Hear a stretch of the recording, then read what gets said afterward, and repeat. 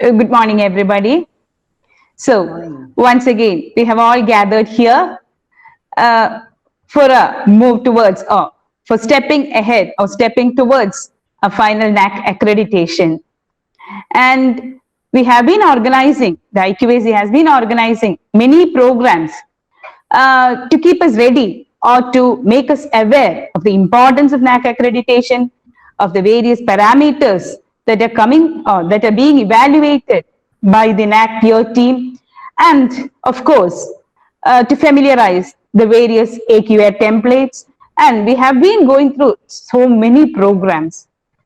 But now, as I have already been saying, or every time when we meet together, I have been stressing the point that we are into our last academic year before submitting our SSR. And so now we have to think about getting prepared for preparing the SSR. And as I have already told, there is no point in thinking about documents and documentation right when we are preparing the SSR. This is an ongoing process which has to be, or which we should be aware of in whatever programs we are doing, or in our day-to-day activities. We have to be aware of the documents needed and the documentation process. So in order to bring us closer towards effective documentation, that will definitely go a long way in enhancing our preparedness for facing the NAAC. The management, with the special interest of our principal, Dr. Leta, has consented to have this program in collaboration with the Xavier Board of Higher Education.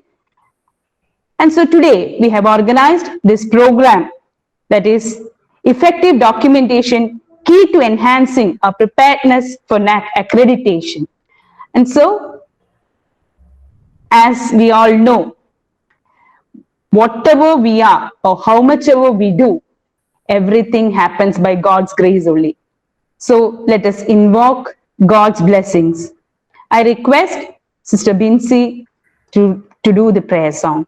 We are here to praise you, lift our hearts and sing. We are here to give you the best that we can bring.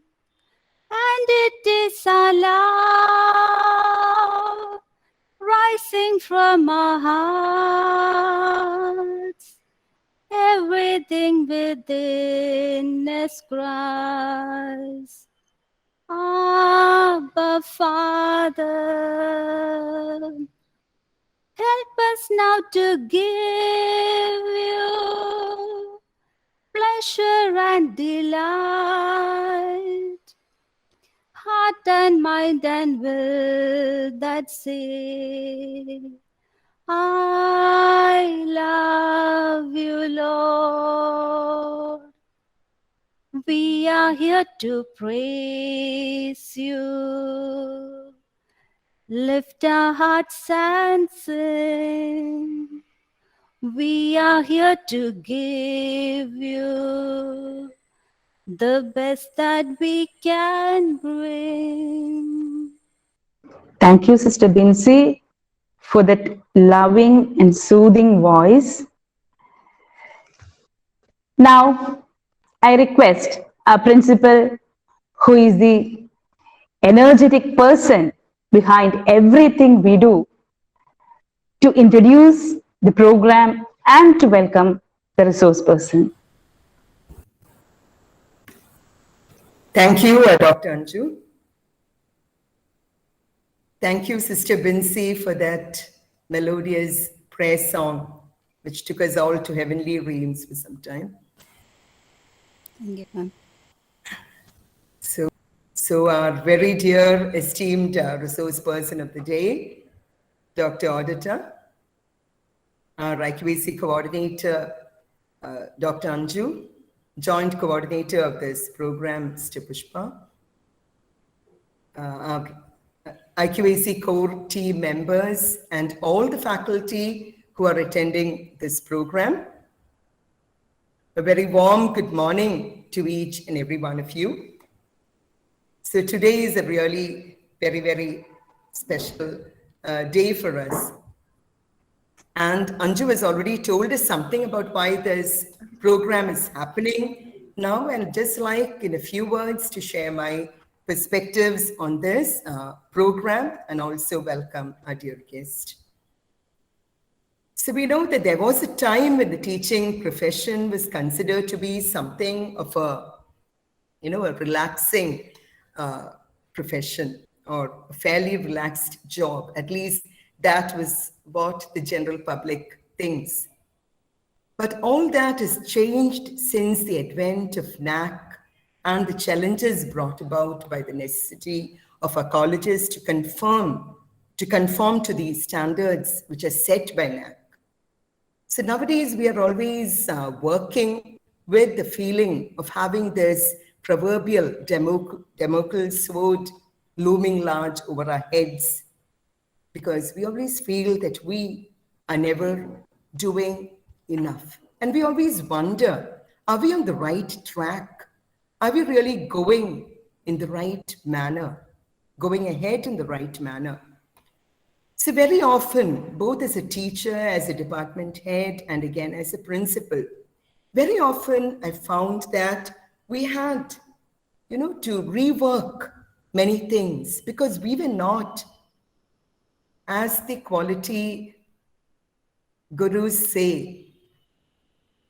Anju, please to tell me whether if I lose connection because the power is gone in the college.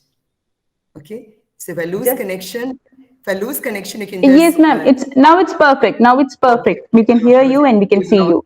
We've lost power here. I don't know what's happening. Anyway, we always wonder, like the quality gurus keep telling us, do things right the first time. But very often, we have been in a position where we've had to rework our steps many times. So I have very often thought that sometimes we seem to be in the position of that, the person, the youth in the Greek legend. I think the English teachers may be familiar with the myth of Sisyphus. So Sisyphus was condemned by the gods to keep repeating a task continuously, the task of pushing a boulder up the hill, to find out that just as soon as a boulder reached the top of the mountain, it would start rolling down again. And Sisyphus again had to do the same task of rolling this boulder up the mountain. And he kept doing this daily. So very often I thought that we seem to be modern days Sisyphus who keep rolling this boulder of all our work towards NAAC up the mountain, and very often find it rolling back and see that we have to keep doing the same things again. And there again, remember in the same Greek myth, there is a book, The Myth of Sisyphus by the philosopher Camus, based on this myth. And he concludes by saying that the struggle itself should be enough to keep one happy. And one must imagine Sisyphus to be happy. That's how he concludes. And so I keep reminding myself of this. Very often the challenges of NAAC make us, they put us in the position of Sisyphus who rolls a boulder and keeps rolling it and re-rolling it. But we need to find happiness in the struggle. And we need also sometimes to work a little smarter so that the struggle becomes a little less. And that is where this program comes in. You know that we women are very fond of doing things by trial and error. We learn to cook by trial and error. We learn to raise our children by trial and error. Those of us who have more than one offspring know that our firstborns have very often been at the receiving end of our cardinal parenting sins. And we manage to do it a little better the next time. Yes. However, our experience, those of us who were here at the time of the third NAAC accreditation, know that this process of learning by trial and error can be extremely dangerous, very costly, very risky, as the experts who came for the peer review did tell us. They spared no words in telling us that we have, to be a little more clear about the systems as we move into the fourth cycle. So this program, which we are doing today, it has the objective of making us work a little smarter instead of just working harder. And also because in this process, the concept of hand-holding becomes very, very significant. In our school and college days, the concept of hand-holding might have been a somewhat romantic concept, but I hope we have no misconceptions that today it is not so. Hand-holding refers to that process by which academic institutions, sometimes business organizations too, are guided in their efforts by experts. It could be an institution, it could be an individual who takes us through those nitty-gritties and modalities of facing the challenges more efficiently and effectively.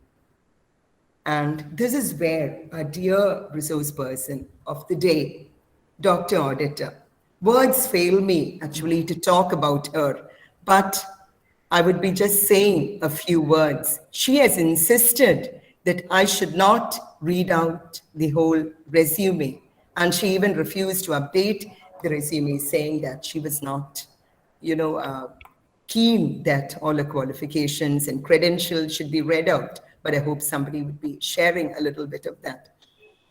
But my acquaintance with Dr. Ordetta is from the beginning, maybe 8 months back, when she was coordinating a Xavier board program, a master class on women's leadership for new college principals, which I had the good fortune to attend.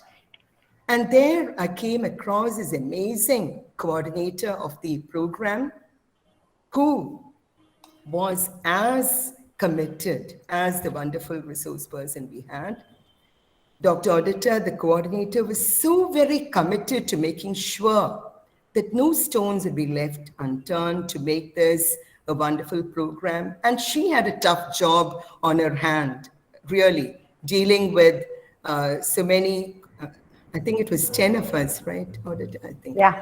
Yeah, 10 principals who were very used to, giving commands, but not used to being at receiving ends of commands, making sure that they got onto the program at 4:30 or on some days after their college work. And she was able to so effectively blend the leadership styles, the democratic and the autocratic style, so that she knew to be controlling and get things done without appearing to be controlling or dominating at all. And I was watching, with a lot of marvel at the kind of tactics she was using to make sure that we never, we really were all there for the program, and we did our work, whatever was expected of us, on time, which is no little mean task. And I must say that Ordetta is really an amazing person. She was she was a former head of the Department of Bioinformatics at Stella Maris College. And now she is the coordinator of programs at Xavier Board of Higher Education in India. I think a little bit of a CV is being displayed there.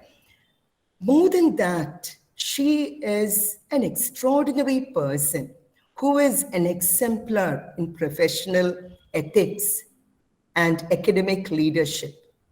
A very, very sought after trainer and consultant.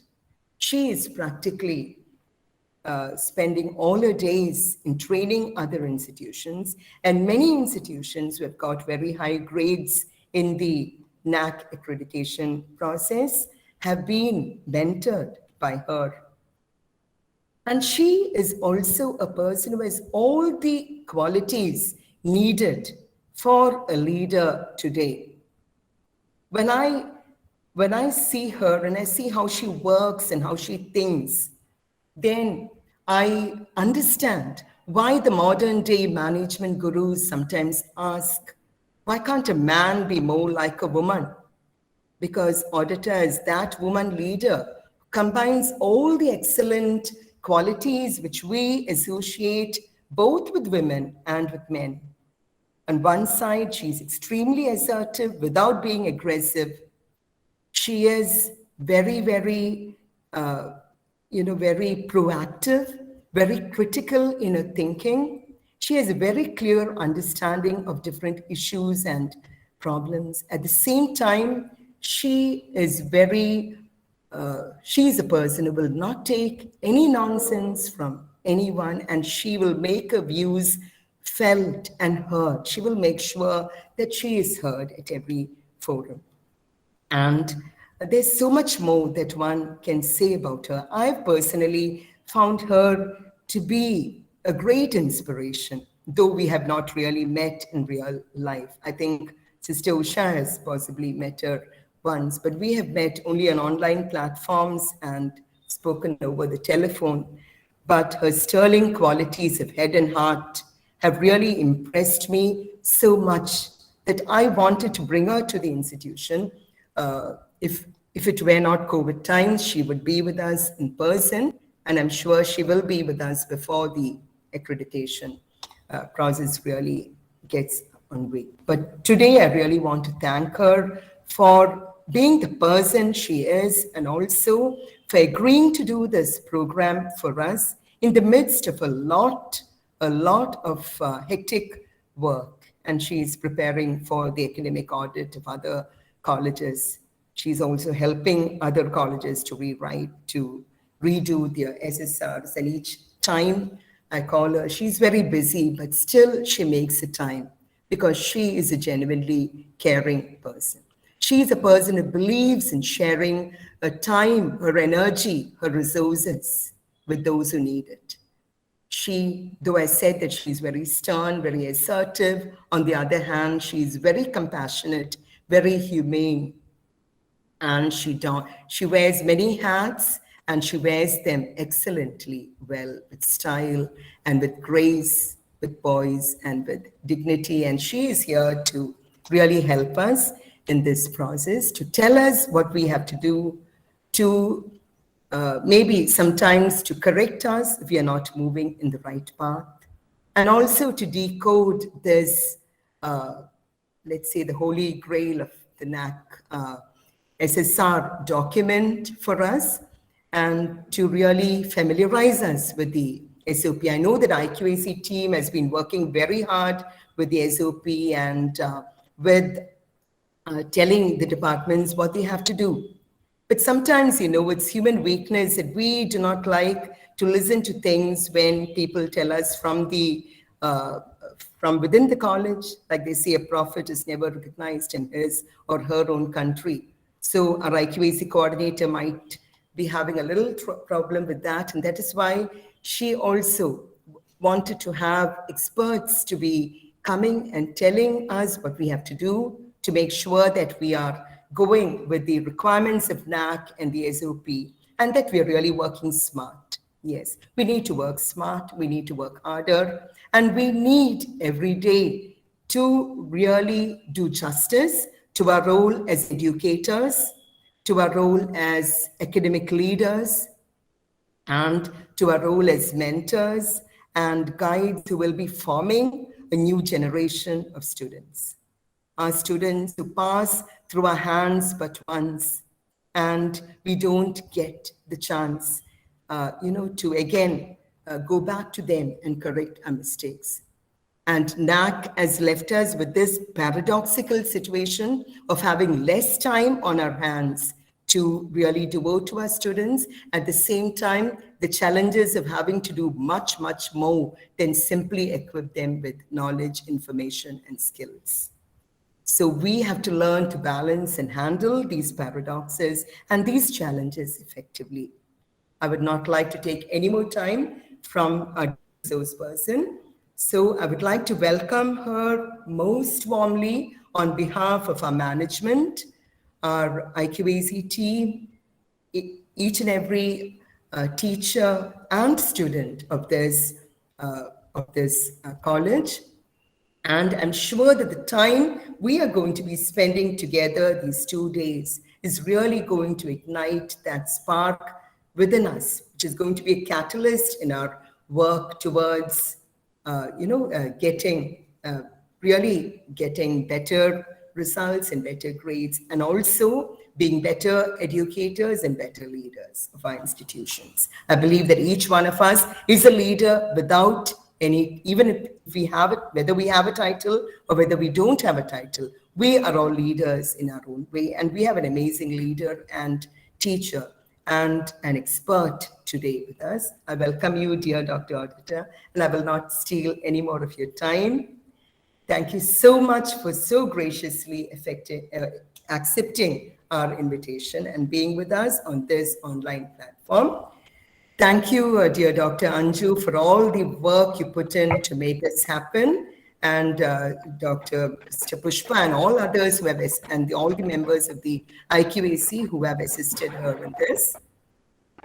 And I hope your participation as teachers, each one of you, your willingness to ask questions. We often find fault with our students because they don't ask questions. And unless we ask the right questions at the right time, we will not, the program will not help us as much as it should. So feel free to interact, to ask questions, and make this a really enriching, interactive 2 days for us. To welcome to each and every one of you, and handing over to Dr. Ordetta. Thank you all. Thank you, Dr. Lata. I think that was, I think you just, I don't know why you had to say so much about me. I am another teacher like all of you. So I started young. My age has given me some more experience, nothing else. But I also want to thank you, Lata, for the wonderful introduction. Although I don't, deserve much of that, what you said, but I'm happy to do what I'm doing. And I really, today it has become my passion to help our colleges. I see many of our Catholic colleges, which were, forerunners and, at the helm of all education in this country, is now, we're all like lagging behind. There are deemed universities, there are other institutions. Of the 58,000 institutions in this country, we are a small number and we are lagging. We are beginning to lag behind.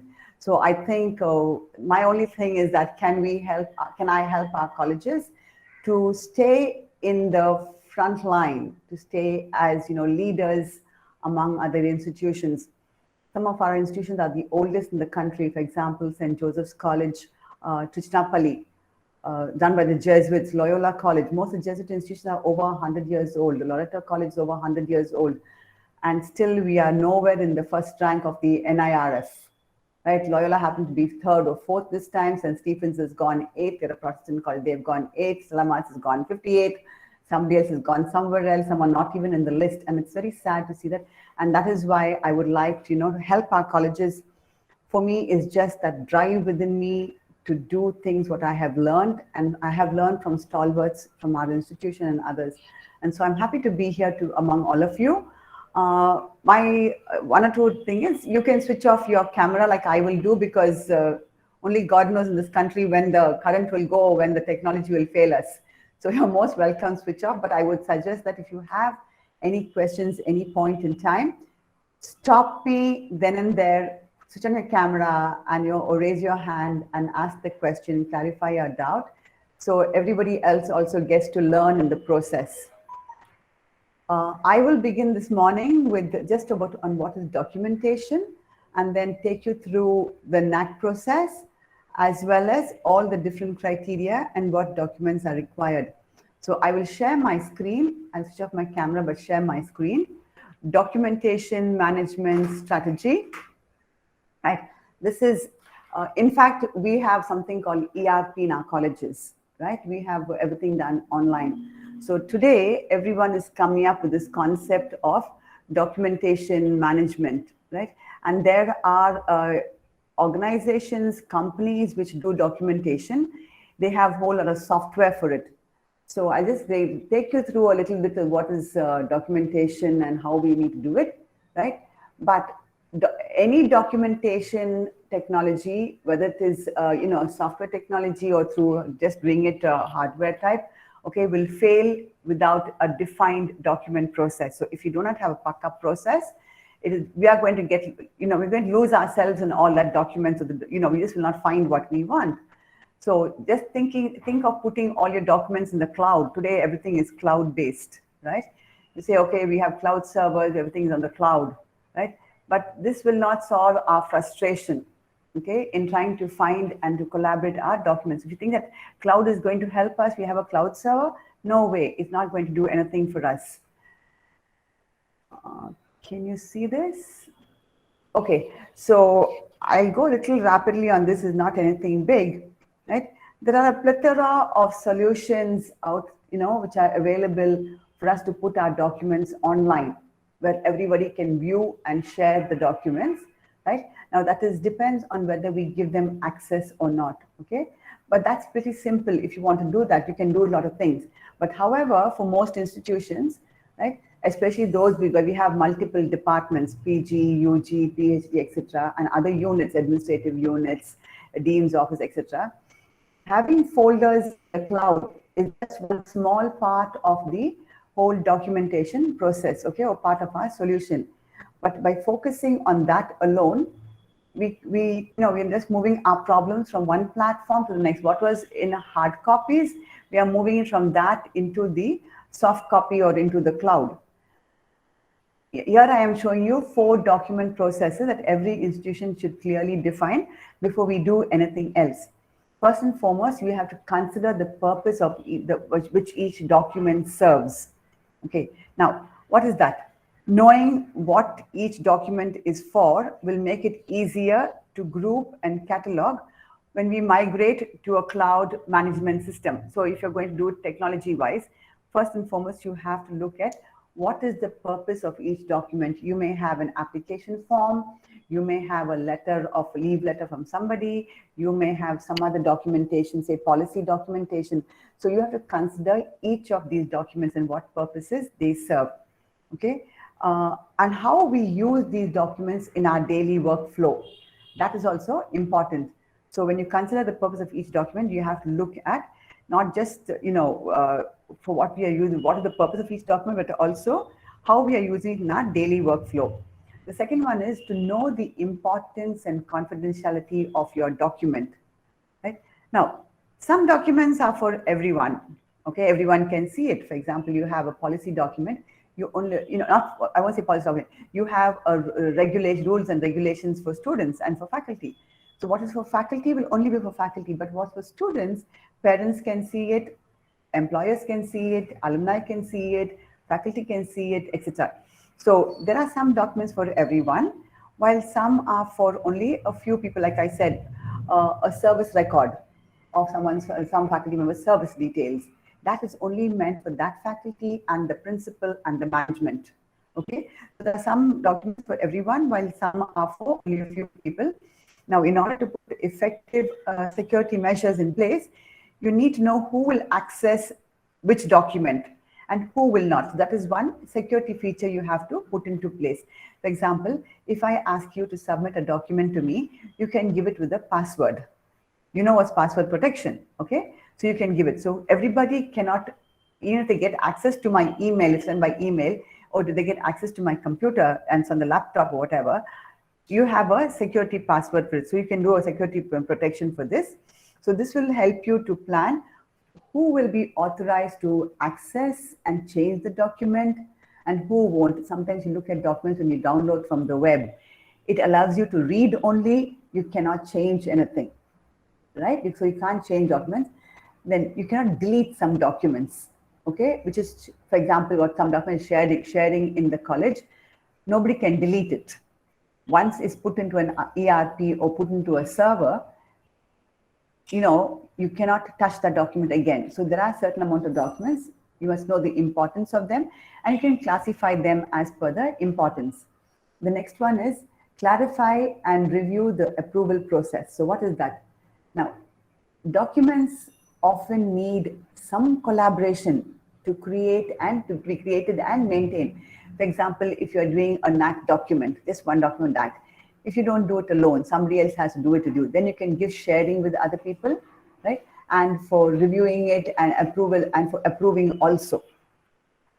When I say approving, that means only 2 people are allowed or 3 people, whoever's given approval can do that process.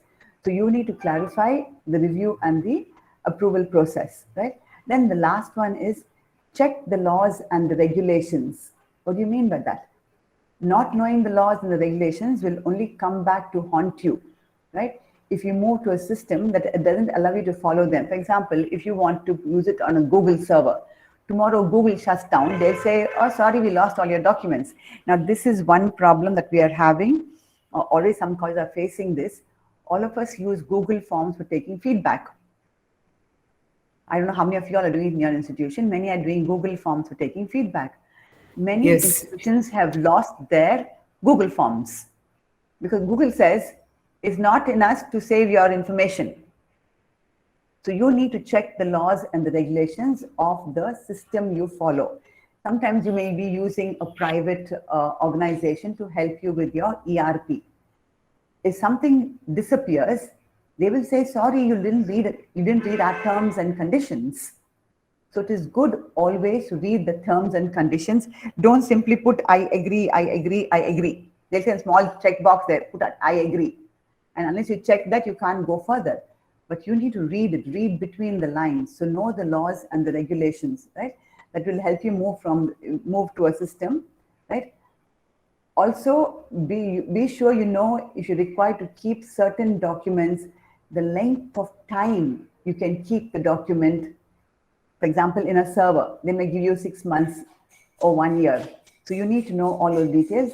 And if you need a log, okay, if you need to log off, sometimes we don't log off. We may log into something and store our documents and we don't log off, especially in email. I had this problem. I had a top 21 emails, address right in the beginning, somewhere in the 1980s when 87, I think, when email came in. I said, no, 80 when email came in, I had that. And after some time, I realized I'm getting all kinds of mail in and some of my documents are missing.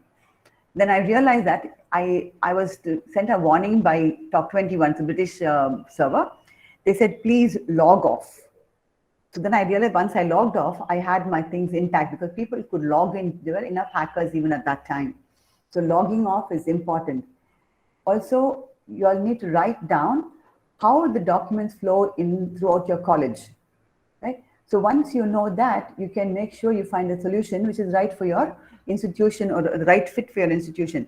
You don't need to go into a technology-based document management system. All you need to do is put down a workflow and see how you can arrange your documents, okay? Because there's going to be a whole bunch of documents. I tell you, it'll take you 6 months to scan and to upload all those documents before you go in for your NAAC. Even NAAC says it. They say, do not submit SSR unless you have completed the whole SSR. The 45 days they give you between submitting your IIQA and, they say, do not submit your IIQA until you've completed your SSR, because there's only a 45-day window between the IIQA and the SSR submission. And that is not enough to go through all the 96 metrics and to check once again whether everything has been submitted, all the questions, the metrics have been answered, all the links are there, they go onto the landing page, and I'll tell you what that is a little later. So all of this, so NAAC tells you, finish all your SSR work, everything. Only then submit your IIQA. And I tell you, it'll take you more than 6 months if documentation is not done well. We are asking for big trouble. And this is something I say in every workshop. Even if you sneeze, please document it. I repeat that. Even if you sneeze, please document it. It is that important to put down everything you do. What will come in handy, we don't know. Right? But you need to have a management system for documentation. So every organization needs a document management strategy. How will you do it? What does it do for us, first and foremost? It improves our access to information. For example, I don't know if you all have now, we have filing cabinets, right? At that time, in the beginning, when we were running colleges and all this filing cabinet was very simple. We'll buy one big filing cabinet under some grant and then we put all the files inside. Then when you want the file urgently, we have not labeled the file. And I'll tell you this after a little while what happened in Stella Maris College. So one thing, it improves access to information. It reduces operating cost. If you have a good filing system, you are not duplicating things once, twice, thrice. Because sometimes we'll have one copy somewhere, one copy in the department, one copy in the dean's office, one copy in the college office, one copy somewhere else. This is too much because we have photocopying going on, and then we have machines in the institution. We go on photocopying, and photocopying, right? Not only this, the cost of the electricity, the machine usage, all of that. So it reduces operating costs. It diminishes litigation risk. For example, if you had some company who doing your ERP and they lose your documents, or something happens to it in the soft copy version, right? You will take them to court. You will take, or they may take you to court. We do not know which way it works, right? So that risk is gone. It also protects critical information because you know which files can be accessed by who and when, right? Not all, everyone need to access everything all the time. So if you do not have a strategy, right, it is time you consider doing a document management system in-house. I'm not saying do it with technology, but in-house, so that you can put all of these things in place, okay? Not having one puts your college at a risk, okay? It also decreases overall efficiency. You'll be searching for a file, searching for a document. It simply is not manageable. And okay, let me finish and I'll tell you what used to happen. Okay, here are 7 steps to create and implement a document management strategy. There are simple steps you can use, okay, if you want to get something in place. And it's it's not difficult. First and foremost, who will be in charge of documentation? In our institution earlier, we had 2 faculty, I was one of them, 2 faculty members, a French lecturer and myself. It was called Information Database, IDB, Information Database. We never called it documentation. But I remember right from 1990, just after Stella Maris became autonomous, Sister Helen Vincent, retired, and Dr. Sanama Philip became the principal. Until recently, she was the secretary of Xavier board. She got me and said, "You're doing nothing, come and do some work." So this was all the time. The story was, "You're doing nothing, come and do some work." So I would go and do, and then they asked me to be in charge of this information database. What was given to us? One long notebook, and we had to put, columns in it and write on each department what documents were being submitted with the date of it and file it. That was all our job. Either the French lecturer Chitra Krishnan or myself knew anything about documentation. Voila, lo and behold, we did the work, because when we needed the documents for any review, autonomy review, for university review, whatever, sister knew that, principal knew that, ask these 2 and they will have the documents with them. So that was a simple thing. But we were in charge of that in the beginning. And how I got into this, I will tell you. I was a very young lecturer. When I joined, I was very young when I joined Stella Maris College, and I had nothing much to do. So I would be going around the campus. I was in the NCC. I would be going around the campus in the afternoon after class, doing this, doing that, going and playing tennis. So one day, Sister Helen, the principal, caught up me and said, "Come here, what are you doing?" I said, "Nothing, sister." She said, "From Monday onwards, you will come to my office every afternoon." So I was wondering what to do. Anyway, and Helen and myself friends. When I was a student there, I got into trouble once too many times, and then somehow I became friends with her. So when I joined the college as a faculty member, it was easy for me to work with her as a principal. And she told me, well, she was a very strict person, very, very strict. As students, we would see her and run for our lives. She told me, "Come and work in my office." So when I went there that one afternoon, she opened one cupboard, wall cupboard, and said, "Okay, all these files are here, organize them." And I looked at it and I said, "What is that, sister?" And she said, "They are files." And I said, I was like, "What do I do with this?" Anyway, I kept quiet. I went through them, and I can see governing body, something else, university affiliation, some service files, something else, I don't know, there was all kinds of files inside, archives, log books. And I'm like, oh my God, I have never seen any of this. I'm a young staff member in the institution. And I got down to work. I said, let me sort this out first.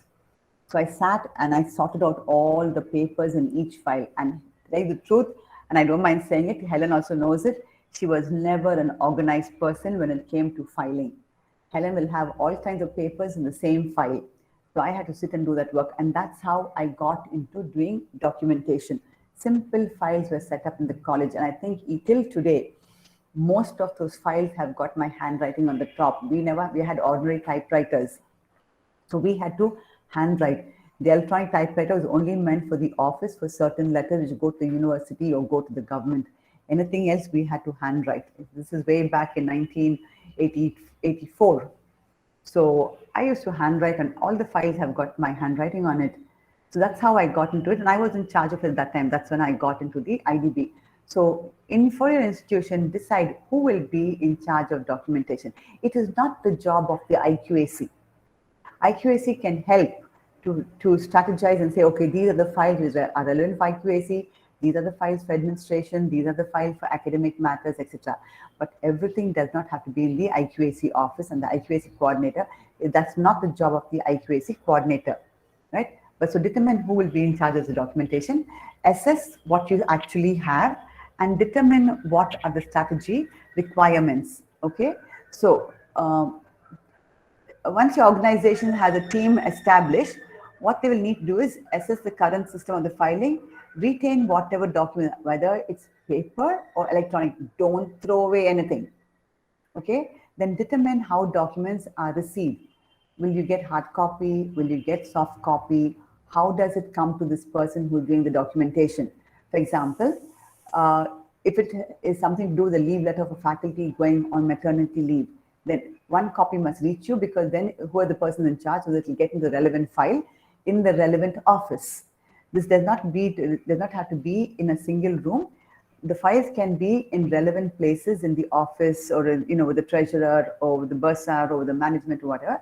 But this documentation person who's in charge will make sure this reaches the file and it is filed in the relevant file. Okay, so you can do a trial and error method. Try one department or two departments to begin with.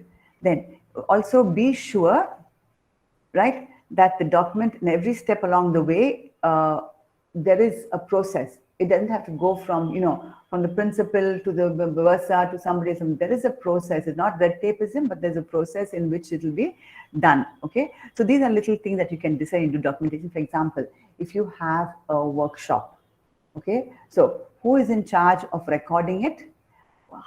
If it's online, it's a different story. But if it was a face-to-face workshop, the agenda sheet, the information to all the resource persons, the remuneration being paid, the outcome of that workshop, all of that needs to be filed and kept.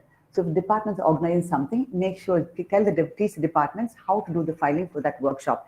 In fact, we used to have in our department, from the beginning, from planning stage, what the department meetings, when we planned the workshop or the conference or the seminar, from that time onwards, all of that will go into one file as to how the whole plan was put into action and what was the outcome of it. So this is something you'll need to take care of. Look at the strategy, then do this for one or two departments, begin. Then you have to identify each document. Okay, when I say identify each document, it means, right, it has the team or the person will have an understanding of the of how your institution handles the document, okay? Or otherwise, let me say, what type of documents do they deal with, okay? For example, you are having documents with the government, documents with the university, documents for the management, documents for which the principal deals with, documents which are for the students, etc. So identify these documents. They can be records. For example, when I say records, marks of students, internal assessment marks. They are records that you have to retain for at least for 10 years. Then any reference material that you have, for example, statutes of university or the academic council minutes of university, those are all reference materials you require. Persons may have their personal papers that will go into filing. I request each faculty member to maintain a personal file in the institution. of every activity that you undertake or whatever you do, personal files to be, and that's the one kind of filing system. Then information regarding faculty. As I said, personal file for the faculty plus one file in the office. Office must also have information about you, about when you join the office, when you join the institution, appointment letter, application letter, the interview date, whatever happened, all that information should be kept into one file in the institution. Also for administrative and non-teaching staff information. Then student information, different forms, not just application form for admission, but other forms if you may have something. Then you have to maintain a duplicate copy of documents. I'll tell you why. I think last time, I'm not too sure if you know about one of the institutions in Kerala, when there were floods, they lost 90% or 50% of their documents. I don't know how many of you think, and they do not have duplicate copies. They had to go and get from the government office from X, Y, and Z and make copies of it. Floods were in the night. They didn't realize everything is downstairs in some office, and everything went for a 6. I know another institution where a whole section got burnt down. Right? So duplicate copies must be maintained in the institution. You can maintain today scanned copies of the documents where you can take a printout. So that is the thing. Then establish process and requirements, only then you document. Okay. So once the team has finished taking what are the documents you require, they will need to determine how the documents are stored. Are they centralized on a single location or decentralized and stored as individual workstations? You have one for office, one for administration, one for department. So that strategy you all need to look at. Then what are drafts? How do you do the drafts? The working paper, the document copies will be handled. Drafts, if you don't need the draft, you can simply put it into a shredder. But if you think you need the draft copies for later for some reference, retain the draft copies. Okay. And what are the working sheets that you had when you're doing the draft, policy decision, etc.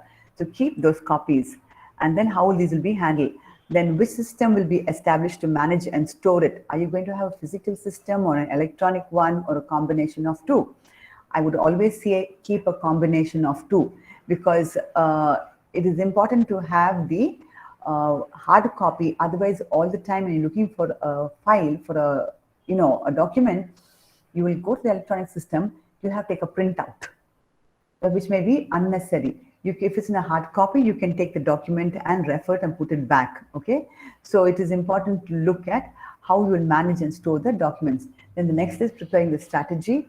Now that you know what types of documents, its organization, and what you're going to do, you will see how to be received, how to be processed and reviewed, stored, how you can retrieve it. That is important. Even for NAAC now, retrieval is important. And eventually, how you will update it or purge in the system. Okay. And also dump all the unnecessary documents. So when I say how to be received, process, for example, if somebody wants to go on leave, okay, you want to take long leave. First and foremost, you have to write a letter to the head of department. That's the process we follow. We write to the principal, or if you have to ask the DC, what you'll call the Director of Higher Education for long leave, okay, what we call it earned leave or medical leave. We write it to the Director of Higher Education, through the secretary, through the principal, and through the head of department. So it goes through 4 people. First to the head of department. So the head of department is aware that I'm going on long leave. Then to the principal, they will sign it. Then it goes to the principal. Principal signs and passes it on to the manager of the institution, because they are the authority for getting the leave granted.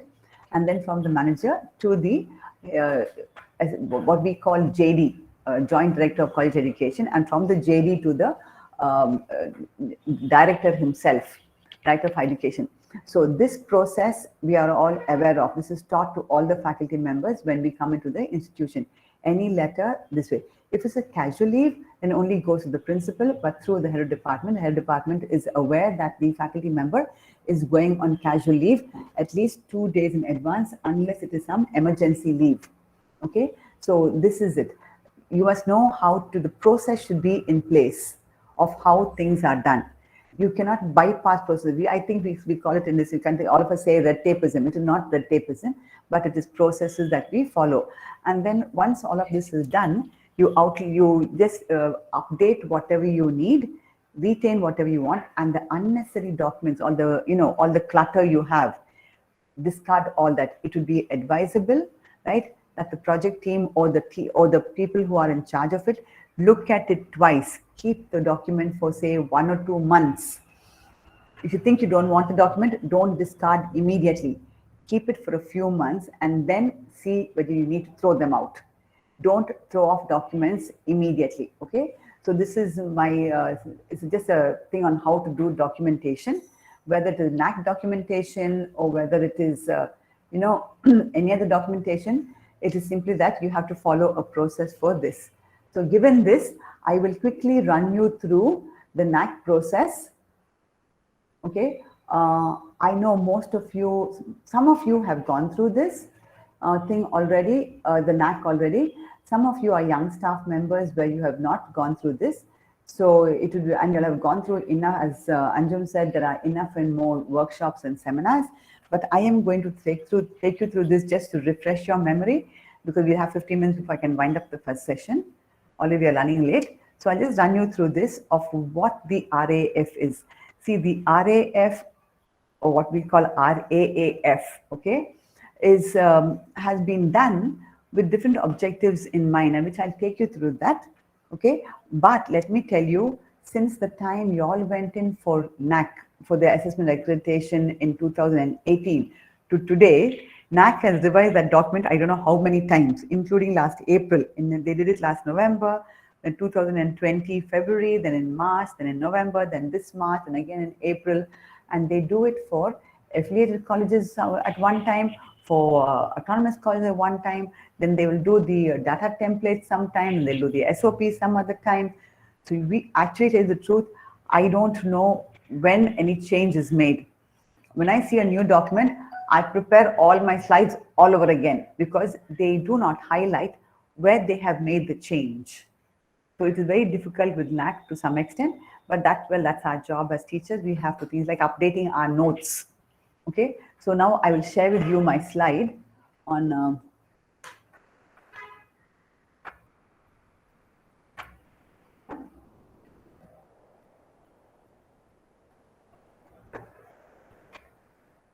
is it visible? Yes, ma'am. Yes. Okay. So I'm just going to run through for those of you who are new in the college, who are not full time and should just come in, just to tell you what is NAAC. See, there was in the early 90s, or even before that actually, many institutions across the globe were being accredited to tell you where you are, what is your standing in the society and among other institutions. Then this ISO came up in this country. ISO started doing certification for institutions to say, okay, they can be certified, they are a good institution, etc. Seeing this, UGC got its act together and decided to have a assessment and accreditation council to accredit colleges. Now, to accredit colleges, first you have to assess them. And so they established this, UGC established this National Assessment and Accreditation Council in 1994. And believe me, I was the first one, we were, at least Salamaris was the first institution to hold a seminar about NAAC. It was a half-a-day seminar. Dr. Arun Nigawekar, that time, was the chairperson, and he came to Salamaris College and said he wanted to hold the NAAC thing over there. It came through the government. So since it came to the government, we never knew what was NAAC. We never knew what was assessment, accreditation, nothing. And to add to all that, I was put in charge of it. And they said, principal told me, I am busy. I have IACHE, some Golden Jubilee function that day. You please take care of it. And I said, okay, how do I know what's happening? Doesn't matter. I was a young staff member. You do it, or I did it. So, but that was the first time they had a half-a-day seminar. They invited principals from across, Tamil Nadu, and I think Kerala also, some of them came for this half-day seminar on about NAAC in itself and what NAAC was going to do. But as of today, at that time, NAAC head office was in, it was also the SRO, I think, in Hyderabad. Then it came to, they got a new headquarters in Bangalore. this is the only accrediting body in the country. As now we have 2 or 3, okay, not for UGC, but the ISO has become a thing. Then they have the NBA. Then I think also AICT is doing its own accreditation now, okay. So the mandate of NAAC, as reflected in its vision statement, is making quality assurance an integral part of the functioning of higher education institutions, that is our institutions, right? For us, quality must be the buzzword, and that is all NAAC is trying to do. It is not trying to put us up or put us down, but it is trying to tell us you need not only have quality measures, have conduct workshop, but how do you sustain that quality? What is the assurance of quality in your institution? Okay, doing something one time is not helpful. Doing it continuously is the assurance of quality in an institution. So the framework for NAAC assessment accreditation is based on how do they do what is the framework, what we call as the quality indicator framework, the profile of the institution, all that, right? It's based on the core values of NAAC. It is based on the criteria for assessment, as well as what we call as the key indicators. Now, the core values of assessment accreditation are what? Contributing to national development. Does our institution contribute to national development? And when I go through the SSR, we'll go through the metrics. I'll tell you where are the areas, how we can contribute to national development. For example, in our extension services, in students being part of the NSS or NCC, in celebrating days, which is asked in criterion 7. Okay, how do we foster global competencies among students? Students all the time, they want to go, everybody looks westward. Now they're also looking eastward, they're going to Australia, going to New Zealand, etc. Why do our students, look westward? Because I think we also do that, right? We feel that we are not good enough. Our institutions are not good enough, right? And so we think that the West has got everything. Yes, they have got quite a bit, but it is up to us to, to develop competencies and global competence among students. Our students should be able to go and work in any country given our degree. Today, I remember this being said in our institution some 20 or 25 years ago. None of our programs make students employable. Simple as that. I'm saying it in black and white. None of our programs make students employable. When they leave our institution, they have no skill. They may have knowledge, but no skill. Today, we need skill. A plumber having knowledge and not knowing the skill of changing a tap or fixing a pipe, but only knowing the theory of it, does not help, right? So our students must be competent enough to face the global, needs. And that's one of the questions, I think, the first in curriculum aspects, that the thing is there, metric is there. Promote the use of technology. We are all very good in programming. We have so many IT companies, etc. Yet India is not in the forefront where technology is. Our higher education institutions are not in the forefront when it comes to using technology. Ask our teachers what is ICT, use of ICT. Ma'am, we are using PowerPoint. Ma'am, we are using OHP. Right? PowerPoint is not the only ICT. Because of the pandemic, practically every institution, whether you are rural or you are in, I'm not talking schools, but at least college level, higher education institutions, everybody started doing things online. Today, we can do workshops online. We can do seminars online, right? We can do so many things online. All our teaching is online. And I'll tell you, I have been doing academic and administrative audit online. In fact, Xavier board was so thrilled that I could do it online. I used to go to the institution to do the academic and administrative audit. I went to so many institutions. Then when the pandemic was not going anywhere, and I had so many institutions already submitted their, things to me, documents to me, and I had to do the thing, I thought to myself, why don't I structure this and do this online? And so I started. I have finished 4 institutions online academic and administrative audit. Okay, maybe it is not as effective as going to the institution and doing an auditing. Okay, but at least it covers 90 to 92% of what I want to check up in the institution. So today, use of ICT has become part of our lifestyle. Why not in our higher education institutions? I'm not boasting, but when I was in the US as a visiting professor, I didn't have a laptop, but my students will come with a laptop to the classroom. And they are aram se, they'll be sitting there recording everything, and they'll be doing also something else side by side. What are you doing? Ma'am, we are multitasking. That was the answer. There are institutions, even when I was in the Netherlands and in Denmark, both these countries, students don't come with a bag. They come with at least 5 or 6 gadgets to the institution. No notebook, nothing. They have a stylus pen, they have their laptop, or they have an iPad or iPhone or whatever. They come there and everything is done on this gadget. They have so many gadgets with them, 6 or 7 gadgets, when basic gadgets when they come to an institution. They have embraced technology so much. It's not that the teacher is redundant, but it's just that their style of functioning, and this is what is going to happen. So if we teachers do not promote technology in our classroom, we are going to be left behind very soon. I always say this, people like me, or maybe older than me, are migrants into technology, whereas the younger generation is born with it. You ask a 1-year-old child how to use a blessed well phone, they will teach us. Okay, so younger generation is born with technology, whereas for us we are all migrants. But use of technology, we should promote technology in our institutions. And I'll tell you one more thing.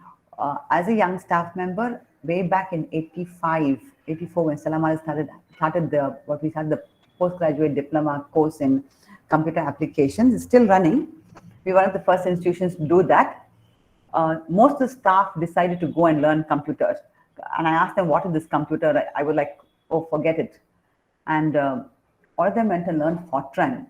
And for me, it didn't make sense learning a language. For what? I know French, I know English, I know Konkani, I know my Tamil. Why am I bothered? Why to learn another computer language? I said, we are not going to sit and do programming. And the time programming was not much. We used to have this Control K, Control B, Control C. Use the control button and you put, okay? So that was how we didn't have the Microsoft Office at all. All of that Windows came in only later. So staff went and learned, and I refused to learn. But believe me, I was the first one in that college to run a webinar way back in 2002. And everybody used to ask me, Ordetta, what is the meaning of webinar? And I said, look, when you have online seminars, you call it as a webinar. And they used to ask me, how are you doing it? Who is doing it for you? All I did was I logged into a webinar in the US. My students also had to sit for the webinars. So, but that was when I got into technology. And I used to do a lot of things. All my practicals for bioinformatics were web-based practicals because we did not have enough software for it. So we began using technology. That's how bioinformatics came into this country. In fact, I was the one who started bioinformatics. So we started doing bioinformatics in this country by using what is available in the US. Technology was being incorporated in our labs.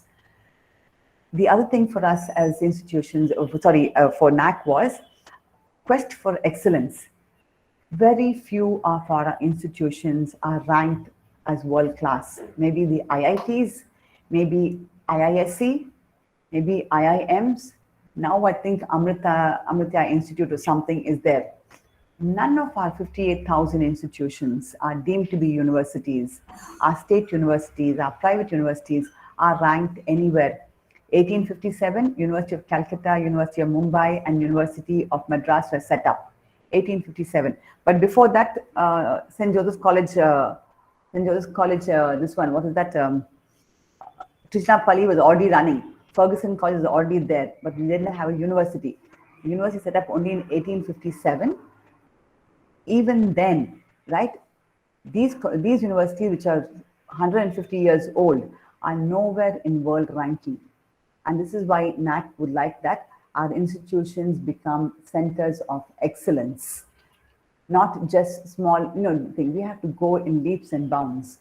So this I'm not going to go through the 7 criteria which NAAC is laid out on how to assess, how to do our assessment. Okay, how do we assess? We assess student and answer scripts.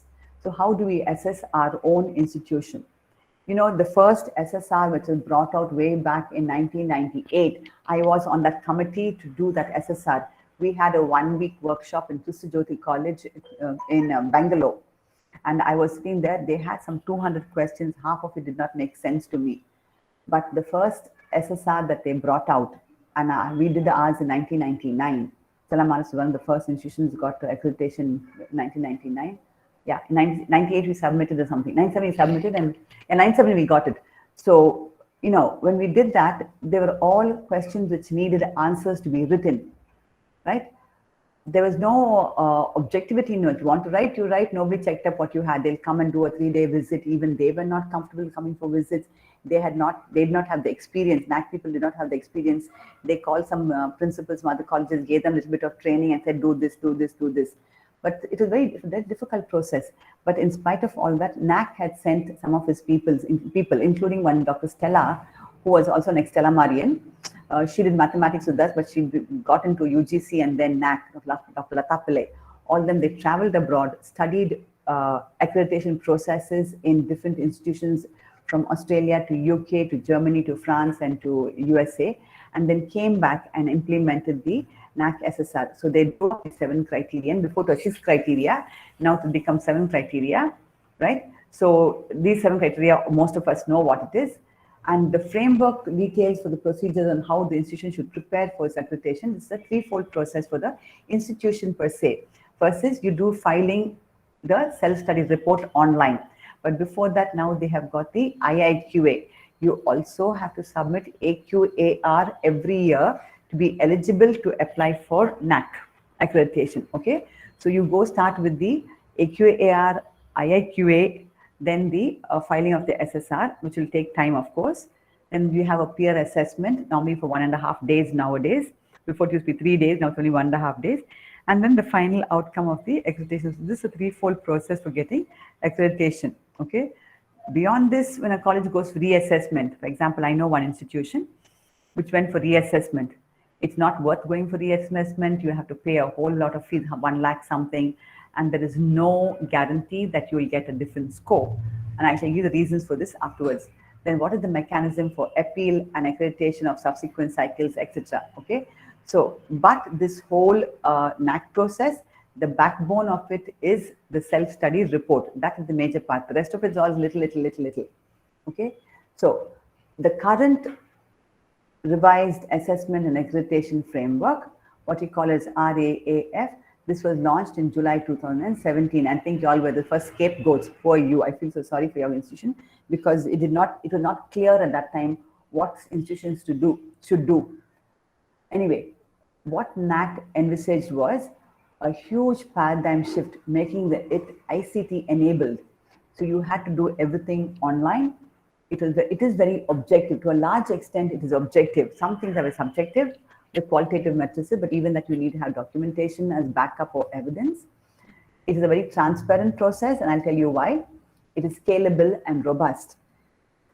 Transparency became a buzzword for NAAC because they realized there's a lot of underhand dealings going on between the institution and the peer team members. For example, there were peer team members who demanded accommodation for their, after the NAAC visit, they will ask the college to give accommodation for their family. They'll bring their family and go for a holiday.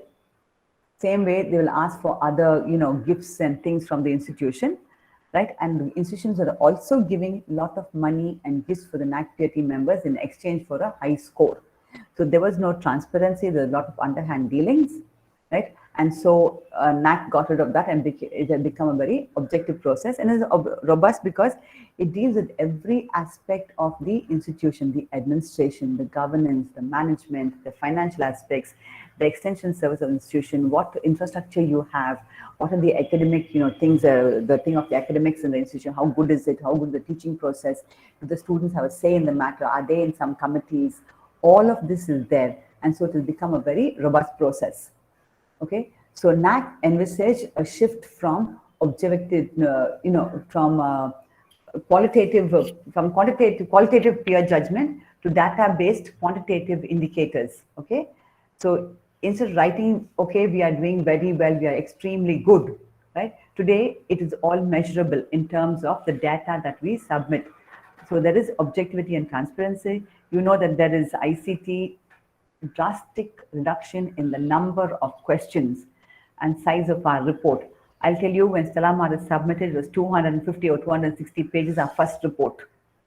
And let me tell you, that report I was in charge of, we didn't have IQAC at that time, but I was in the I was in the NAAC committee. I was heading that, and I submitted some 250 pages. But what took the cake was everybody started copying it. Now you can't copy anyone's SSR, right? In fact, I went to one institution way back in 2017 to help them with their how to do their SSR and read through what they have written. And lo and behold, they have copied from one of the Kerala colleges, left, right, and center. And I knew the college because the Sanama was on that NAAC peer team with that institution.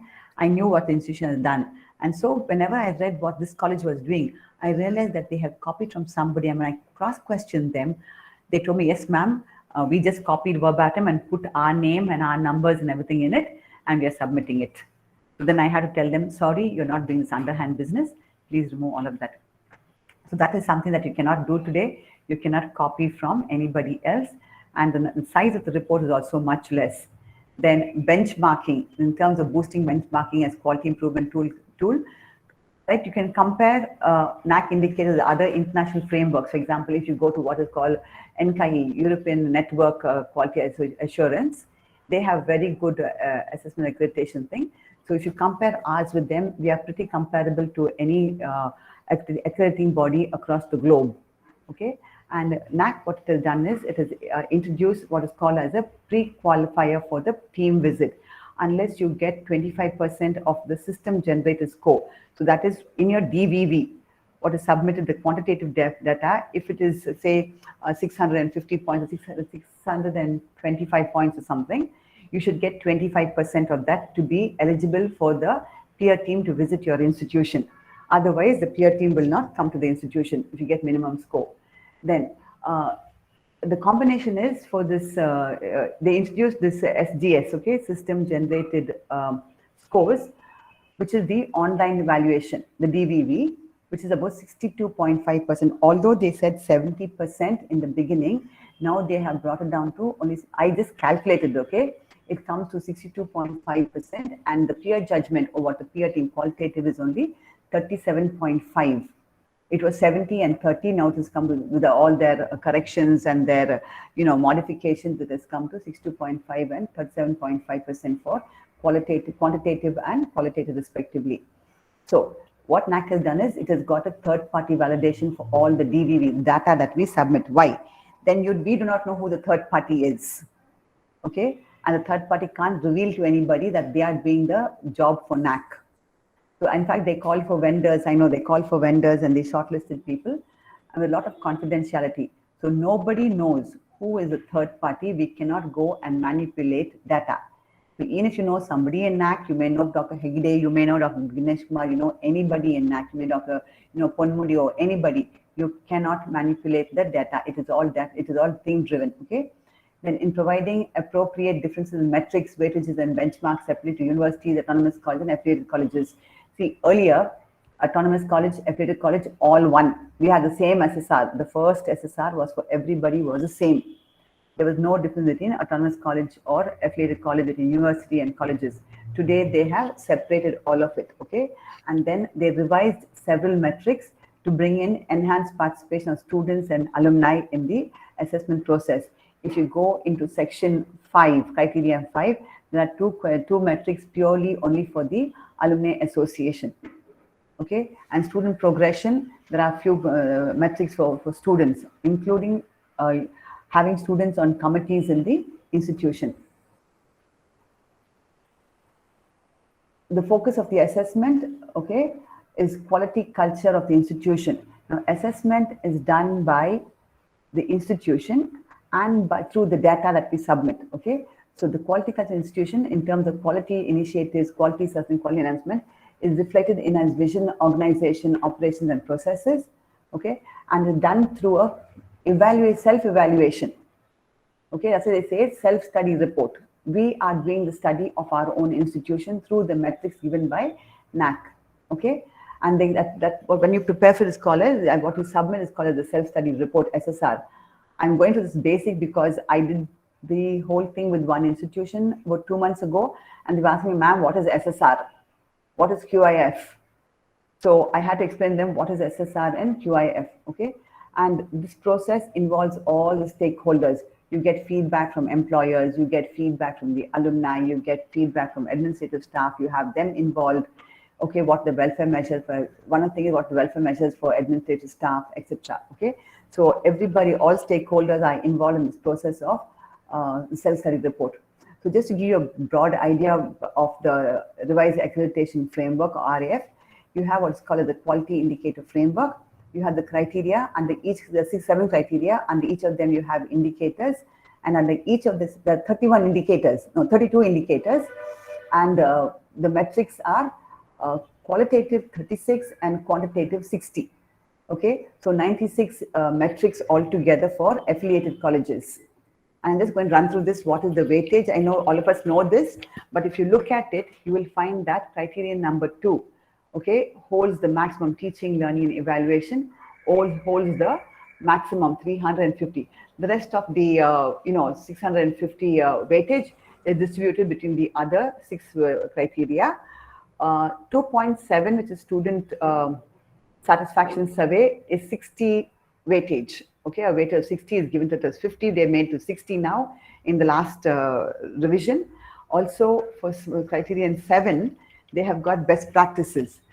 For best practices, you have 30, and for institutional distinctiveness, you have 20 weightage. So that major chunks of it is put into these kind of things. So where you can also score good points. And the next one is, I'm just running through it to tell you, if you break it up, what is the distribution of the weightages for the metrics. If you look at the criterion 1, you know there are 4 key indicators. There are 11 metrics, 8 of which are quantitative, 3 are qualitative. Okay. Same way for criterion 2, there are 7 indicators. The 7th one, of course, is student satisfaction survey. So if you take off about that, in the other 6 indicators, you have 16 metrics, approximately 3 to 4 in each. 9 of which are quantitative, 7 are qualitative.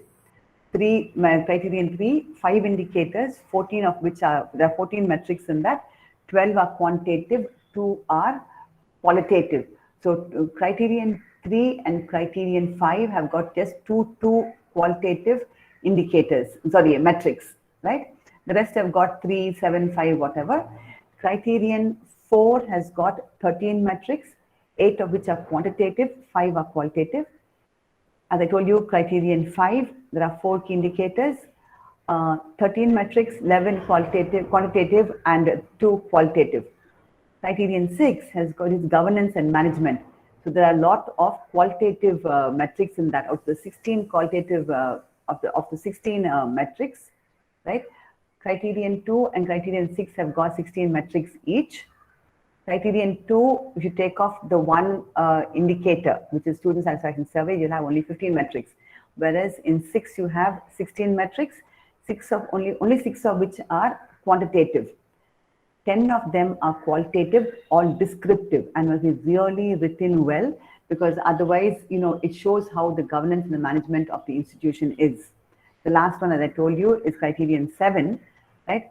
13 metrics, 6 of which are quantitative and 7 are qualitative. So in all, you have 32 key indicators, 96 metrics, 60 which are quantitative and 36 which are qualitative. Now, I'll just go into the breakup of this. I'm not doing too much of this. If you look into the RAF, it is all there. I'm only showing the difference between the UG and the PG. For the 4 indicators in criterion 1, you have 20, 30, 30, 20. So that is 100 weightage for the PG. Now, because you have PG courses, you come under the PG for thing. You have to only submit 1 SSR, which is the PG SSR. In the same manual, the first 40 or 50 or 60 pages or something belongs to the UG section. After that, they start with the PG. So when you fill up the SSR, please look at the PG part of it. Then the next one is criterion 2. The largest amount is in this, the weightage is for 2.5, 2.4, 2.6 and 2.7. 2.4 is teacher profile and quality. The quality of the teacher in terms of our qualification, okay, and the permanency of the job, etc. I'll come back to this later. Then student performance and learning outcome. that is 60 points, and student satisfaction survey is 60. Then the rest is catering student diversity 50, teaching learning process 50, and student enrollment and profile 40. So what kind of students do we enroll? Do we follow the government norms? Okay, are we adhering to the government reservation policy? What is the admission policy of the institution? All this. But this is the largest section, 350 weightage. If we do well in this and we get 320 plus here and there, we will be assured of a certain, at least of a higher grade. Next one is for third research, innovation and extension. Okay, the difference between the UG and the PG here is, in the UG, for the UG institution, you do not have to have any innovation ecosystem. Is there any innovation taking place in the college? But for a PG institution, where you're having PG programs and PG departments, you have to, there is 10 points marked for innovation ecosystem. Same way, extension activities, they expect less number of extension activities, especially for the PG student, because PG students have to be a little more serious compared to the UG students. So they have less amount of thing for the extension activity for the PG students, only 50 points. So that is where, and then research, publication and awards.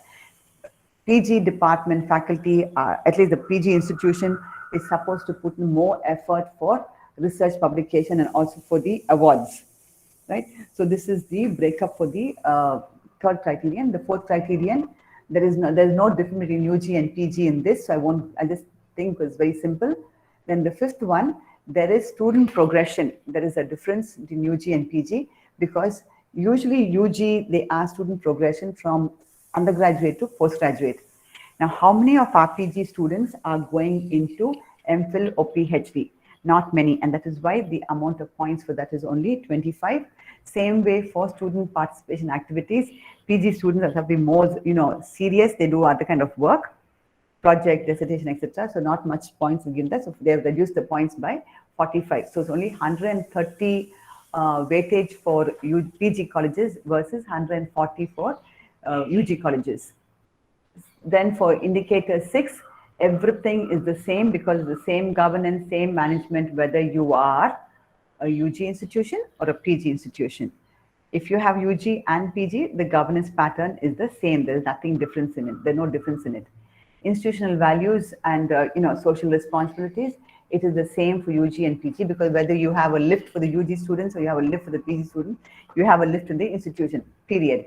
You have green audit being done for the institution, whether you're UG or PG, you still have to do the green audit. So this much for the thing. Then I have outlined which of the metrics are qualitative and which are quantitative. So what I'll do, I'm not going to go into this now because we are already running, we are running behind time. So what I'll do is this, as we go through the metrics, I will tell you which are qualitative and which are quantitative, which I think all of you must be aware of it.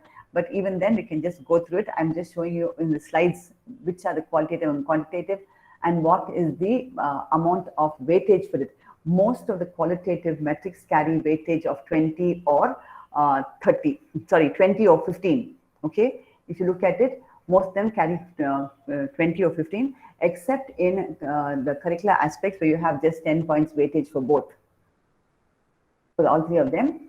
So I'll skip these slides. We'll come to this as we do the metrics. Okay. So what is the data requirement totally, the whole, not just the SSR, there are other things also which are required for the self-study report which you have to submit. One, you have to submit an executive summary of the institution, okay, and that should be written well. My suggestion is, for whatever qualitative metrics you are writing out, okay, for the executive summary, etc., ensure that there is somebody who is very good in English and who's very good in proofreading. Your document must not have any typographical errors. It should not have any grammatical errors. Okay, so if there should be, the punctuation should be taken care of. Sentence construction should be taken care of. If you're doing active voice, everything active voice. If you're doing passive voice, everything passive voice. Most of this is being reported. So it should be in a reporting format. Okay, how do you report? Third person. Okay, so that should be taken care of by I would suggest the English department do that job. Okay, the whole document, the executive summary, the profile of the institution, the external profile, etc., get the English department to look at it. When it comes to quantitative data, I would suggest someone from the mathematics department or statistics department to take a look at it, because sometimes numbers, for many of us, we keep on looking at the numbers and they play havoc on our minds. And I'll show you this examples of what it is. So we forget some things as we are working. For people who are always dealing with numbers, statisticians, for example, okay, they will see the differences in what is being asked and how it is being asked or whatever. So the final documents can be reviewed by someone from the maths department or the statistics department. And for language construction, grammar, typographical, and someone very good in proofreading, okay, needs to do this. So the whole self-study document has an executive summary, it has the profile of the institution, have external profile of the institution, including evaluative reports of departments. So if you have 15 departments, each department has to put in their evaluative report. So each department has to keep a track of all their own documentation, etc. Then the quality indicator framework, which was what we call as the SSR, loosely it's called SSR, but it's the QIF. And then the data templates, which the NAAC is giving, in which that is the format in which NAAC expects us to submit all our data. Okay, and the data, the quantitative metrics, the documents are required for the quantitative metrics as well as the qualitative metrics. Okay. Then the last one, then the essential, note for filling up SSR. Okay, there are certain things in this. As we go through, I will tell you this: how to upload your document, what is the amount of MB that you are allowed. Okay, what is the thing of the data that you can upload in the NAAC website, how much you can upload in your own college website, etc. Okay, so data templates and documents, NAAC has given what is called as suggestive documents only. They're not saying only this.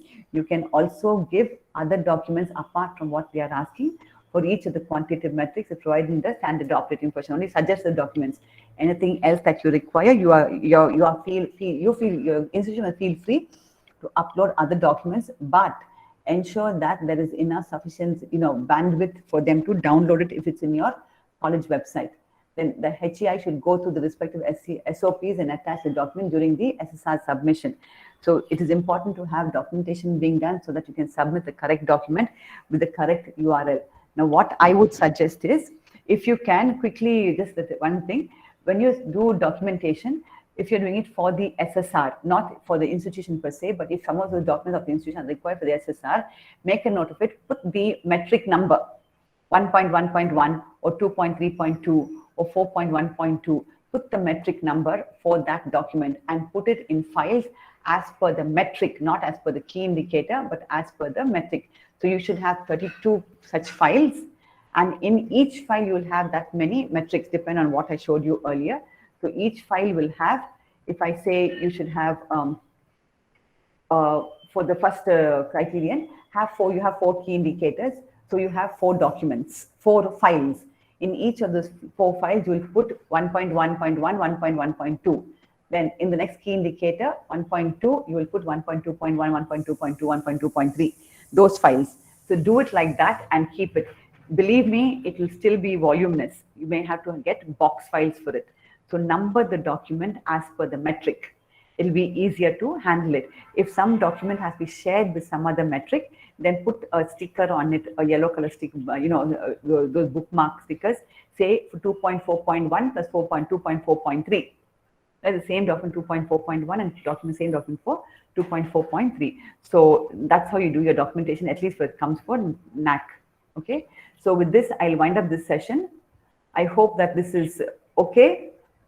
Anybody having any doubts, any questions, any clarification before we break off for a quick tea break? I know we are late. Any questions, anything I want to ask? Some of it must be redundant thing for you all. All of you must be knowing some of it. Ordetta, I just have one question. Go ahead. You were saying about the UG and the PG, right? Yeah.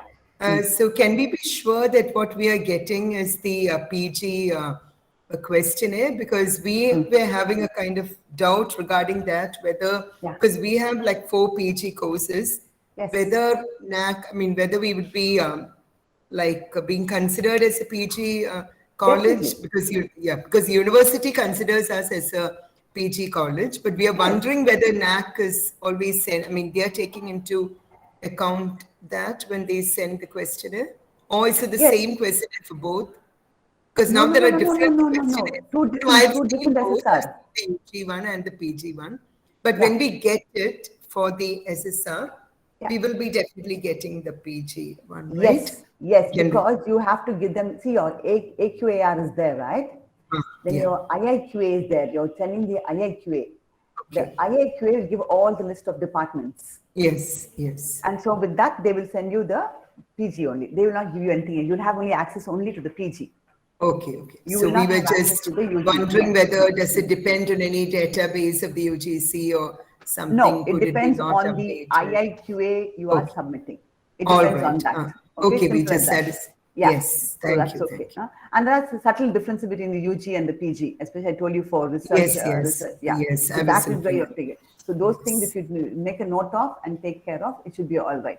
Huh? Yes. So any other yes. questions from any faculty member? Good afternoon, ma'am. Yes. Ma'am, good afternoon, ma'am. One at Hello? a time. Pushpa, go Yes, ahead. yes. Ma'am, actually, Yeah, put concerning your the camera, question Pushpa. Let what... me see who I'm talking to. Pushpa, please put your camera. Put your Yes, camera when you yes. talk. Okay, it's easy for me to. Yes, I'm Sister Pushpa. Okay, go ahead. Yeah, can you put your Ma'am, camera on? regarding the... Yes, can you see Yeah. me? Go ahead. Yes. Yes, ma'am, concerning the question asked by the ma'am, in the manual, Yeah. SSR manual, which was updated in March 1st, 2021, a manual for affiliated UG, PG colleges, it is same manual. So Yes. is it the way? No. That's why I'm telling you. The first few pages are UG. Okay, ma'am. Okay. If you go down, I think somewhere, I'll give you exact page number. If you go down the same manual, it starts again, PG colleges. Okay, ma'am. Okay, in the same manual, I think it's 180 pages, something the manual is. 186 pages. Yeah, so if you go down nearly after 70 or 80 pages, something after that, you will see after 7.2.3,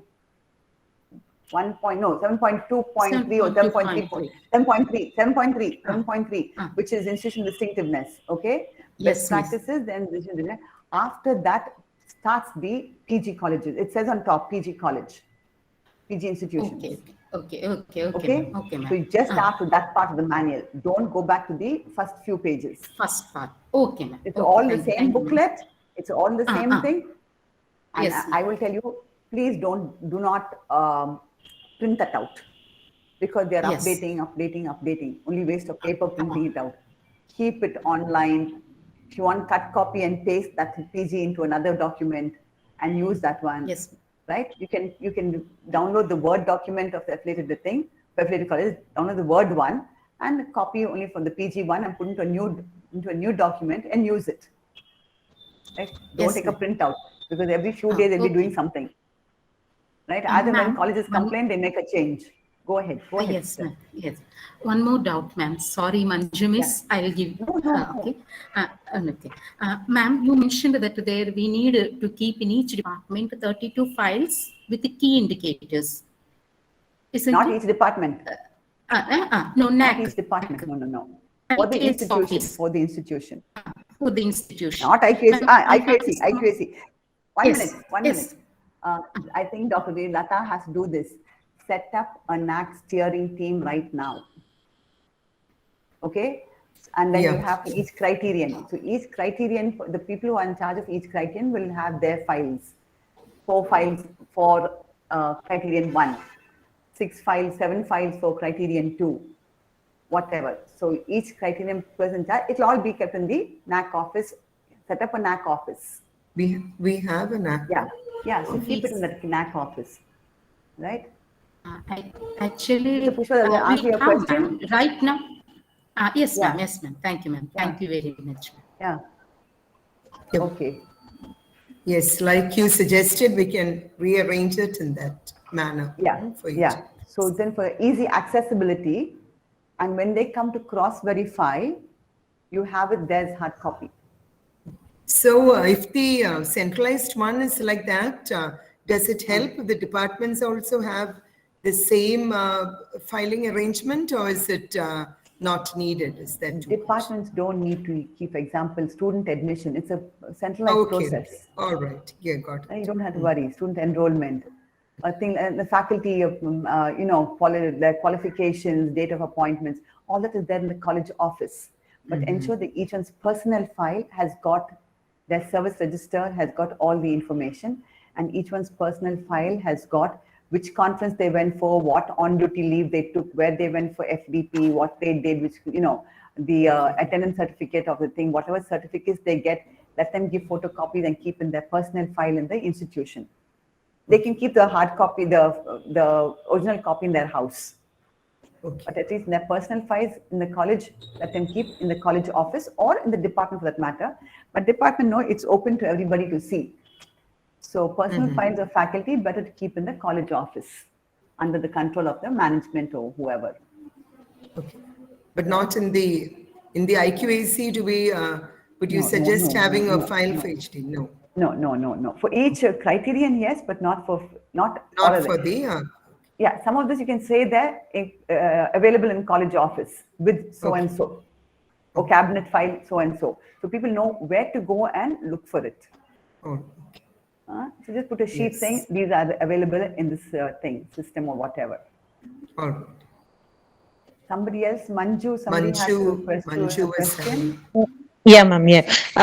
I just wanted to ask regarding that. You said certain metrics are linked to each other, right? Is it acceptable to fix or to place one activity under two criteria or metrics, whatever it is? The same Can you activity. give an example of it? Can you give an example of that activity? An activity done by the Department of English. Can it come under, like, for example, extension as well as innovative practice, or somewhere the metrics are linked to each other? Can we put the same activity? If the metrics is linked, sorry, go ahead. Go ahead. Yes, ma'am. Yes, ma'am. That's what I meant. Yes. If the matrix is linked, then they will tell you this is linked to 2.4, 2.2.1 is linked to 2.4.1. Okay. NAAC tells you that these two are linked. Yeah. Right? Same format. So Yes. then it's not a problem. They tell you. But if you have an activity, for example, you say a conference, or a seminar or whatever, it cannot be both an extension program. Okay. If it's innovative, then you have to make up your mind whether it's extension or innovative. See where you get more points. You have to be a little smart in this. See where the data will give you more points. If under innovation, it's a purely innovative activity, right? Then take it there if you have something else to compensate for the extension activity. Okay. So you're saying we can't put the same thing, and we can't claim the same thing for two different questions. For example, is student support practice, can it also be coming under the 7 criteria as a best? No, it can't be a best practice. No, you can say, for example, you have remedial classes as soon as students come. I'm just giving you a rough example, okay? Then that can be an innovative practice, but it can be one of your best practices. Okay? Innovative practice can be a best practice. Okay. So you have to gauge.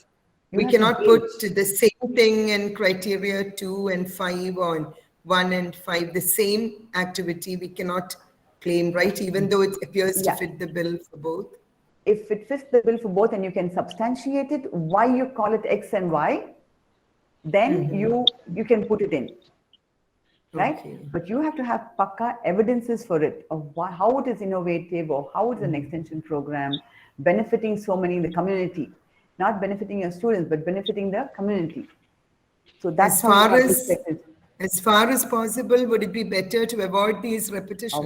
Avoid, right? Because otherwise, think paucity of information, you're putting them in.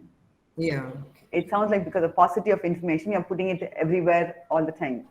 All right. In this one activity, better is to, choose, as I said, choose which you think will give you a better scoring. Will it be for, as an innovative practice? Then you leave it there. The other thing is criterion 2, I think 3 and 7 are mandatory. No, like whatever is just to elaborate a little more, like innovation ecosystem. Suppose you have a training for entrepreneurs or for, startup or something like that. So that could be a part of the innovation ecosystem, right? At the same time, it is also a student support activity for building capacity building of these students, training them in entrepreneurial skills and all that. So can we put that in criteria in the fifth one as well as the third one? Is that possible? As I said, you have to choose which you want to put them under. Okay. Right? You have to make the choice. And since you know about it right now, try to see that you can, keep it in one of them only. If you think it augurs for both, go ahead, but be sure you need to have answers for that. Ma'am, Of why it is being used for both. ma'am, Right? Yeah, go ahead. ma'am, for third criteria, we are having the linkage and the MOU. So for internships, actually, we have put it in the linkage, and we have already got the MOU also. So which we have to give more importance? See, MOU, they're not asking too much. Okay, they say if you have an agreement, it is enough. So whether we can claim both at the linkage and MOU? Unless I see the document, I can't tell you whether it's been linkage for MOU, linkage and MOU. Okay? Okay, Actually, the linkage is through an MOU. That's the point. The linkage is through an MOU or an agreement. Okay. You get So the we point? can use both the proofs. We can use both the proofs in the document, right? No, The I have. It's as well as the MOU. Sometimes what we call MOU might be just a linkage document. That's what you're saying, right? Correct. Right? So maybe when we come to that particular criterion, you will be discussing. We'll see where that is. Ma'am, one more doubt also, ma'am. In the first criteria, related to board of studies and all, sometimes we will be given question paper setting related to job by PSC or UPSC. So is it okay to paste that proof also? Bhagya, when we come to that question metric, we'll take this up. Okay, thank you. Thank you. I'm going to criterion 1 next because, we all haven't had a tea break also. So quickly have a tea break in 7 minutes. Ma'am, one more. Okay, 7 or 10 minutes. One more doubt, ma'am. One more doubt regarding criteria 1. In criteria 1, list of certificate courses they have. Ramya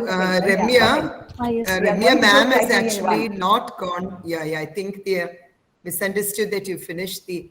Actually, she hasn't gone through the criteria. We'll go through the criteria. At that time, you come up with a question. Yeah, what she has done. Yeah, Sorry, go ahead, Beta. You go ahead, Lata. No, I was saying that what ma'am has done is an overview of the entire process and understanding the concept and philosophy. So, the criteria, when we come to the detailed thing, I think it's better to save the questions for that, right? Yes. So otherwise we'll be kind of duplicating. Yeah. Is it okay for all of you? So we'll take a quick break, stretch your legs, take a walk around your room, have a cup of coffee and come back. 7 minutes, is that 10, okay, 10 minutes doesn't matter, 12 to 11:30, 11:35. Okay, 10 minutes from now. Okay, go ahead. Sorry, I delayed it, but we got late right in the morning. It's okay, don't worry. No problem. So I'll meet you in 10 minutes. All right. Thank you. Thank you. So you can take a break. Yeah.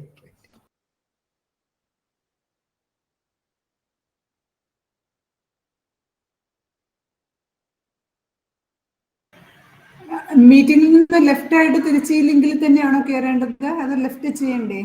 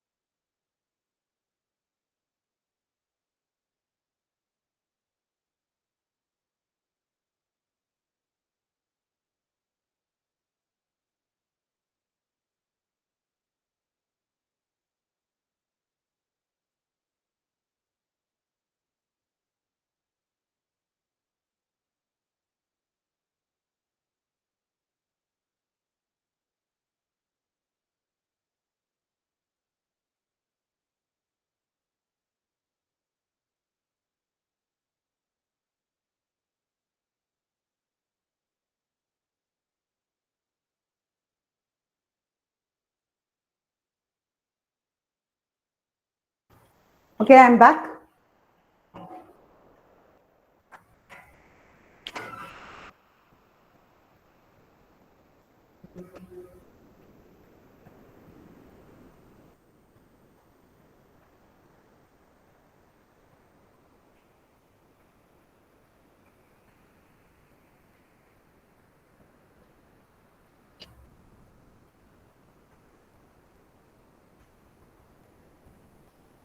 Anjum?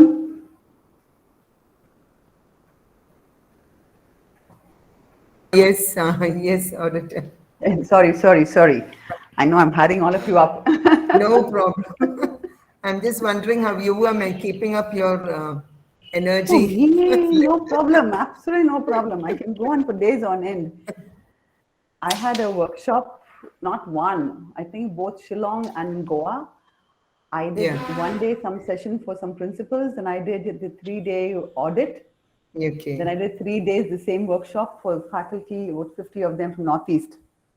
It was from back to back, Monday to Saturday. Oh my God. And I had traveled from Chennai to Guwahati. Then I stayed overnight in Guwahati. Next day morning, drove to Shillong.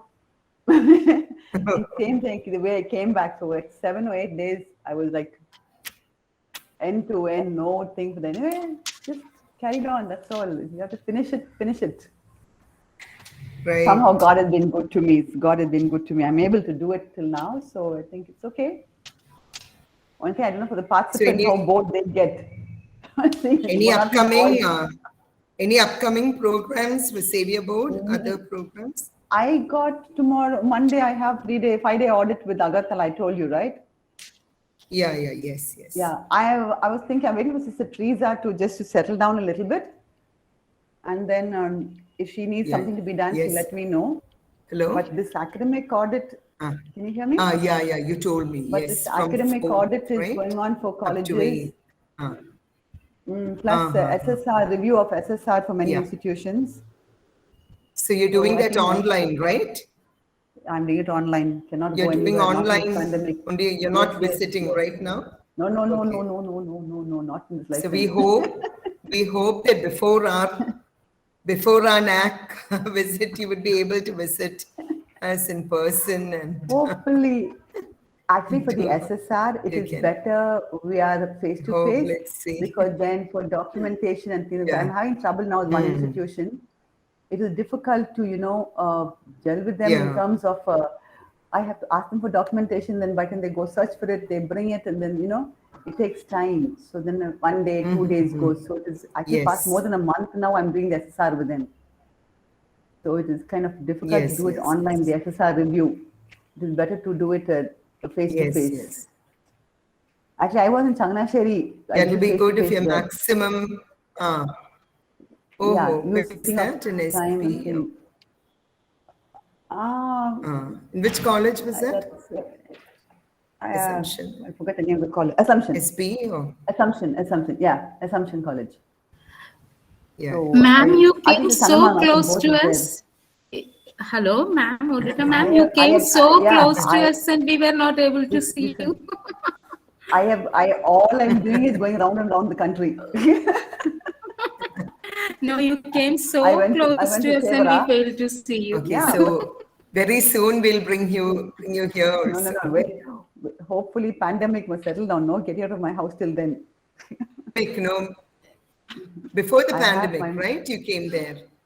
Didn't you come before the pandemic? Yeah, much before. I think after we started talking, you have not come to Kerala. No. No, after this year you have not come, right? No, 2 years. Otherwise, I would have ensured that you visited. Actually, my last trip was I know. Goa. You have said that. I came back from Goa and that was it. I stayed put, no going out. But I went to Jyoti Nivas for a review of a peer team visit. I went for the mock peer team visit. Okay. So I went for that. Then was that when Sister Elizabeth was there at that time? Yes, January. That was so February they had their thing, so and sad. then so sad. I feel so bad. I think of Elizabeth every day. Such a nice person. Very vibrant person. Yeah. Very nice. and I think she was in psychology department, right? So she could gel with most people. Somehow she had that thing of working with people. Yes, yes. She really brought up the college so much. She brought up the college so much. Anyway, poor Very thing. sad. Now, yeah, and in fact, she rang me up just on Good Friday to tell me that her nephew had passed away and that they got only an A plus grade because they were hoping for A plus plus. But I had told them, I said, look, my thing is A plus. More than that, you will not get because, yeah, that was my, because on looking at the documentation and their DVV score, I didn't expect more than that. Because I have been to many colleges, so I know the standard. So I told her that. I said, sister, take the A plus and keep quiet. But she told me, Ordetta, I am going in for reassessment. For appeal. And appeal, you know, Lata, what happens is you go for appeal, it does not reflect well on the persons who came for PTV. Yes, especially because they are vice chancellor, then they get worked. They say, we gave a score, why did you go for, you know, so I said, don't go for appeal. They will not review, NAAC will not do anything much. Very few institutions have gone in for appeal, I think just 1 or 2 institutions have gained from that. Nobody else. Only NAAC has gained money, period. NAAC has gained all the money. 1 lakh is something they have to pay. So anyway, I gave Jyoti Nivas tips. So I said for next 2 years, pull up your shoestrings, do an audit. The audit will help you to take you forward, say what is missing, what you need to put in place before you go into the NAAC. But they had A plus still, they had A plus. A plus they have, A plus. But they wanted A plus plus because their infrastructure is very good. Let me put that way. Infrastructure is very good. Documentation is poor. Okay. So, and let me say this. Many institutions I've seen this, participative management style is not there. Right? Especially with nuns and priests, they hang on tight to the priests. Okay, they give it off to you. Nuns will not give. They hang on tight to everything. We have a few. We have a few religious with us who might. I will train them all. I will train them all to let go. Let go. Yes, ma'am. We have to give them a chance to object also. No, ma'am. I'm not objecting. I'm not objecting it. Sometimes. Sister Pushpa, I'll tell you something. I am happy at least your college has given a lay person a chance to be a principal.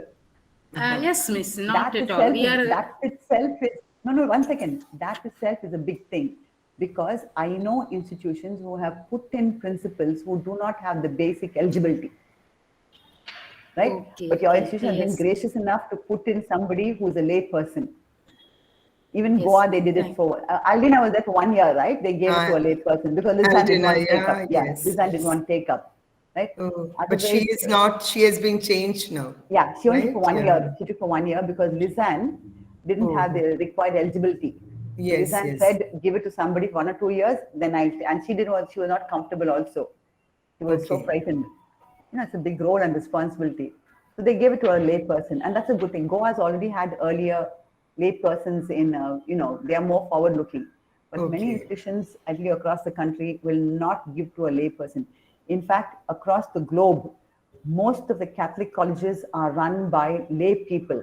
The management, who are the nuns or the priests, are only managing the institution.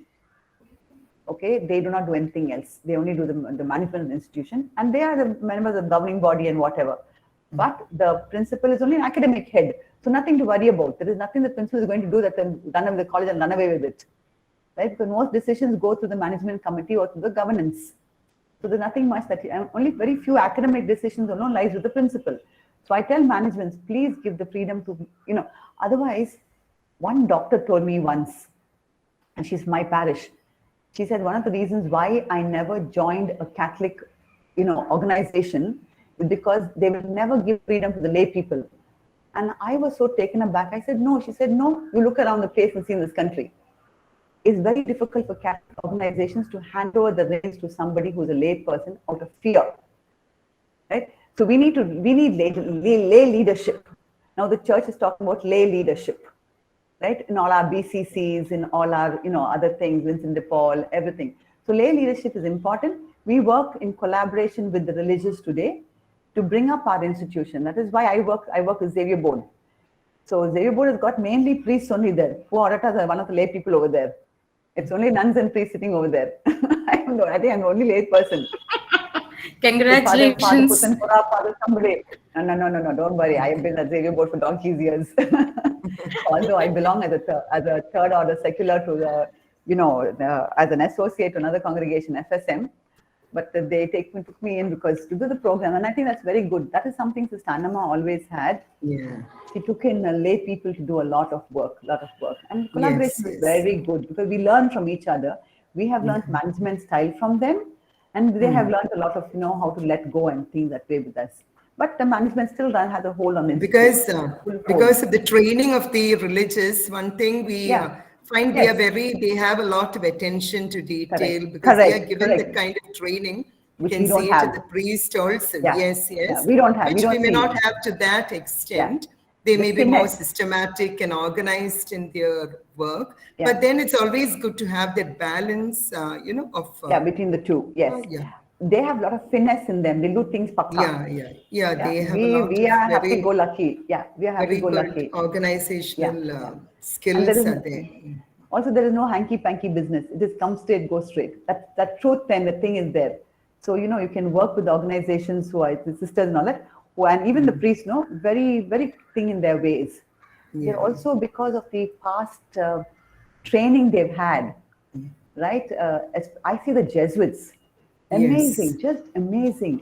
The Salesians, just amazing the way they run the institutions. The CMI. CMI is something else. Oh, man. Yeah, something else. Anyway, so let's begin. Already at 15 minutes, 10 minutes late. Yes, please.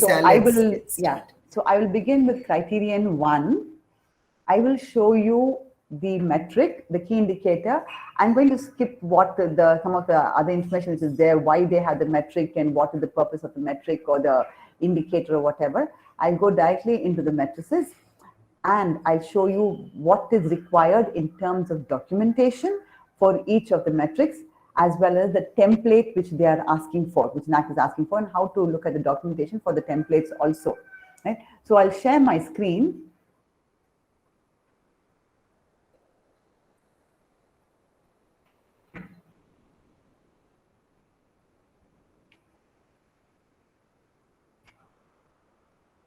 Okay, I'm going to skip all of this. This isn't, it is of, can you see my screen? Not yet. Yeah, coming. Yeah, it's there. It's big enough, or too small? Yeah, big enough. Yeah, okay. So I'm just going to run through this fast. So what does criterion 1 pertain to? It is actually depends, it's all about curriculum and the academic atmosphere in the institution, about our courses, the programs we run, okay? And what NAAC wants to know is that we have a wide range of program options as well as courses which are in tune with the emerging national, global and local needs, okay? Relevant local needs. If I teach something in bioinformatics, will it be useful for students who are in this country? When we started biotechnology years ago, when I learned biology, botany, there was no word called biotechnology. When somebody was doing microbiology, I asked my classmates, I said, what are you going to do microbiology? I said, where? One did it in Taramani in PGI BMS, but then they went abroad for the higher education because we didn't have PhD in microbiology in this country. But what was the use of that microbiology or that biotechnology? At that time, it made no sense. Same way, bioinformatics, when we started, only few organizations had bioinformatics, they were doing some bioinformatics work. But today, all the RT-PCR, okay, and the rapid antigen test, all of that is part of the bioinformatics that I taught. And I'm really happy to say that, what we did in 2002, 2003, today the application is there. My students are telling me, ma'am, we are the most wanted people today. So it'll take a few years before our students can be, absorbed into companies and etc. But are our programs in keeping with the national, global and local needs? That is why today NSD, National Skills Development, is insisting that we have offer courses which are skill-based. Then determining issues of academic flexibility, especially when it comes to elective programs or CBCS. I do not know whether you have CBCS. We are still doing the elective system, but it gives students a lot of flexibility to take courses at, what we call it in a cafeteria. Right? They can go and pick up whatever. Your college offers many courses to them, and they can take whichever they want. They can choose whichever they want. So the large number of courses which they can choose from. In fact, in Stella Maris College, we had basic level courses and advanced level courses. So a student could finish a basic level course and then also go in for the advanced level course. Then appraising aspects of career orientation, multi-skill development of the student, as well as a feedback system so that we can make our system more robust, right? Okay, so as I told you earlier, there are 4 key indicators. One is planning, curriculum planning and implementation, which is for affiliated colleges, because autonomous colleges have got curriculum design and development. They are able to design their own curriculum, but affiliated colleges get most of their syllabus comes from the university. Only little bit of leeway you have in your curriculum planning, okay? And implementation depends on what the university gives you. Then whether you have academic flexibility or not, the other criterion is curriculum enrichment. How do you enrich the curriculum of the students?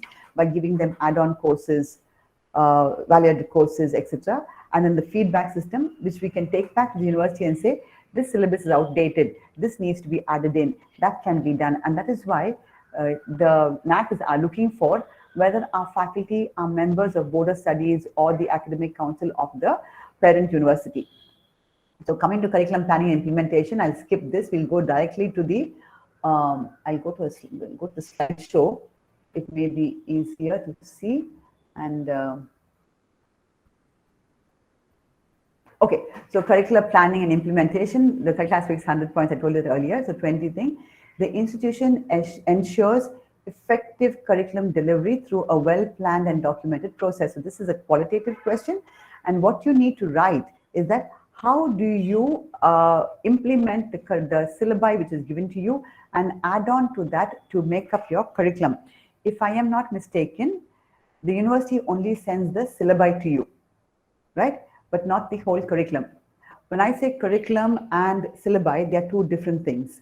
So curriculum is what the student goes through for the whole 3 years in terms of not just the academic program, but also in terms of the extracurricular activities, the additional courses they take, the other programs that they are into, etc. So all of that, which is about 30 hours for a week. So students needs to be engaged for 30 hours for a week. So university will give you only for 28 hours, if I'm not mistaken, only 28 hours of workload for any student, whether it's English, language, major, allied, whatever subjects. The syllabus is set only for 28 hours. Am I right, Dr. Lata?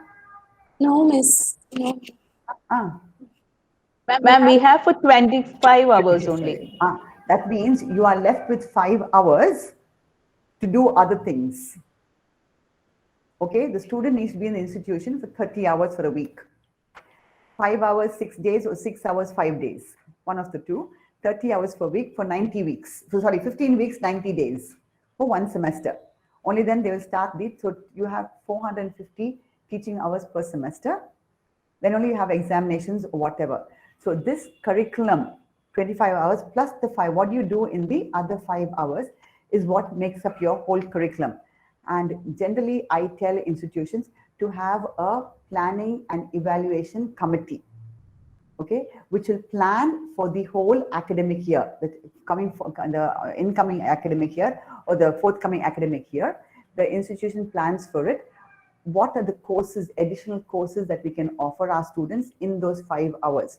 Or can we offer them for 4 hours, 1 hour library, or two courses that they can take, and 1 hour we can give them something else, right? An elective course or whatever. So that 5 hours extra what you have, how does the institution plan for it? And that is important because that is what you have curriculum planning. What you are, I know what you are doing now, but most institutions don't take this 4 or 5 or 2 hours into account. They only talk about the 28 hours, then offer students value-added courses or additional courses, add-on courses after class hours. That is not it. What you are doing in that 30-hour framework is what we mean by curriculum. Okay. So any questions on this? Anjum, any questions on this? Ma'am, actually, we have 25 hours. We have 25 hours regular work, and the only additional course which we try to include in that particular, during that particular time was a value-added course on, general value education course. Catholic doctrine or, Catholic doctrine or catechism or whatever, right? That was just a value Ma'am? education course. It was not Hello, catechism. ma'am. Okay. 1 minute, Yeah. ma'am. Yeah. It is 25 hours actually to deliver the syllabi given by university. And extra 5 Yes, hours only you are meaning how we make use. So including the Yes. value education, what we are saying, what we are making using in the 25 hours is a wrong thing, isn't it? We cannot touch the curriculum wrong. 25 hours. It's okay, ma'am. You Thank you, cannot ma'am. touch I the understood. syllabi. You can't touch the syllabi for 25 hours. That syllabi is 25 hours given by the university. Your students are supposed Rest to do 5 as per hours. UGC. Yeah, 5 hours in which you give them what you do with them. And that is the effective curriculum delivery, which includes the syllabus. Ma'am, whether we can include tutor Yeah, board or so- remedial or revision like that? No, remedial after class hours. You can maybe take 1 hour for tutorial. You can do remedial in tutorial hour. 1 hour you can take. Or maximum 2 hours, but you cannot take 5 hours of tutorial or remedial classes. But then additional, ma'am, we give certain certificate courses. Ma'am, are you saying this? Okay. Yeah, go ahead. Yeah. No, you're saying that other than the 20, like our university workload is 25 hours for the regular classes. So are you saying it's mandatory that 5 hour extra? I mean, Yes. we do give, it is mandatory, you're saying from the point of UGC. UGC. Yeah. Okay, See, the Lata, 5 hours. can I ask you a question? How many hours do you work for a week? Like you're saying for the students or Students. the regular time is 25 hours, 5 teaching hours per day, like not counting the break, not counting. 5 hours. So when we have the any other certificate courses or remedial or tutorial or mentoring, it has to be either before class or after the class. So my question But that is not mandated by. One minute. Yeah. Your timetable is for 25 hours. That's it. Yes. Okay. And how many days a week do you work? Now it's 5-day week. So 5 into 5 day 5, week. 25 Yeah. hours. Yes. That is not correct as per UGC guidelines. I see. Ma'am, whether club activities can be counted? No, we have club Bhavya. activities, extension. Okay. One You second. can just go, then we'll clear the doubt after. Yeah. Yeah. You have to work 30 hours for a week. Okay. Which is for student attendance. Student attendance is for 30 hours. So you may have club activities. Club is actually not, it is part of the curriculum. You can have only 1 hour. But otherwise, club activities, not out of that is after class hours. In that 5 hours, you're supposed to work 6 hours, 5 days, or 5 hours, 6 days. What we do, Lata, is we have 55 minutes per hour for one class. We don't take 60. Yeah. We take 55 minutes only. We 5 also minutes, do. yeah, because then 5 minutes we'll take off for break. 20 minutes will go in that. Yeah. Another 5 minutes will go off for a morning assembly. Okay, so we work, actually we work day order system, day 1 to day 6. Yeah, we do that too. Yeah, so we work day 1 to day 6, 5 hours per day. We have 20 minutes break in between. We start at 8 o'clock and finish by 10, 5 to 8, we begin and finish by 10 to 1 or something, right? So what I'm saying is 30 hours the students are with the department. Either they can, at 5 hours, they can go 1 hour to library, maybe 1 hour, not mentoring. You can also do mentoring if you want. Then maybe a club activity, not every day. You can have 2 value added or add-on subject related value added courses. That is where your curriculum academic flexibility comes into play. Your curriculum is enriched. Okay. Otherwise, offering after class hours becomes a problem. Teachers won't stay back, students won't stay back. The number of students registering for this course is very little. The number of certificate course you're offering is very little. So you're having a regular day 6. You're having a regular day 6 with 5 working hours. Yes. It's not like depending on the departmental activities or clubs and committees. No. Everybody in the college, including the teachers stay 1 hour extra. Okay. 8 to 2 or 2:30, we are in the college. That is mandatory. If you have additional work, we stay back till 4 o'clock, 5 o'clock, 6 o'clock, 7 o'clock. My father used to say, Ordetta only come to eat and sleep in the house. So that's how it is. Because it's a collective duty, but we never used to look at the hours. But what I'm trying to say, you need to have 30 hours. And I think maybe you need to look at this again and see, as per the government thing, how many hours you're having. Yeah, Right? the government thing mandates only right now 25 working hours, and teachers, of course, they are supposed to have more. I mean, they are preparatory, but it doesn't mandate that. It But doesn't. UGC is managed this much, so I think you need to look at this again. Yeah. That is why actually maybe this one thing of the government. I may be wrong. That when they have 25 hours, then they have to give less number of teachers to the college as contractual teachers. Yeah, contract teachers. Yes. Okay, that may be the thing of the government. So you manage how you want it, 25 hours. You want students to stay back extra hours, you'll do what you'll want. That may be the thing of the government. So I cannot think them on that. But maybe it's good for us to look at what the UGC mandates, because NAAC will only go by UGC. Okay. NAAC will only go by UGC. It also gives you leeway to enrich your curriculum. It is part of the curriculum for students to take courses. So in your curriculum planning and implementation, if you have a planning and evaluation committee, then they will take evaluation at the end of the year. How did the whole academic year run? Did we have tests on time? Did we do the CA, whatever you're doing? All the programs are on time, whatever you stipulated in the calendar. Okay, because they ask you somewhere, do you follow the academic calendar? So all of that, plus it plans the different programs for the college. Orientation. So in this curricular enrichment thing, does the NAAC consider the enrichment initiatives done in collaboration with outside? No, with outside or only? Wait. That I'll come back to that when we come to that metric. Okay. But this is just the curriculum planning. You need, because see, 25 hours you have no planning going on. Planning is from the university. 25 hours you take. Then what is the planning there? But what they're expecting you is to go beyond that 25 hours, right? And whatever you're doing, that other 5 hours is planned and documented. So you are offering courses for students, you're having remedial teaching, you are pushing up, slow learners, all of that can be done. Or you're having club activities, but that is mandated for every student, is not optional. So that's a planning process you have to go through at the end of an academic year for the forthcoming academic year. So try to have a planning and evaluation committee which will do this work. Right? Ma'am, we should do it on the contact basis or contact classes or online. Is there option? Yes, 30 hours online. What's the problem? No, ma'am. This 5 hours, extra hours, can we do it online, or is it mandatory we should do it as contact classes? See, online is only coming now because of the pandemic. Once regular institutions open up, we have already opened up in Tamil Nadu. It will have to be contact.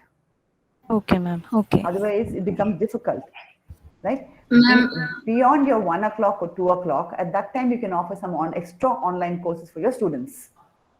Depends on the institution, right? But within the 30 hours, you do, face to face. Once the colleges reopen. Okay, ma'am. Yeah.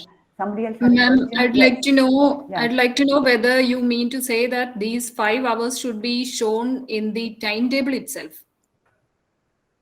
Yes, 100%. 100%. Okay, and that is where you do your planning for that 5 hours. Okay, ma'am. Okay, it should be in the timetable. So I would suggest that if you have not followed it, please begin to follow it. Because everybody, I don't know why Kerala is like this, but across all the institutions I've gone to so far, 30 hours is the workload. But when we show a workload to the deputy directorate, we can, for getting guest faculty and all that, we can go only with the 25-hour thing, because they will not recognize more workload. I'll tell you, they will only take the 25 hours that the university is giving. Okay, they won't look at the extra additional classes you're having in that 5 hours. So 25 hours workload, the teaching workload. What the syllabus is, the teaching workload. Right? Syllabus converts to teaching workload. So they will only, government and the university will only look at the teaching workload. Right? So if you have 75 hours of workload in your department for first year, second year, third year, I'm not taking English and including English and language, you can only have 5 staff members or 4.5 staff members, 16 hours or 12 hours for HOD and 16 hours for all the rest, right? So it will come to that much. No, we have, it doesn't Our government doesn't recognize the 12 hours for HOD. Right from there, it's 16 hours. Holy smokes. Yeah. Okay. Anyway, Yeah. we can't do anything with that part of it. But then you'll have 64 hours for 4 teachers plus a little more for the 5th teacher. But if you try and see by showing the additional courses that you're offering, which is as per NAAC, and then see what they say the next time. Okay, let's see how it goes, because it is, if the government wants the institutions to be accredited by NAAC with a high rating, they also have to bend down a little bit, right? And I think slowly in the long run, they will do it, because across India, UGC, even now the minimum CBSE standards, okay, of education, of thing for colleges, minimum curriculum is being given by under the NEP. I know for going for the NEP, Karnataka started NEP, which is 28 hours plus 2 hours. NEP shows 30 hours. Okay, many colleges I think are following UGC, including Tevara and St. Albert's as autonomous colleges.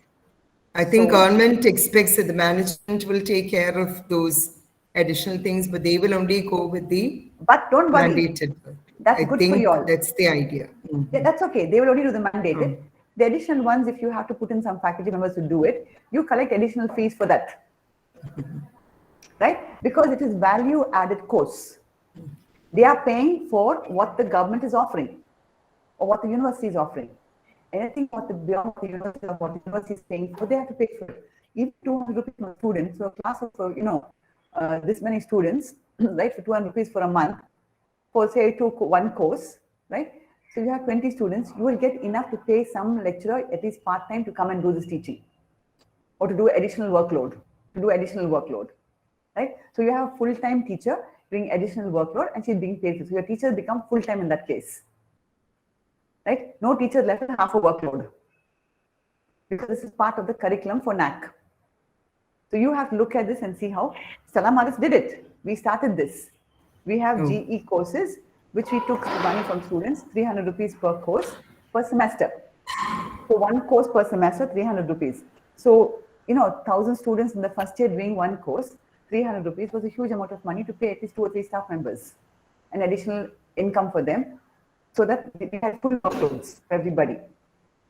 But Kerala University doesn't permit the aided colleges to start self-financing course, but certificate, small add-ons and course only they can. That's what I'm saying. I am not talking about self-financing programs. No, I am talking about additional certificate courses, diploma courses. All add-on courses or validated courses can be either a certificate or a diploma course, provided this 30 hours or 60 hours. We'll come to that. So what I'm saying is now is curriculum planning. You have to go back to plan your curriculum for 30 hours. Please do that because that will be a big question mark when you write for this answer. 10 points will simply go down the drain. University will say something. They won't give autonomy. They will say nothing. But then UGC, we are all mandated by the UGC. So 30 hours minimum thing we have to do. So you look at it, see what should be done, consult with some others and see what will be done by they're doing other colleges.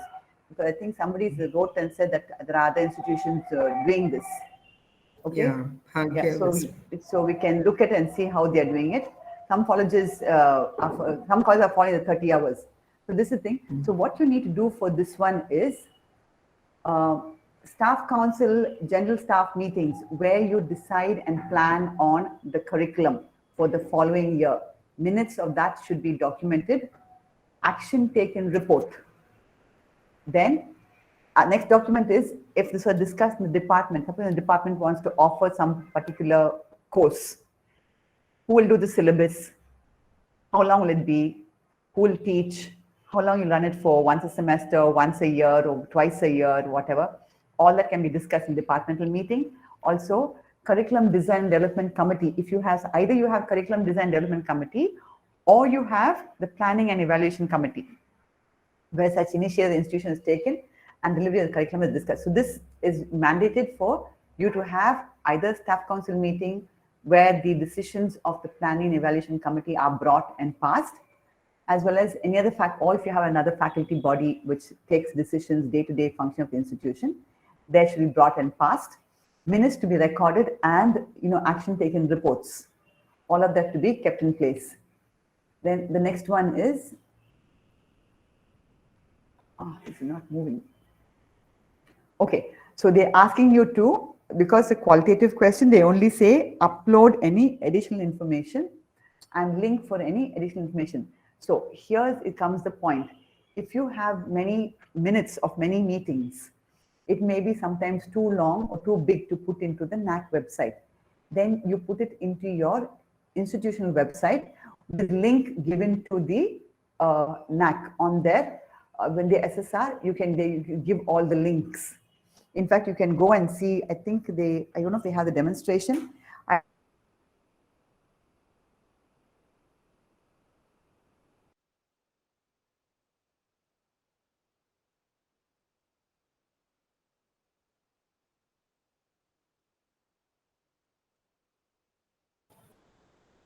Hello.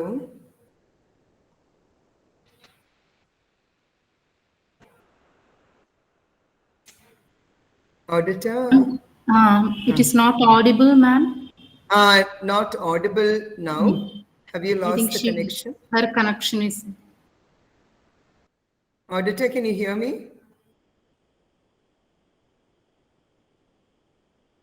I think she lost her connection. Yeah. She lost the connection, but I don't know whether she's. I have messaged her. Let me call her. Yeah, just call and tell her.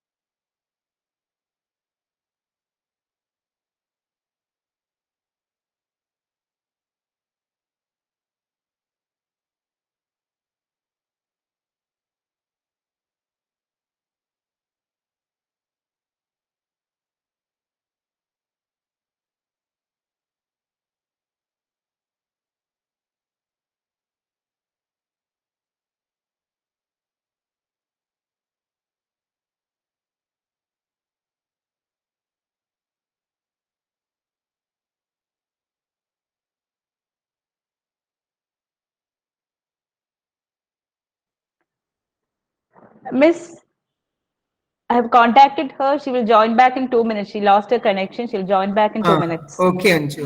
Okay. മിസ്സേ നമ്മൾ action plan ഒക്കെ prepare ചെയ്യണം. അപ്പൊ ഇതിന്റെ ഭാഗമായിട്ട് വരുമോ? അത് നമ്മളൊരു രീതിയിൽ നോക്കിയാൽ കരിക്കുലം ഡിസൈനിങ് അല്ലേ? അപ്പൊ Yes. Action plan എല്ലാം ഇതിന്റെ ഭാഗം. And about this 1 hour, actually, നമ്മൾ ഇവിടെ നേരത്തെ നമ്മൾ ഓൺലൈൻ പോകുന്നതിന് മുന്നേ we had to sit half an hour 9:30 sign ചെയ്ത് കുട്ടികൾ പോയി കഴിഞ്ഞ് half an hour extra. അത് actually we were supposed to plan it like that so that students would benefit from that.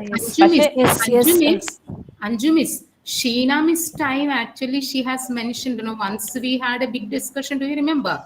Almost the end, UGC asking us. Actually 9:30 തൊട്ടാണ് class start ചെയ്യണമെങ്കിൽ ഒരു 1 full hour നമുക്ക് കിട്ടും സ്റ്റുഡൻസിന് extra. 9:30 തൊട്ട് class start ചെയ്യണമെങ്കിൽ. അല്ല, ആക്ച്വലി അത് പിന്നെ നമ്മളാണ് അതിനെ പിന്നെയും വെള്ളം ചേർത്ത് സ്റ്റുഡൻസിന് വീട്ടിൽ പോകാൻ ലേറ്റ് ആവും, സ്റ്റുഡൻസ് വെയിറ്റ് ചെയ്യാൻ ബുദ്ധിമുട്ട് എന്നൊക്കെ പറഞ്ഞു. We could have asked the students to stay back. അപ്പോഴാണ് നമുക്ക് ഈ additional activities. We never made it a part of the timetable, അല്ലേ? We just ആ ഒരു 1 hourന്റെ അറ്റൻഡൻസ് അത്ര മാൻഡേറ്ററി ആക്കാതിരുന്നാൽ മതി. മീൻസ് നമ്മൾ അവരോട് സ്ട്രിക്റ്റ് ആയിട്ട് പറയണം. പക്ഷെ കാൽക്കുലേറ്റ് ചെയ്യുമ്പോൾ അവരുടെ അറ്റൻഡൻസ് അത്ര മാൻഡേറ്ററി ആയിട്ട് ആ ഒരു അവർ നോക്കാതിരുന്നാൽ മതി. കാരണം ദൂരെ പോകുന്ന കുട്ടികൾക്ക് ചിലപ്പോൾ കുറച്ച് നേരത്തേക്ക് ഇറങ്ങണമായിരിക്കാം. പക്ഷെ മാഡം പറഞ്ഞത് നമ്മൾ ടൈം ടേബിളിൽ കാണിക്കണം, ഒരു അവർ ടൈം ടേബിളിൽ കാണിക്കണം. പക്ഷെ നമ്മൾ അറ്റൻഡൻസ് കാൽക്കുലേറ്റ് ചെയ്യുമ്പോൾ ആ ഒരു 1 hourന്റേത് മാൻഡേറ്ററി ഇല്ല. ഈ അഡീഷണൽ അവർ എന്ന് പറഞ്ഞ അക്കാഡമിക് നമ്മുടെ പ്യൂർലി സിലബസിലുള്ള ആക്ടിവിറ്റീസ് അല്ലല്ലോ. then why should we bother about the attendance? Yes. അപ്പോ 1, 2, 3 കുട്ടികൾ നേരത്തെ പോകണമെങ്കിൽ അത് പ്രശ്നമില്ല മിസ്സേ. നമ്മൾ അത് ഇച്ചിരി അവിടെ ഫ്ലെക്സിബിലിറ്റി കൊടുത്താലേ നമുക്ക് കാര്യങ്ങൾ നടക്കുള്ളൂ. അല്ല, നേരത്തെ പോകാമെന്ന് ഫ്ലെക്സിബിലിറ്റി കൊടുത്താൽ എല്ലാവരും അത്യാവശ്യക്കാരാണ്. Just check if Ordetta is joined back. I'm back. Yeah, she's back. Sorry. So we'll do our discussion later. Sorry. That just went up. I don't know where I stopped. I just saw it going. Okay. So you stopped that you were talking about the link being given to the landing website, page. to Landing the minutes, page. To the minutes. Yeah, plus only 5 MB for NAAC. They give for each metric, and you have to go directly to the. It has to go directly to the. If you put it on your college website, the additional documents or the additional information, that has to go directly to the landing page. So whatever URL you give, they click on that URL, it must go to the document directly, not through the website of the institution, not the homepage of the institution. Okay. So I'll pass on the next one. Ma'am, excuse me, ma'am. Yeah. Your presentation is not visible, ma'am. Are you presenting? Yeah. Not 1 second. This must have gone off. Oh, yeah. Sorry. Yeah. Come up. We will wait, ma'am.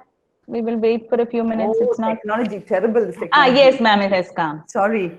I think those, the problem is the BSNL supposed to come and change my thing to FTTH. So I don't know how, I hope they're not doing some work today. I told them not to touch anything till Friday, but you don't touch BSNL anything. Anyway, so second metric is, I'll go a little fast. The institution adheres to the academic calendar, including conduct of the CIE. So I don't know what, 1 second, excuse me.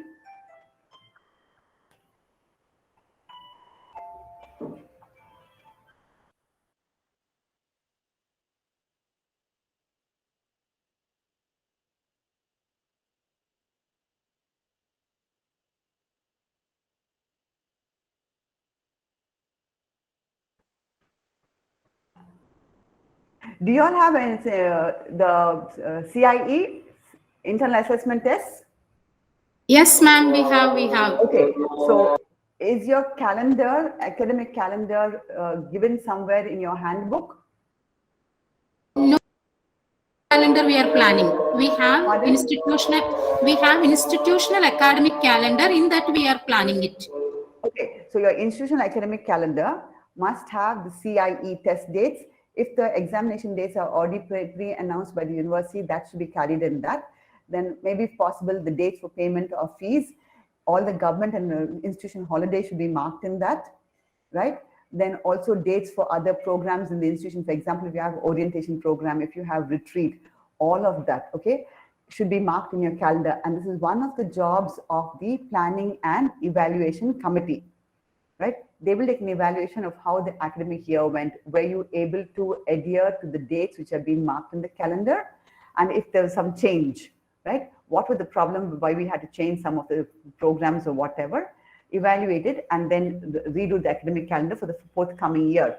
But the institution must adhere to the academic calendar. Now, what is important is that this is given to the students and the faculty at the beginning of the academic year. Once it's given, the students must know this is the date for payment of fees, this is the date for the CA test or whatever it is, examination, revision holidays, all that should be marked in your academic calendar. Also, if possible, the dates for the institution holidays. I know every other day is Bandh in Kerala, that you cannot foresee, but at least the Gandhi Jayanti, Independence Day, all the national holidays should be marked, and state government holidays, Onam holidays, everything should be marked in the calendar and given. So it's a very simple thing, you don't need anything. But here the documentation required for this is that the minutes of the planning and evaluation committee or the curriculum development cell, curriculum thing cell, which decides on the academic calendar. It should be a joint venture between the principal. The principal should be a part of that committee, as well as somebody from the management, the manager of the institution, because then they will know some of the dates and the fees payment, etc. Right? Also, when to pay the university fees for the examination university fees, registering for the examination, all that should be into the calendar. So students cannot say that they do not know what is happening in the institution, on which day what is to be done. Then the next one is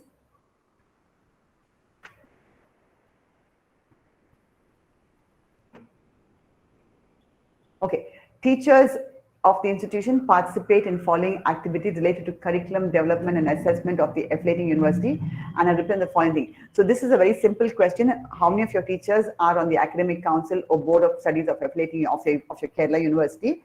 How many of you are going for setting of question papers, UG and PG? How many of you do design development of curriculum for add-on certificate diploma courses? If the university is not offering any of this and you are doing it, then the development of that certificate or diploma or add-on course, how many of you are on those committees?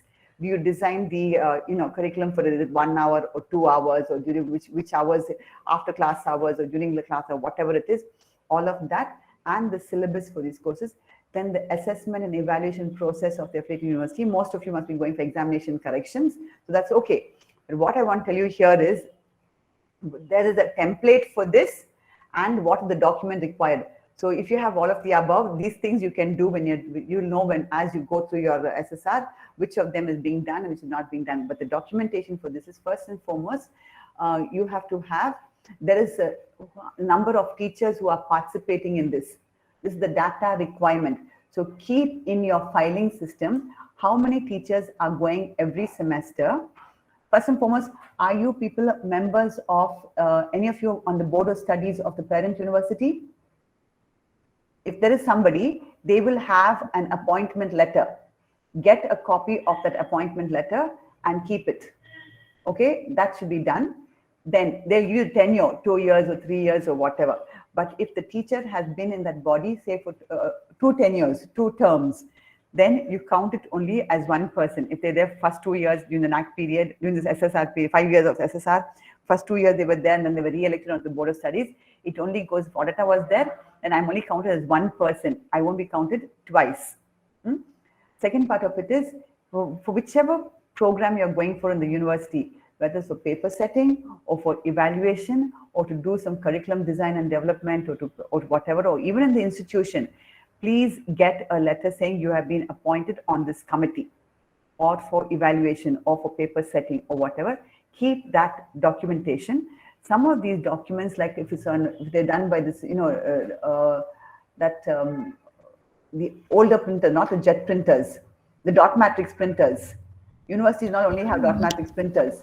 That will fade off. 1 minute, that will fade off over time.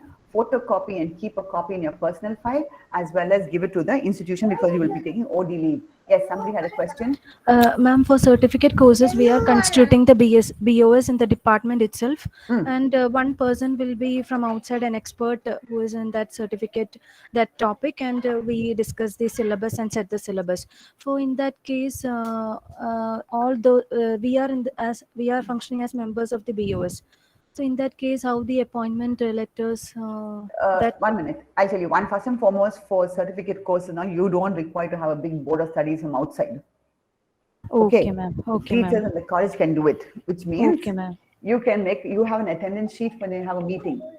All of you sign it.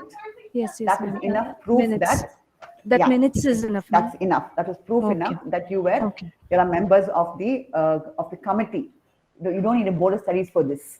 Oh, for certificate course. Certificate. No, it's only a 2-hour course, right? 1 hour course for per semester, 30 or 2 hours per week, 30 hours. Yes, so you don't need a big board of studies, but you can have a committee which will decide on, say, a course in herbal therapy, right?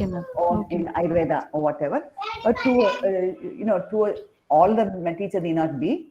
2 teachers who are related to know, who are specialized in that subject and know something about it, they can be on that committee and develop. Another course which is being offered, some other teacher can be. So each one can be given, a participatory role, that each one gets a chance to be on some committee, especially when it comes to add-on courses, valued courses, or whatever, or certificate courses. But you need to know the number of teachers who participate in this. If it's 1 semester also, 1 course, please write it. Keep a note of it. Ma'am, that is what. 1 minute. That is what I used to do when I was in the IDB. Which committee each teacher is serving on. So we write the teacher's name, and then for that one semester, I will write down in column wise. Ex-teacher was in this committee, this committee, this committee. Accordingly, they have to give me the documentation. Yes, tell me, please. Ma'am, for this actually, Sister Pushpa only, for here, actually we HODs are giving a certificate. So and so has designed and developed a particular certificate course with the module. Is it okay that as a proof here? It is okay, but that much of thing you don't have to go into, because it's only at the college level, right? Yes, miss. So Yes, miss. what?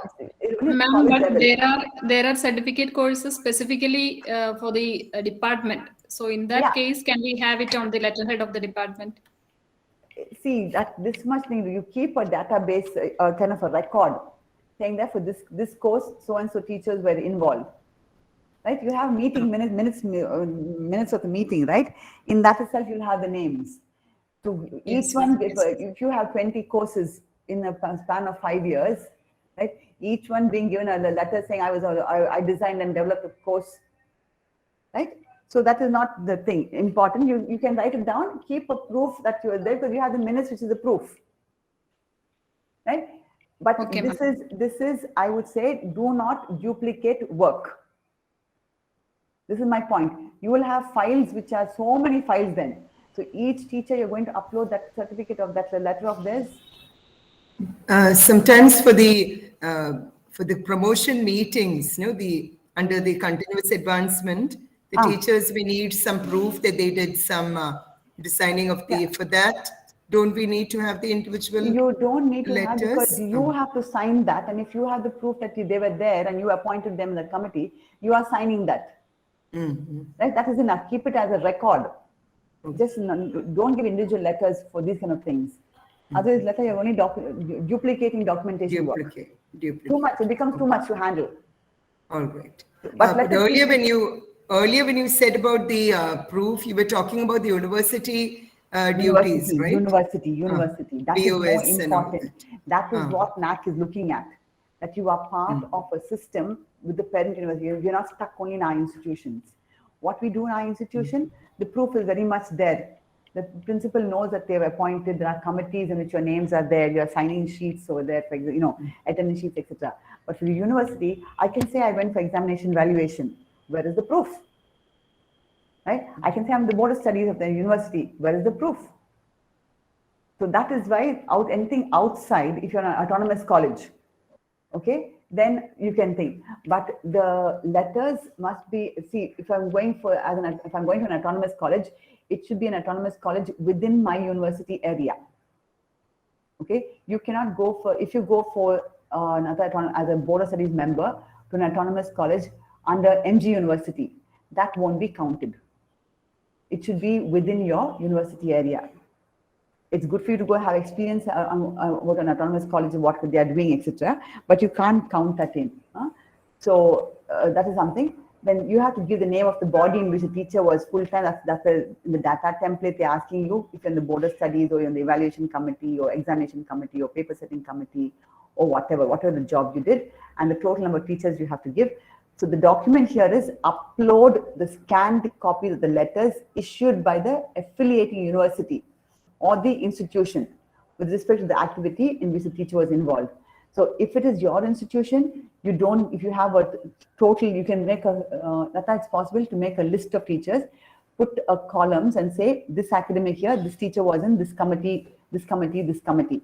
Yeah, if you countersign and scan and put up, it is more than enough. The principal has to scan to sign the documents, authenticate the documents.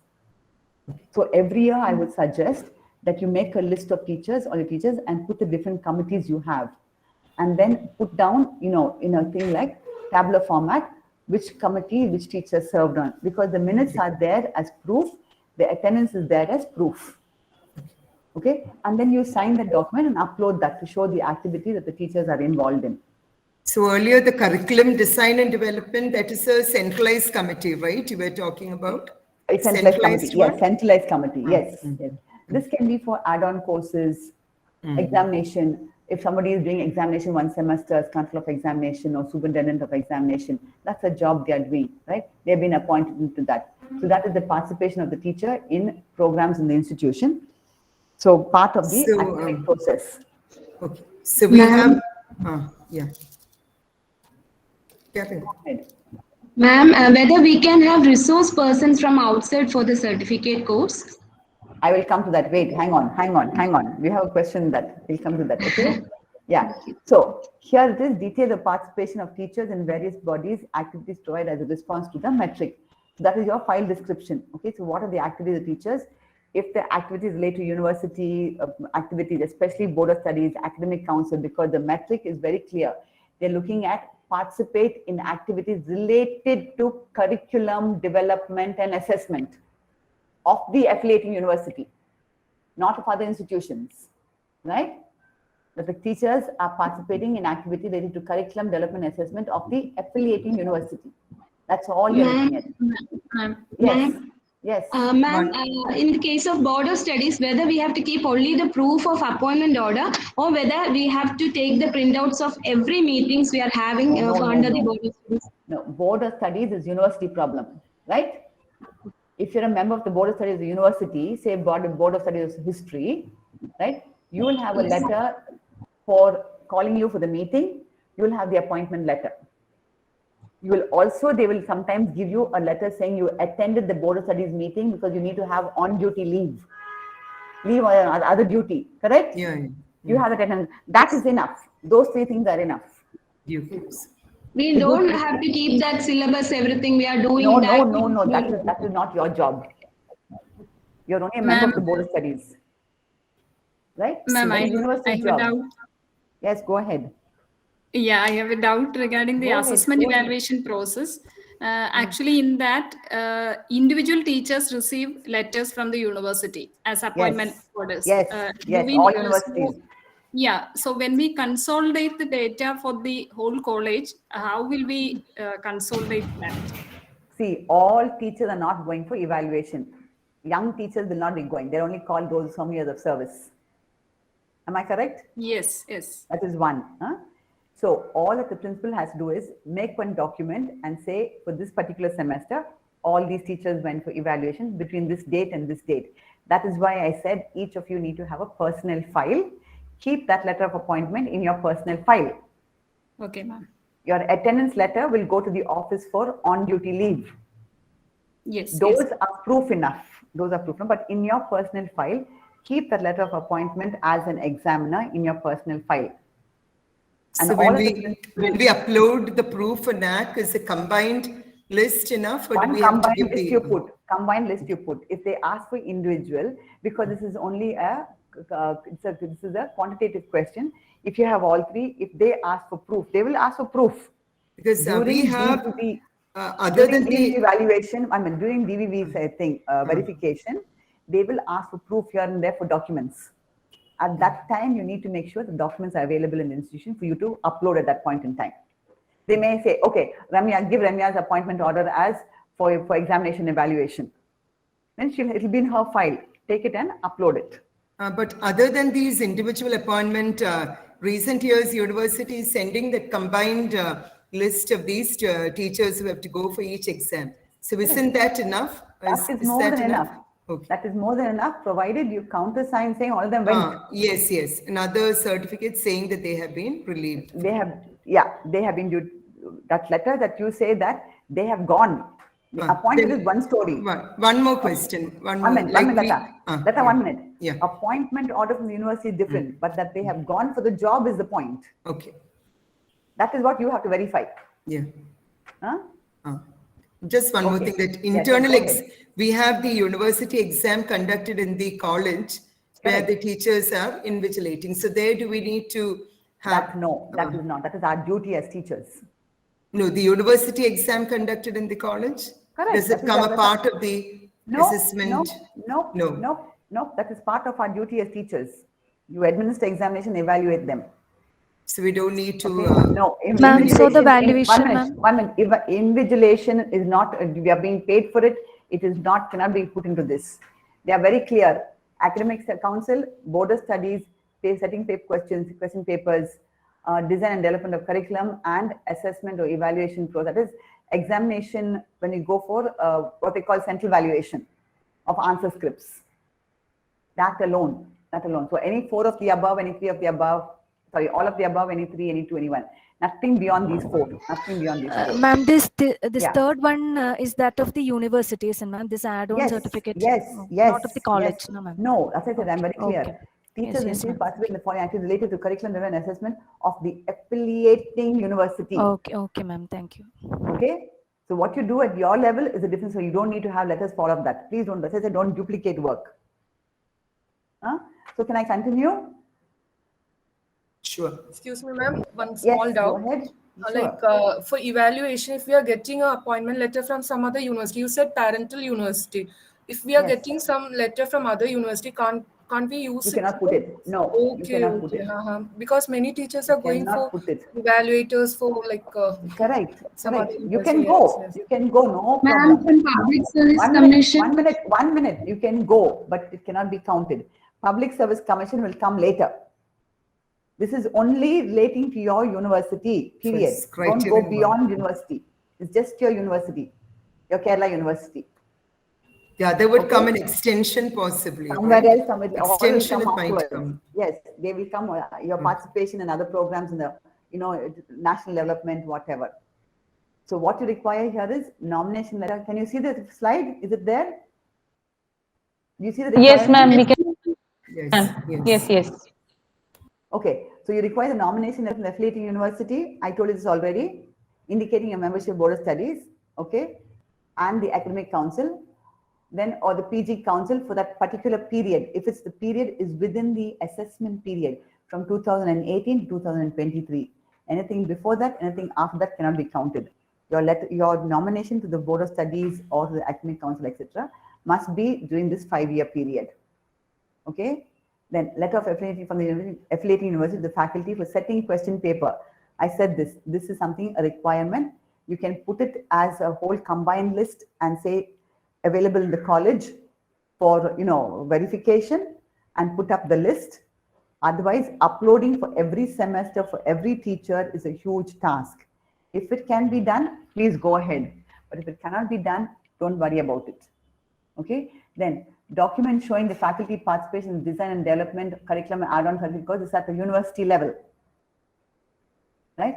Then letter from the affiliating university inviting faculty for assessment evaluation, what you do for now examination, you are going for correction, that one. So I've written there, give years of tenure in each body per person in a separate tabular column and upload that. So if you have all 20 teachers are going for evaluation now, examination evaluation, put the list down and write down there, what is for whatever they have gone, and which, if they're in the board of studies, what is the tenure of the person in the board of studies, or for curriculum for the design and development of certificate course went from 2018 to 2020. So and so went from 2020 to 2022. So put it in one tabular column and upload that. That document is enough, signed by the principal. But the evidences for all of that must be retained in the institution, both in personal file, but if you're getting OD, on duty leave, or whatever, that will be there attached in your thing, when you draw salary. Now, one full-time teacher to be counted, only one. So if you've gone 3 times for 3 different examinations in the semester, first examination, second examination, third examination, just one person is counted. That you're counted only once, not 3 times. Period of 1 tenure of membership of any body to be considered only as 1 count. If I am the board of studies for one tenure, right? But 2 terms, okay, 2 years, I count it only as once in this 5-year term. Although I've been in body for 2 years plus another 3 years, total of 5 years, I only count it once. Am I clear on that? So what are the supporting documents to be selected? You have to give supporting documents for whatever option you're putting. If you're putting all 4 of the above, you have to substantiate with documents, which I told you about. Nomination letters, letters of appointment, then certificates saying that you attended or participated, attendance certificates. Those are important. Please make sure that unless a teacher submits that attendance certificate, they do not get the on-duty leave or the whatever leave they are taking to go for university evaluation or for setting question paper or whatever. So that please, that is the one important documentation that you need to take care of. Then invitations, appointment letters for evaluation, practical examination, viva examination can also be considered, right? But as I told you earlier, DVV will seek the supporting document for randomly selected teachers for verification. So you need to have all of this in the institution for whatever if Lata ma'am says that 10 teachers went for setting question paper this semester, then that appointment letter should be there in their personal file, plus the attendance when they went, that should be there in the college office in a file for applying for leave or whatever. Because if they ask, you have to show both the appointment letter and the participation certificate. Okay, participation of faculty in other than the affiliating university not to be included. So all of you are going MG University, Calicut University, Madras University, Manoan University, no use. All that cannot be counted over here. Okay, only to your Kerala University. So whatever duty you do for Kerala University, that's it. Any questions? Can I go ahead? Yes, ma'am, we can move ahead. Okay. Can you see academic flexibility? So if you look at this, is the slide visible? Yes, ma'am. Okay. So academic flexibility, first freedom to use in the use of the time frame of the courses. Okay. Then the students have got horizontal mobility. They can take courses at, additional courses at the same level. If you want to give them advanced level courses, that is there. Can they take interdisciplinary courses? Can a commerce student take a course in science, for example, horticulture, okay, or in genetics? Or can a zoology student take a course in mathematics or accounting? That is what you offer in terms of interdisciplinary option. Then supplementary enrichment programs. What are they? All your add-on courses, certificate courses, etc. And if you have credit system, I do not know whether you have the credit system. If you have credit system, then what is the choice of courses offered in the curriculum? Do they have a large, what we call cafeteria, okay, or a basket of courses? You have many courses from which students can choose from. That's what you're looking at, the flexibility. So this is for 30 points. Percentage of programs in which choice-based. 1 minute.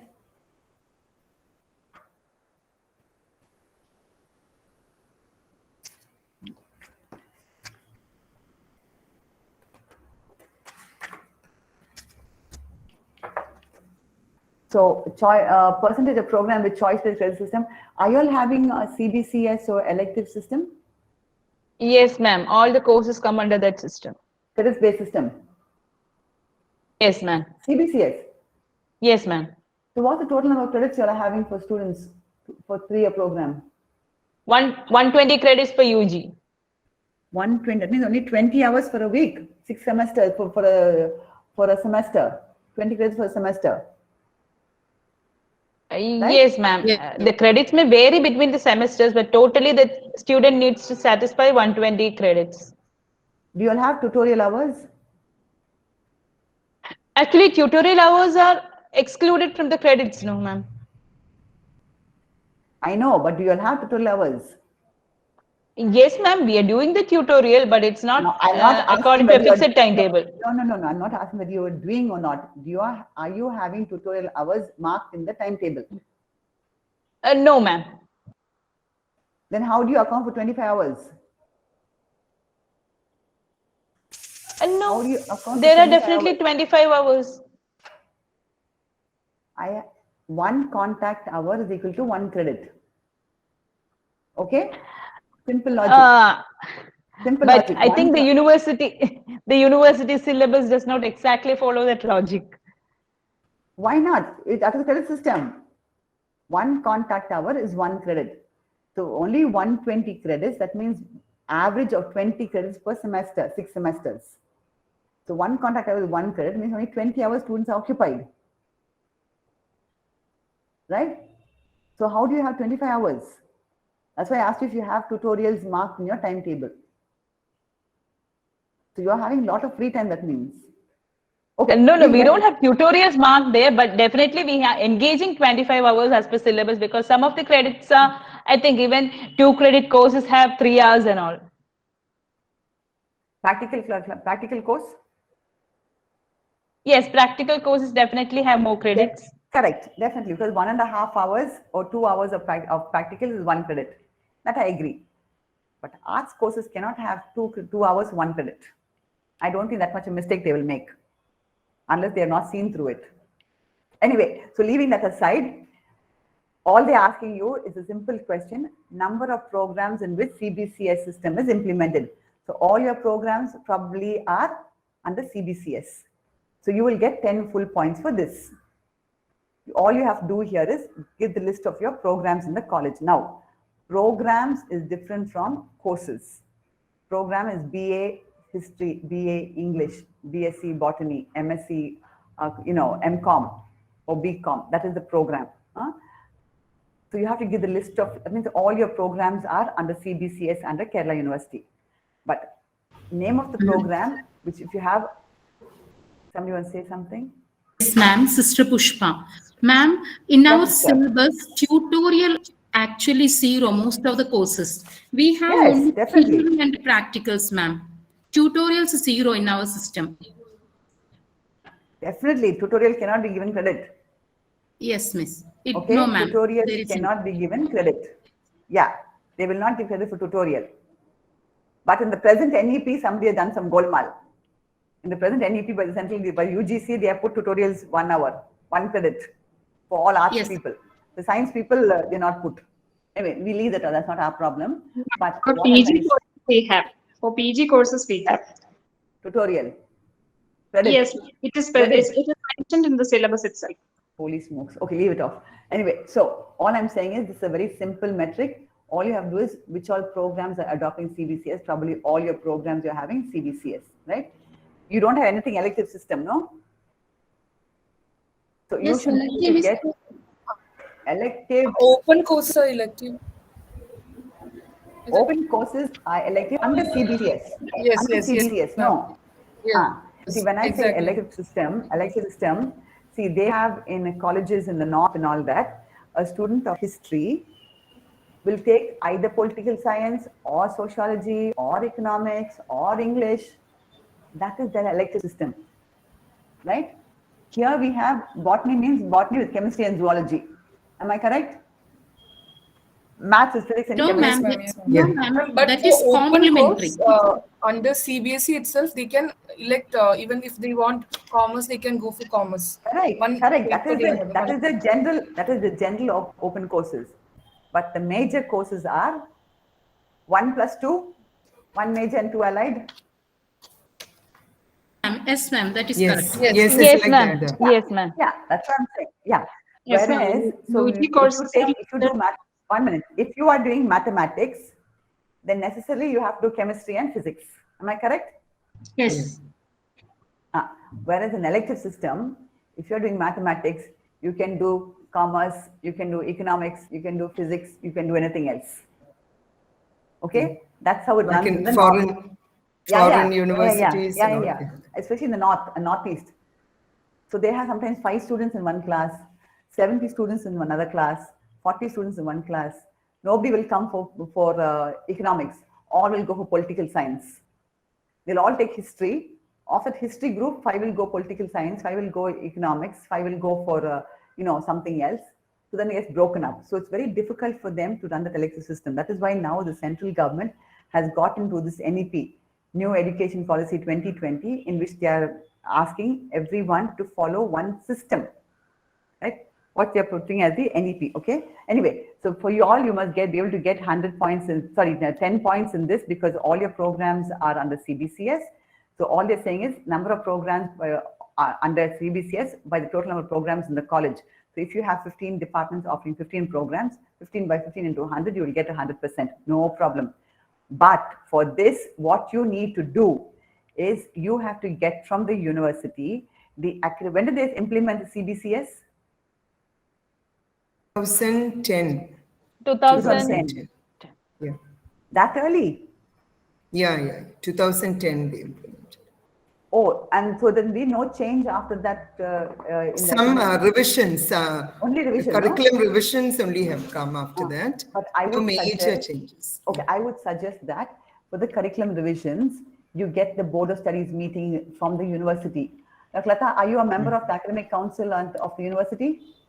No. Earlier, I was a member of Board of Studies for 3 years. Academic Council is an elected thing, and we do not have much party. Yeah. It is 1 minute.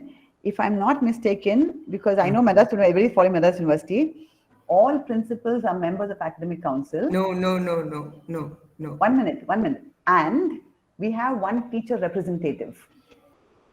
Just look at the statutes. No, and in see- Kerala University, only one member for each discipline in the academic council. And it goes by election. One Just member. only one for each subject.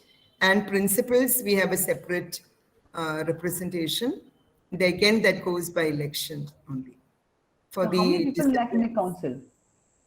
For each subject, there is one member. Oh, this is a funny system. Anyway, I won't get into that. But That's what I my would best suggest of my is that- knowledge. It's like that. Okay, what I would suggest is that there is something called an academic section in the university. Ensure you get the document of when your CBCS was implemented. You know why I'm telling you this? Yeah. This question was asked in Loyola College. They are CBCS from 1978 when they became autonomous. The blessed IQAC coordinator, who's a very young person who joined the college maybe 20 years ago, they asked them, where is the minutes of the academic council meeting when CBCS was implemented? Okay. They could not find it because it was 1978. He didn't even know the year when it was implemented. I know that because I was there at that time. I was in the PUC. So we knew when Loyola College in 79, when we became, we got into CBCS, we knew Loyola already had it.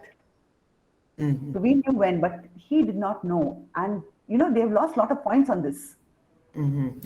So I would suggest that you get that document from the university if you don't have it, of that CBCS meeting when they started implementing the CBCS. As well as we the have studies. university orders are there. Yeah, we would be having the university order and the minute. I mean, it's also there on the website. I think. Minutes. The minutes we won't have. Minutes. Because they're asking the for order minutes. will only refer to the minutes. So then we'll have to get. No, they're asking for minutes. Please read Okay. correctly. They're asking to upload the file for minutes.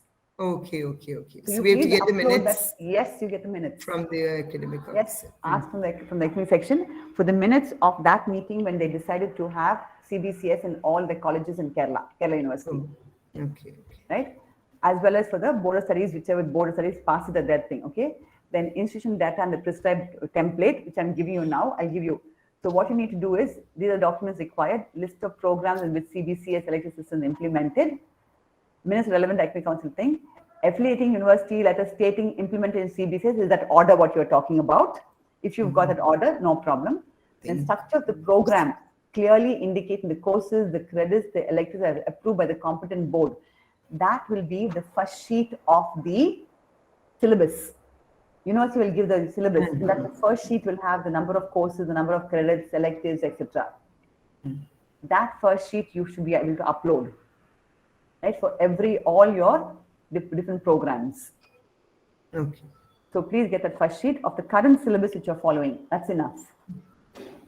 Now, don't take from 2010 onwards, but the letter minutes of the relevant academic council thing, you need to get and keep. Then this is the instructional thing. This is the data template they're asking you. So program code, whatever code you have. I'll tell you, yesterday I was looking at one of the institutions. Program code, they wrote UG courses. Program name, BA. Okay. So program code cannot be UG courses. They had courses 11, 21, 31, 41, 51. Only 5 programs they're offering. And code was 11, 21. They wrote a program code UG BA, UG BSc, UG BSW, UG BCom. That is not a program code. So please make sure you will have a program code, because I'll tell you why. As per the DVV, if it's supposed to be a number, you have to write only a number. If it's alpha numeral, you write an alpha numeral. If it's if it's a alphabet, only alpha, then you write only that. Do not put your own, because the DVV will not pick up that information. The DVV has been, the computer has been programmed such that if a number has been given, it will pick up only the number. If there's no number there, that whole metric is gone. So even NAAC says it, please do not change any of the formats that are given. Please do not change any of the coding that you're supposed to do. If you're saying year of introduction, don't write 2021 in words. 2021, not apostrophe 21, right? So please write 2021, 2022, or from 2021 to 2022, right? The whole year. That's how the DVV will pick up the information wherever it is. So this is a very simple template, but you have to write all the programs. If you have 10 programs in the college, BSc, BCom, BA, whatever, list the programs out one after the other. It will be an Excel sheet that they're giving you. Do that.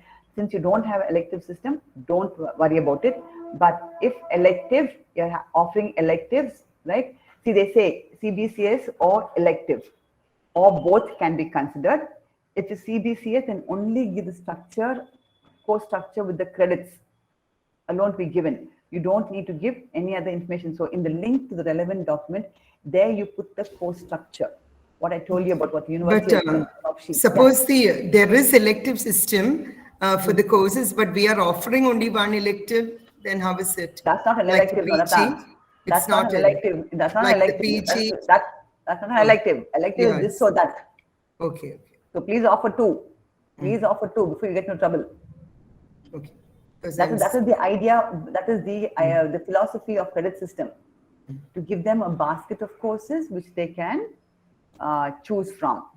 So if they have this or that option is good. Not having an option, you can't call it an elective. It becomes a core subject then. So when you give the link to relevant document, it will only show that you have only one course. You're offering only one course instead of two. Let that not become a point of contention. So try and offer two courses or whatever. But what we did in Salamaris was, if there's less number of students in a course, less than 7 students or 8 students, we do not run the course that semester. We'll offer it some other time later when we think we are going to, when the next batch comes in, we'll join 2 batches together and we run the course. So that we will have a minimum of 8 students. And the students also know that if they're not able to garner support for many people to take the course, it'll be called off, because we can't afford to have one teacher teaching only 7 students. Then it becomes a problem in the department also in terms of workload, correction, evaluation, all of that. So, but please offer them like this. And link to the relevant document, you'll have to give all the links I just told you about, the first sheet from the university syllabus to be scanned and given, list of courses, the credits, etc. Then number of add-on certificate course programs offered during the last 5 years. So whatever you've done in the last 5 years in terms of add-on certificate programs within the last 5 years alone. If you haven't started, please start putting some of this. And here, this template is, they have a template for this. I'll show you the template. This is combined with the with the next metric, 1.2.3. Now, the point here is your add-on and certificate programs or courses should be more than 30 hours or more than 30 contact hours. That means 2 hours per week for 15 weeks. So 1 semester. If you run it, because it's a semester pattern, you better is not to run a certificate course for 1 hour per week along the whole year. It is better to finish it off in 1 semester, right? So if you're having add-on course certificate courses, this can be done within that 30 hours. This is part of your curriculum, which you're having add-on and certificate programs. You can also offer it after class hours, provided 30 hours are completed. And you want to offer them more courses, you can offer them after class hours. But you have to give the number of times the course is offered, right, during the same year. For example, we have something called fabric art. The number of students for the fabric and for herbal therapy, beauty care. We'll have 50, 100 students applying for that. So we ran it twice in the same semester, right? 2 different times. 2 hours one thing, another teacher will take another 2 hours some other time. 2 days a week, another teacher takes another 2 days a week. So that's how we ran it. Twice we used to run the semester. The number of students completing the course. Now here, there's some information what you wanted is, first and foremost, the brochure announcing the courses. Please, for whatever courses you have had so long, sometimes we just make an offhand announcement saying we are going to offer this course. All those who want to come and think, join on the PA system. No, please have brochures. If you've not done it, please do brochures even now and retain with you. Put the date on it and retain it. Okay. Then you have to make a list of the add-on or certificate programs as per the template, and I'll show you that. And any other material relating to the certificate program, for example, the syllabus, the timetable of when it's being offered, the teacher who's offering it, and the attendance. Because if you look at this, what they're asking you is details of each program, such as name of the program, duration, 30 hours, 60 hours, 45 hours, whatever, list of students enrolled with the signature of the student. That is important. So ensure that you have this document, ensure that you have the curriculum or the syllabus, then what is the assessment procedure you are going to use for them, if it's year-wise or if it is going to be semester-wise or whatever, but keep it per academic year. Assessment can be just assignment or term paper or a quiz or whatever. Keep those assessment procedures. At the faculty, at the meeting, committee meeting, you decide on the syllabus for the certificate course, when it will be implemented, who will be teaching, how many hours, what is the assessment procedure, if there's any payment to be made. All of this information should be kept, right? And the summary report at the end of the course, feedback for the course, right? And a summary report of how well it ran, what were the difficulties, and evaluation of it, all that can be done, what is the outcome.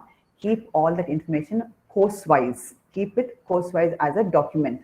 So if you ran a course in herbal therapy and beauty care for this semester, then every semester you can put a sheet in between, a colored sheet, to separate semester-wise. So 2010 you ran, 2019 you ran this course, 2020 you ran it once, 2021 you have not run it, 2022 you may run it twice. So put dividing sheets in between to give all the documentation, put a divider and finish that year. For next year, you put the next set of information. So add-on certificate courses, this instruction in HEI should not be it should not be less than 30 hours duration. You can have 45 hours, but it's not necessary. 30 hours, run 2 hours a week for a semester. Now, programs conducted under regular university curriculum cannot be taken. For example, if Tally is being offered to BCom students, right, then you have another Tally course running side by side in the college, right? It cannot be taken as a certificate course for the same students. But if botany students want to learn Tally, that's a different story. You can take it.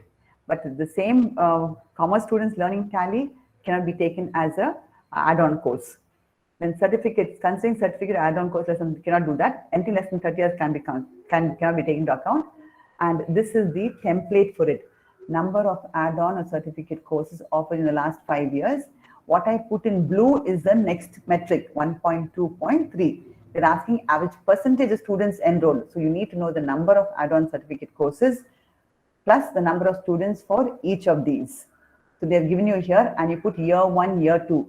Anjum, whoever's doing this metric, please ensure when they write year 1, year 2, you put the year 1. Year 1 will be 18-19. Year 2 will be 19-20. Some college wrote year 1, year 2. Then they cross-matched it with the enrollment of students. It did not match. So when they put year 1, year 2, it's for you to write in brackets which academic year it is. Okay? And this is the thing. Okay, ma'am. So that's ma'am, can I ask one doubt about the additional information we are supposed to upload? Do they expect us to upload all the supporting documents which were mentioned, like list of students, then transaction details, then method of assessment and things like that? If you have, see, when you have a meeting, right, you will have the minutes written out of what was the syllabus going to be done. Syllabus you'll have to upload. Syllabus should be on your website, actually. Syllabus should be on your website. Okay? Okay, Even university syllabus, all those done on university website, you have to have it on your website. You have to write the program outcomes, program-specific outcomes, course outcomes. University will not do that job. They'll only write objective. You have to do that and put up on your website. So the syllabus for all these courses should be on your website. Just give them the URL. Since they're on the website, give the URL. Okay? The fees will be there. The assessment pattern will be there along with the syllabus. The scheme of valuation will be there along with the syllabus. It should be there, actually. So if you give the URL, it is more than enough in the additional information. So it will go to the landing page. You cannot upload everything, Anjum, because there's only 5 MB space in the NAAC website. Everything should be mostly on your college website as of now. Even now, please put up your syllabus and have an archives. So for the academic year 2021, this was what was available. Academic year 21-22, this is what is available. Right? Some colleges, I'll tell you, one of the best colleges in the country, St. Stephen's, they have no archives. I'm asking them, what is your IQAC meeting minutes for the last year? We have it in our file. I said, no, it should be on your website. It should be on your website. So last year's Academic Council meeting should be in the archives. Or you put it year-wise. 18, 19, 19, 20, all the documents under year-wise, right? So this also, put it in your website. Have I cleared your doubt? And whoever asked me, I think Anjum, right? Yes, ma'am. Yes, ma'am. So I cleared your doubt? Clear, ma'am. Clear. Okay. So can I pass on?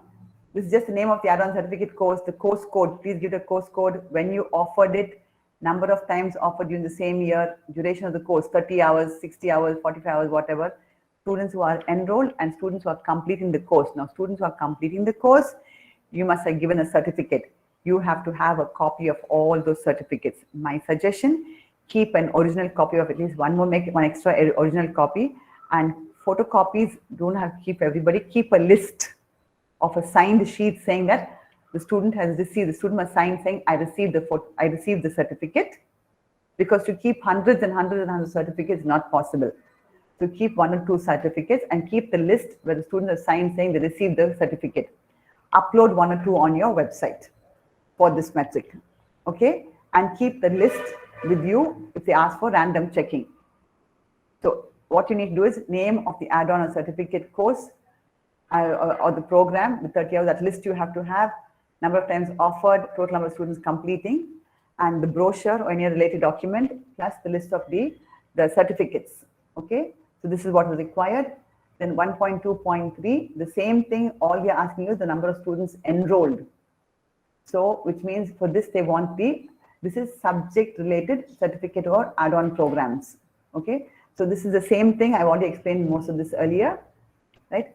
Attendance sheets, what the documents required here is year-wise list of students enrolled in the program as defined in 1.2.2, the previous metric. So all the lists of students like you do for a major, allied, etc., keep a list of this, of students who are enrolled with their attendance, okay? Because you're asking students, attendance sheet of students participating signature should be provided. You cannot say somebody, I think. And the DVV will seek certificates of randomly selected students in selected courses, okay, as well as the attendance document. So these 3 things are important: the enrollment data, the certificate, and their attendance sheet. 3 of these things are important, apart from the syllabus, as well as the assessment patterns. Am I clear? Yes, ma'am. Okay. The next one. Yeah, so I put the distance. I will send this list to you, Anjum. This whole PPT I will send to you, okay? Sure, thank you so much, ma'am. Yeah, now you won't have a problem. So they've written there, scanned copies of certificates be maintained by the institution. Then list of students who have completed the course of not those only enrolled, but those who have completed. Then see, one student can enroll in many certificate courses, but you should have for each one, for each course, you must have the list. Don't go student-wise, go by course-wise. Okay? And scan copies, because you definitely cannot keep copies of thousands of certificates, so many courses you'll be offering, etc. Then the pass percentage for each certificate course. If you have 50 students enrolled, only 45 take the assessment and only 45 complete it, right? Then that pass percentage you'll have to give as 90%. So that pass percentage you have to maintain. Like if you maintain pass percentage for, final year examinations, etc., please maintain the pass percentage for this. This is an official duty. Okay, it should be maintained in the college office, not just with the department, because when student comes back after 5 years, and if she's going to a foreign university and they ask what kind of extra courses the student took, we may not be there, we are retired, but the college office will have this information to say that apart from the major courses the student took, they also took these certificate courses, right? And they passed in it, and this was the score they got. Either give them a score or a mark or a grade, whatever it is. So that information to be kept, pass percentage students to be kept, okay? Then, yeah. So if you don't mind, can we take a break now? I will begin this again after lunch. Okay, there is a question in the metric in this curriculum enrichment on cross-cutting issues. That is, what are the things that you are doing which related to gender, equity, human rights, all of this. Okay, so it refers to the ability of students to have sufficient knowledge, okay, to engage in public discussions on related issues, okay, and that they are careful customers of scientific and technological information related to everyday life. For example, they do not use technology for doing harm to others, for hacking, for all of those things. So what kind of things do we give them? Ethics do we teach them? And this is very required these days, because our students, our youngsters are all technologically driven, and they know much more than us in technology. So it's good for them to have some kind of information on this. So what does the institution do in terms of giving them professional ethics? And for example, I will give you a lecture now on professional ethics. So this is professional ethics not only for students but also for teachers. Then gender, human values, environment and sustainability. How do we incorporate all of this into the curriculum? Okay, so it's only a qualitative question, but the point is, for this, if you have workshops, seminars, programs, etc., okay, what you need to do is you need to document the seminar, the workshop, all the information. 1 second. You need to have a list of, say you have a seminar, so say 30 students or 40 students, then you need to make the list of students, who was in charge, when was the announcement done, have a registration, have a brochure for it, who was the resource person, the letter sent resource person, make a file of the whole program, right? In the remuneration paid also, if you have some information, keep the remuneration paid also, otherwise, it becomes difficult. They say simply you put somebody's name, etc. So let the person, give the person a letter of invitation saying, can you be the source person for this topic on environment and sustainability? Now, this environment sustainability, we also have a program, UGC mandated course. Are you all offering that course, environment sustainability? Yes, ma'am. We have a compulsory course in the UG, EVS. Yeah, EVS, correct. Okay, so apart from that, what is being offered there, what else are you doing for environment and sustainability? Okay, do you have conduct programs? Do you take students on for any conservation program, etc.? It may not be only lectures, more hands-on. Then you have gender. Okay, most of us in the South are so used to having a women's college or a men's college. How do our students integrate with, many of them come from CBSE schools where they are co-ed schools. So those children know to behave with young, especially girls, they know how to behave with boys and vice versa. But when you come from institutions that are only singular, unisex education institutions, then it becomes very difficult. So how do we help our students think? Some of the problems in this country today, why they are asking for gender thing is, education is studied, is because so much of rape of young girls, so many, not one, two, every minute in India, 2 people are raped. It's not funny. So it's good for our youngsters to have, know about the opposite gender, also how to protect themselves. Then professional ethics. Many of our students, they do not know plain honesty. You leave them for a test, we have to supervise them. You give them an assignment, they'll cut, copy and paste, right? Or 2 or 3 of them get together and write the assignment, and all 3 submit the same thing. They don't do individual work. So professional, simple, basic honesty they don't have. If they see someone's money somewhere, they will pocket it. They will not think you have to go and give it to the authority concerned. So little things, they will take somebody else's work and show it as their own work. Even when they go out of the institution, they go to companies and all that to work, they do the same thing. So that professional ethics of, when I do the lecture, you'll know what it is, right? Is something that we have to give our students. Human values.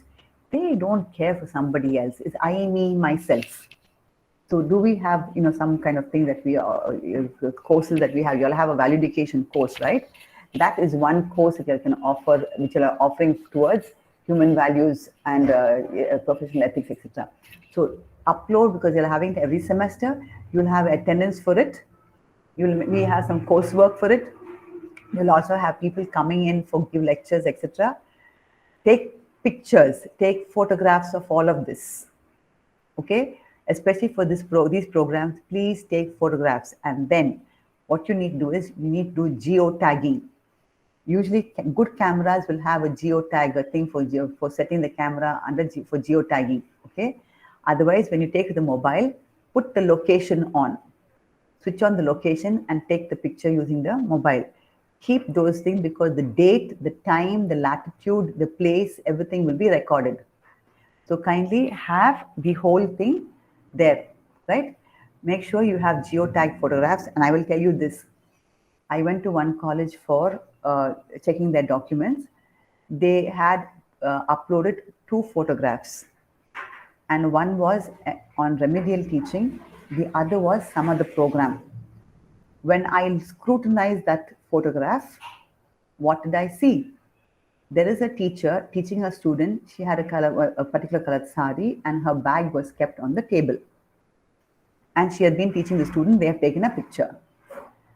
Somewhere later on in the same, another document, another photograph was there.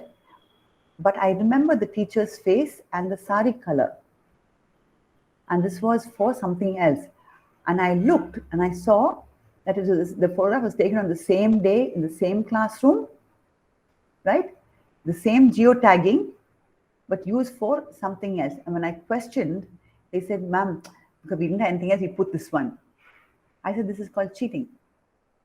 You cannot use a photograph taken for remedial teaching and then use the same thing taken at a different angle for some other program, the same student, the same teacher. So that is not ethics. So when you take photographs, make sure that what you're taking for, you file them and keep them. Upload photographs relevant for that document alone. Okay. So this is what you have to think. Any other and when I say additional information, this is the additional information. The invitation letter to the resource persons, the photographs, okay, brochures, etc.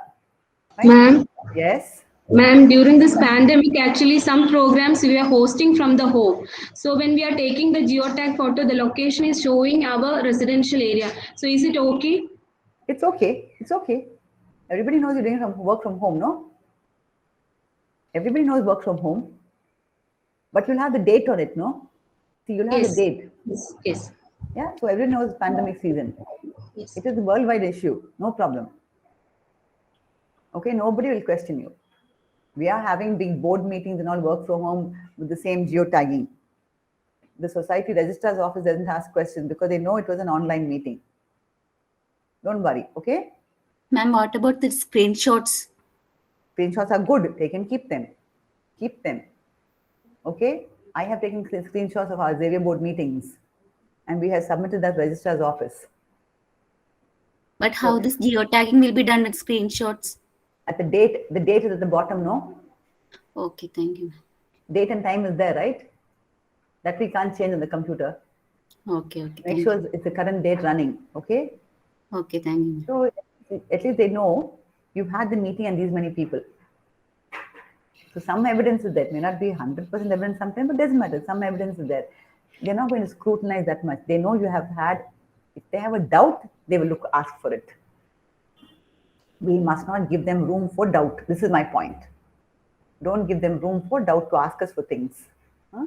Okay, the next one is average percentage of courses that include experiential learning through project work, field work, internships in the last 5 years. Okay, now since your courses are coming from the university, some of them will be experiential learning, some of them will have practicals, social work will have field work, some of the courses may have internship, etc. Beyond that, can you as a college offer the students internship or project work in the summertime, etc. Right? The reason why I'm saying is part of this, they're not asking for what is being offered by in the course, but additional. So what you need to do is the name of the course, detailed experiential learning, project work, etc., and name of the program. That is the data template. Okay. So if you have say 150 courses across say 10 disciplines. I'm just giving some theoretical number. So you have 150 courses along with across all the programs. Okay. So if of those 150 courses, only 10 have got experiential learning or field work or whatever, then you know how much a point you will get. Okay. Now, you have to give the average percentage over 5 years. Already 3 years have gone. You only have 2 years left. If you have not done, please do something enough to think. So, you have to give the program, the curriculum, and the syllabus of the courses. The syllabus comes from the university. So again, minutes of the Board of Studies, Academic Council meeting with the approval of these courses. What I told in the earlier one, we had Academic Council meeting, same thing. So the same link you can give over here. You don't have to upload again. The same link you can put over here. Then the MOU, somebody asked me about MOU with relevant organizations for these courses. If you have any MOU, okay? Then, because sometimes we may have some kind of a project work where we are not capable of offering the whole project, of doing the whole thing ourselves. We may have to send students to some company or to some other organization or some other institution. Then we can have an agreement with them or an MOU. Earlier, NAAC was asking for MOU, but they realized MOU is very difficult because not many want to sign this. But an agreement for 1 year, 1 semester, it's all right. Companies don't want to go into long-term MOUs with institutions because they don't know what they're getting into. 1 year we'll have a good set of students, next year we'll have a very poor set of students. 1 year this will be the syllabus, another year another syllabus will be there. So they are not comfortable with that. So many companies and other organizations do not have, they have agreements. For example, with the IISc or Indian Academy of Sciences or IIMs departments, you can have some kind of an agreement. Because I know colleges are having, one college in the Northeast is having a MOU or an agreement with St. Albert's College, okay, fisheries department, because Northeast they don't have fisheries. They have only in fish breeding, which is inland fish breeding, okay, not sea fish. So they have an MOU then, so students can come here and study something that way.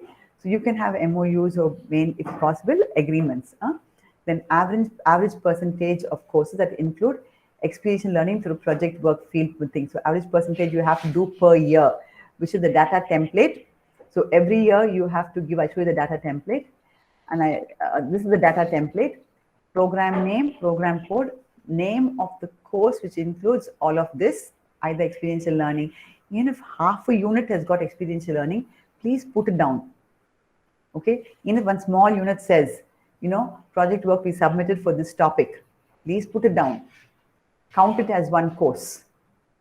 Don't wait for 50% of the course to have experiential learning or 20% of the course to have project work. No, if a course has even one small subunit having something to do with experiential learning or field work or internship or project work, please count that course. Right? So they ask you course code, year of offering, number of students who have taken the experience thing to field work, whatever, link to the relevant document. So I'll go back to the documents, which is the document showing the experiential learning through the project work. You have to give the syllabus or whatever as prescribed by the affiliating university. Now, this is not something that you do on your own. This is the syllabus of the university, right? Only courses having this as per the affiliating university curriculum you can do. If the syllabus does not have a project work, the syllabus doesn't have an internship or a field work, you can't say we are giving field work, okay, so we want to count it. No, it will be part of the syllabus. So as I said, in the small part of a small unit in the syllabus has project work. Social work will have field work. Field work practicum every semester social work students will have, right? Commerce students may have internship for going and learning accounting practices in some compulsory internship. Some of them may have project work. Science students usually will have some kind of project work, okay? Whatever it is. So that it is already written in the syllabus, you can please upload those documents, okay? So ma'am, here we can't alter anything, isn't ma'am? Only no, you we can cannot. do You things cannot. which is prescribed by the university. Yes, it's written there. See, avoid courses that support experiential learning through project work, field, whatever, not prescribed by the affiliating university, not be included. Okay, ma'am. Okay, so only what is in your syllabus. They're not asking to do anything extra, nothing extra. If it is, that means the university is to blame. Okay, yes. So that's why I said if you're on the board of studies or academic council, or somebody is on the board of studies or on the academic council, influence them, tell them as per NAAC, even they will struggle.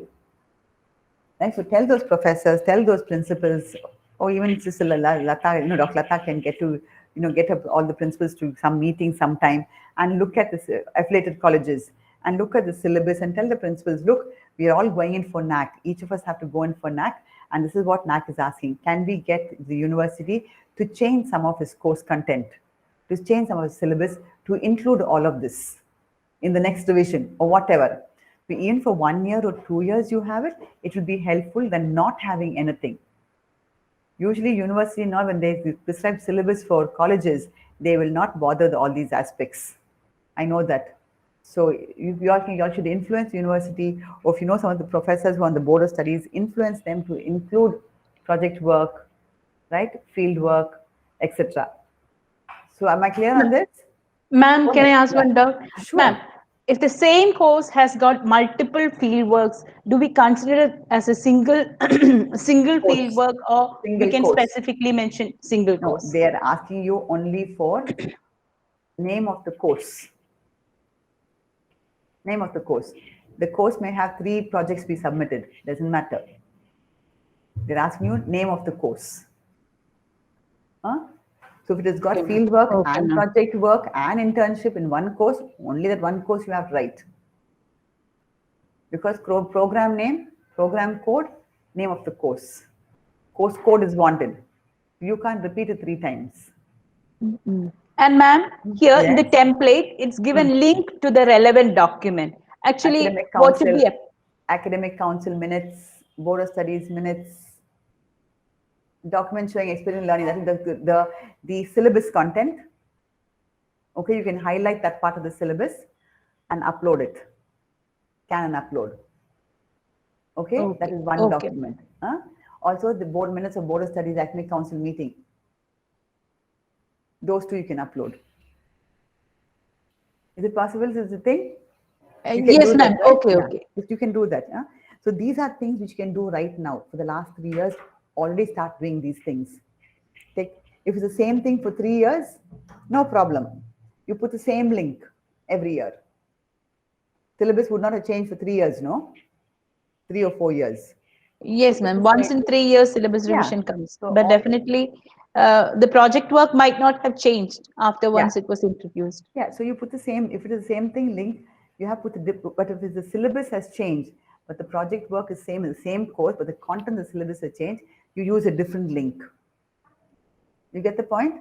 Syllabus from 2018 to 2021. Yes, ma'am. 21 to 23, another syllabus, the same project work, but 2 documents you'll have. 18 to 21, one document, 21 to 23 or whatever, another document. Same project work doesn't matter. Same course code doesn't matter. But they're 2 different contents in the syllabi. Okay, ma'am. Okay. So with that, we finish that metric. The next one, percentage of students undertaking project work. There they asked you the number of courses. Here they're asking you the percentage of students. So if it's in the syllabus, you're lucky because 100% would have taken it, had to do it. There is no option in the syllabus for some students to do project work and some students not to do project work. In autonomous colleges, we give students option either to do an internship or to do some coursework in the college, or to do some project work and to do, or for others to write an assignment and give. So all won't do project work. 50% may do, 40% may do project work. Other 60%, ma'am, we'll write term paper or we'll write assignment. That's easier for us. Some people are not skilled to do that. Some people are very good at the hands, right? I'll tell you, for example, I ask students to do a terrarium as a botanist when I'm teaching horticulture. Other students, I'll make them write something, give me on lawn, say for example, on lawn making. So they will go search with me. Once I sent them around Chennai to do all the gardens in Chennai, landscape of all the gardens in Chennai. So they only write about it, take pictures. But those who had to do terrarium had to make sure the plants were growing inside the terrarium. It was a little difficult. Answer, Mom, I don't have green fingers. Okay, go right, I told her. So that option we have. But whereas for y'all don't have the option. Student either does the field work or that's the end of the story. So then number of students. So you have to do only for the latest completed academic year, which is 22, 23. Am I correct? That will be your last academic year before you submit your, when do you submit the SSR, next SSR? Ma'am, actually, our time period extends till August 16, 2023. Okay. But our academic year comes to an end in March 23. Correct. Not March, May. May. Okay. Yeah. For May. us, academic year, okay. Yeah. No. Academic year is from June 1st to May 31st. May. Okay, ma'am. College students coming is only till March. But we teachers have to go till beginning of May or something. Yes, ma'am. Correction, this thing, that thing, stock checking, all that will go on. So academic years from 1st June to 31st of March. So 31st of May, when you finish, you still have June, July, August. Right? So submit your IAQA somewhere in the middle of June, so that in 2 months' time, 1.5 months' time, by the end of July, before the last date, your SSR goes in. Even if you submit 2 days before the last date, no problem. But don't cut it fine. Keep your date till July end. Okay? So your academic year is over by May 31st. So your year will be 22-23 will be your last academic year. Got it? Yes, ma'am. So you can have the data, complete data. Your data is complete, it is not half a year. NAAC expects 5 full years data to be submitted. Okay, one college had only 4.5 years. They went and submitted IIQA. I had to ask them to withdraw the IIQA. My NAAC was making a noise, all kinds of problems. So my suggestion is try to finish all the work, except maybe 2 or 3 metrics need data till the end of the academic year. That alone you finish in the first week of June. Submit the IIQA by the middle of June. End of July, before the end of July, submit the SSR. Don't wait 45 days. Since you're already doing the SSR now, everything will be completed, finish your review, everything, right? Just fill up the gaps, right? And keep a list of what all is information required for the latest completed academic year. That alone you fill up. The number of teachers, students that you can fill up by September, October itself. Okay? Only these kind of things, fieldwork, project involvement, you will have to wait till at least till March to get that information. Then by May, June, finish everything. So that by July end, before July end, your SSR will be ready for submission. Okay? SSR should be ready before you submit the IIQA. That is my point. Okay? So this is what they're asking. Earlier they asked for names of courses. Course code, program name, course name, link to the relevant document. Here they are asking the list of students. There they also ask you name of student who study the course, experiential learning. So this list in this document and the list in this document should tally. Okay? Name of the students study the course. So you'll have a whole big list, maybe a whole class. So you can give the link. Right? Here, same thing, list of students undertaking fieldwork internship, link to the. So make sure when you answer like this, that the information is the same. Okay? Then, so number of students undertaking the course of fieldwork thing by total number of students. So maybe 10 courses will have students who are taking project work internship by say maybe each class 50, so 500 students by say 3,000 students in the college. But this is not in your hand. This is only in the hand of the university, but you have to make the best of it. That's what I'm saying. Even if you have a small part of a small unit or part of a unit where you have project work or field work or whatever, please count it and count the number of students who are on that course so that the numbers will come about the same, right? Otherwise, if you have the denominator and the numerator are very much different, then your percentage will be low. Okay? And then for this, you have to give the list of programs, same as the previous data, and number of students, same as the previous data, as well as this template. Okay? So documents require list of students. Okay? For the last academic year alone, internship completion certificate from organization where internship was completed. Okay? Along with the duration, 1 month, 2 months, 3 months, or summer vacation, or December vacation, or even 1 week Onam holidays, or Puja holidays, whatever. Then report of the field visit, sample photograph. I told you, take photograph. Okay? with geotag, with location. Then permission letter only for field within the competent authority will be concerned. So if you have gone, say, to a forest, okay, to study the fauna and the flora, then you should have got a permission letter from the forest department to enter the forest for this day, on this date to this time. That will be a very good documentation for you. Okay. Any questions? Yes. Ma'am. Yeah. In the same semester, for different courses, the same set of students might be having different field works.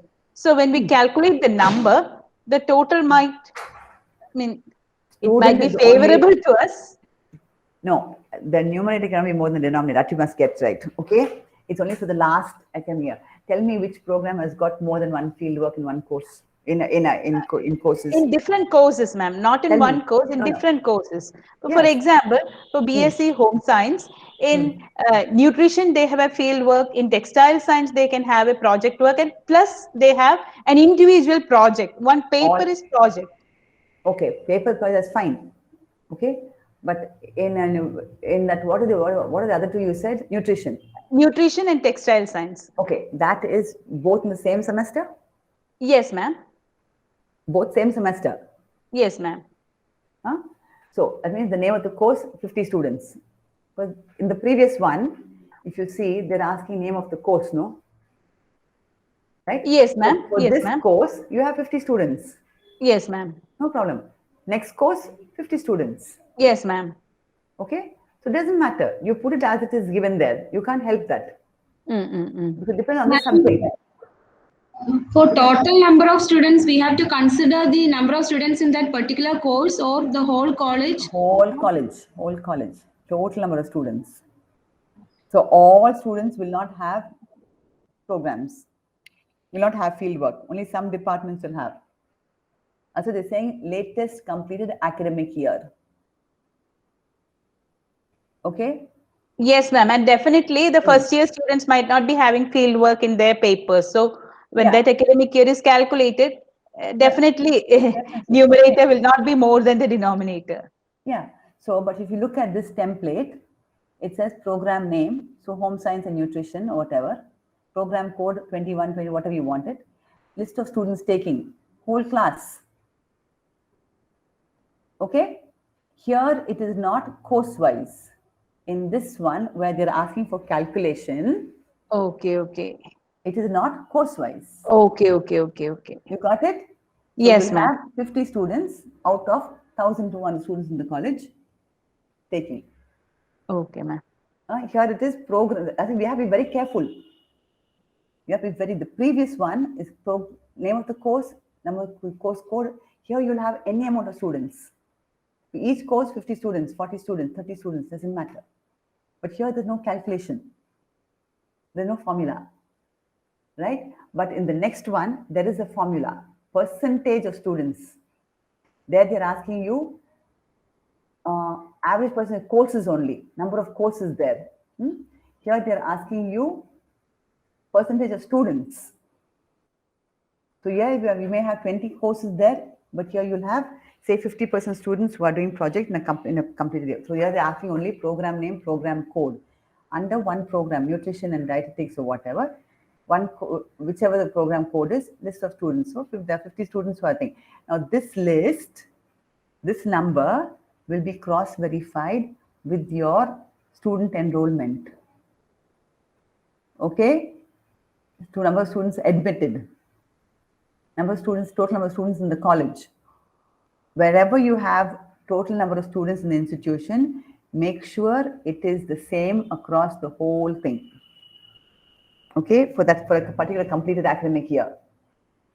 Do you get my point? We have to calculate separately for project, fieldwork, internship, and we have to divide by the total number of students, or all together. Same students will be doing this project, fieldwork, internship. So whether it will affect the total number. How will it affect See, you give me an example. If my student is doing nutrition and textile, whatever that is, this semester, right? So I'm asking, that is the same student doing project and fieldwork and internship, right? Same student. I am doing X, Y, and Z. So I can only count it once. I cannot be counted 3 times. right? Okay, number. so considering when we calculate using the formula, even though they are doing multiple Doesn't project matter. work or internship, Yeah. we'll be counting them once. Yeah, only once. Huh? All right. They may be doing two of the three things. They may be doing all three things. You count them only once. Whether 1 or 3, we will be getting the same benefit. Same benefit. No, counting 3. You will get more in the numerator less than denominator. Okay? You're counting somebody 3 times means, then what's the fun? What kind of answer you'll get? You'll get 150%, or 300% you'll get. 3 times you're counting the same persons. Right? So you're counting the number of students alone. If you look at the data template, program name, program code, list of students. Right? So for one program, one code only you will have 50 students enrolled in that class. Right? Or 300 students enrolled first year, second year, third year. And so that is where you have to look at it and do. Okay, so you have to give the list of students undertaking the field work, project work, whatever, program wise, not course wise. Okay, and then in the last academic year, they're not asking course wise list of students. For this program, this many students undertook field work and project work and whatever. Okay, completion certificate, of course, you have to make sure you get it. Keep photocopies, scanned copies with you all, and report the field. When the students come back, they need to submit a report. A report also from the place where they went. If they went for internship to a company, let somebody from the company give a report of what was the work done. You know, when for bioinformatics, I used to send my students for internship. Every month, the supervisor had to send me a feedback. I had a feedback form. I would send them. They had to fill the feedback form and give me a report on the quantum of work the student has finished. And I would also cross-check the student every month how much of work they have finished. So this was a thing that we did. So you all will also have to do that, right? Now, if you look at the what's asked with specific instruction thing, just listen to this. It says only latest complete academic year to be considered. One student involved in multiple field work or internship in the same academic session should be counted only as one. You got it? Clear? Yes, ma'am.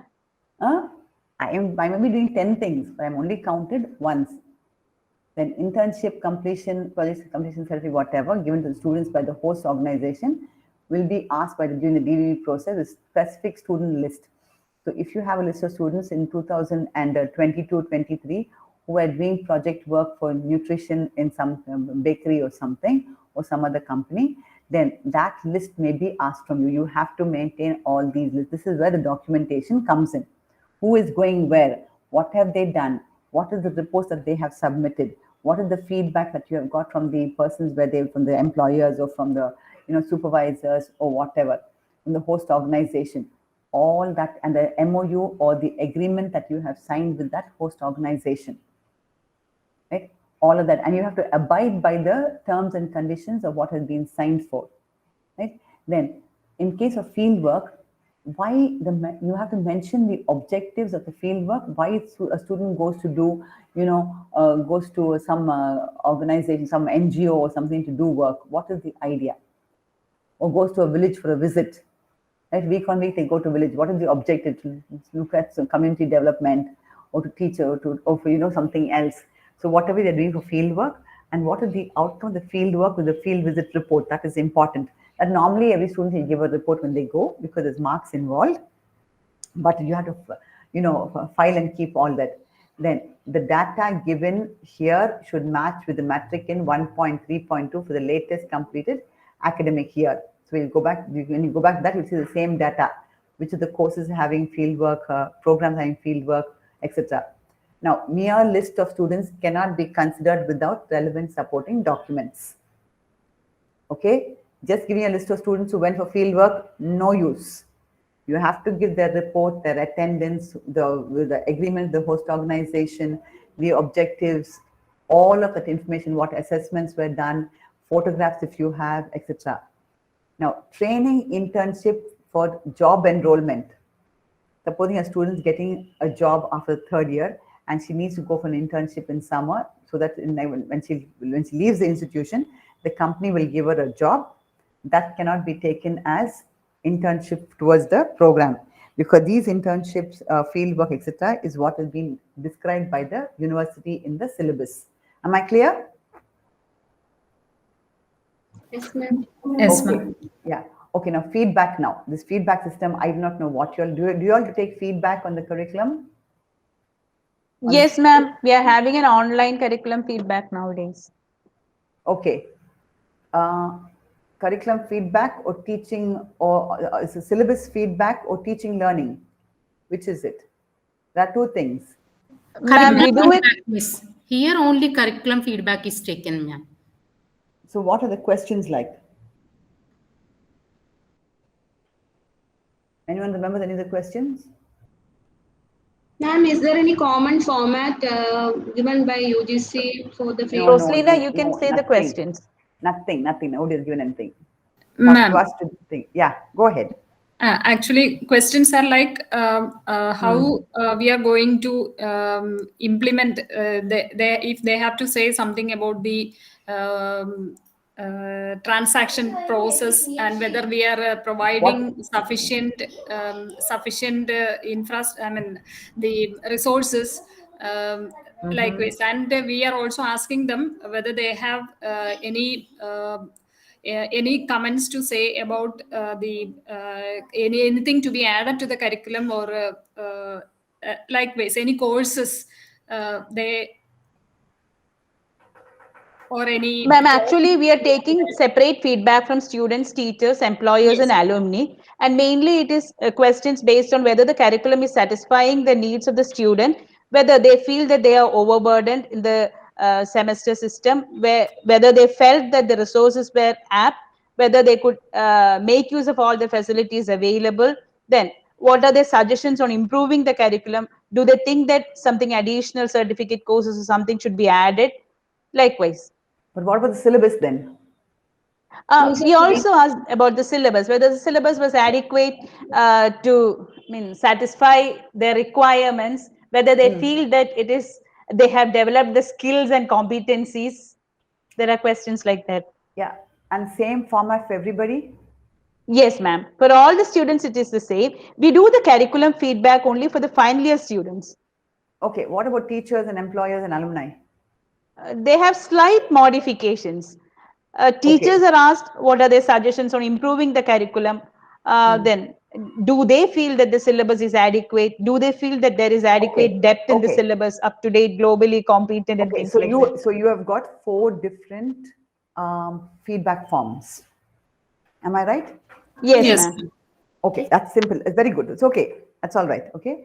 So when you have 4 different feedback forms, you are taking sufficient feedback from employers. Are you able to get employers to give feedback? No, ma'am. The number is usually very small from the employers. But we insist that at least every year we get at least 8 to 10. Okay, enough. Even if you get 5, it's enough. Yeah. Okay, you make sure at least 5 or 6 will give you. Ask yourself when when students get employed and or if they go through the placement cell, then have an agreement with the employer, those who are coming to you through the placement cell, that after 6 months or 1 year, they will give feedback on the students whom they have taken for employment before they can come in for placement. For some companies will have very good thing of the institution. They will want to come back year on year to take students, right? Then let them give feedback. Let those employers give feedback to you. So that will be a good thing, especially when they go through the placement cell of the college. Okay, hold them to it because they are getting good students from you for placement, right? So they should be able to say, okay, the students have got sufficient knowledge of this thing that they are working in. They have got the skill, they've got soft skill, they are well spoken, they have communication skills, they have verbal skills, they have good analytical ability. Those kind of things also you can ask employers. Same with the alumni. Okay, so that's okay. So if you're doing all of it, the point here is not whether you are doing all of it or not, but analysis of the feedback. How do you analyze it? What information do you give back to the stakeholders? So if you give employers, they give you the feedback, then do you tell them after the analysis, you write to them and tell them, thank you for your feedback. This is what we have analyzed, and this is where we will be rectifying. That maybe the employer said the students do not have soft skills. Then you can also tell them, that we are planning to have some program, soft skills program for students, so to enable them to communicate effectively, okay, or to improve their language skills, or to improve their verbal abilities or their analytical abilities. That is something you can give them. Even for the alumni, you can tell, always good to tell the alumni and the employees and all that, what are the remedial measures you are taking. So even those little letters, only 5 employers, 6 employers, right? You can send a letter to them and say, this is what the remedial measures we are taking. We hope that in the future, our students will, will get gainful employment. Then, so you have to give the URL for the stakeholder feedback report.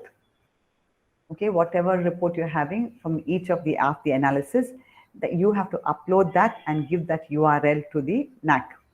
Then what is the action taken report? Now, if it comes to syllabus, right, this feedback has to be given to the governing council of the college and to the board of management syndicate of the university. Okay, so it is important that if the students have said syllabus is outdated, okay, you've taken from 50 students or 100 students or whatever number of students, and most of the students, you can draw a bar graph and send this to the university saying that in this subject, students have said that the syllabus is outdated, or syllabus needs to be updated, or they would like to have a course in the new, like a new, say for example, a thing on GST, a course on GST, okay? So commerce students want a course on GST. So that if you've asked them the question, would you like to have any new course?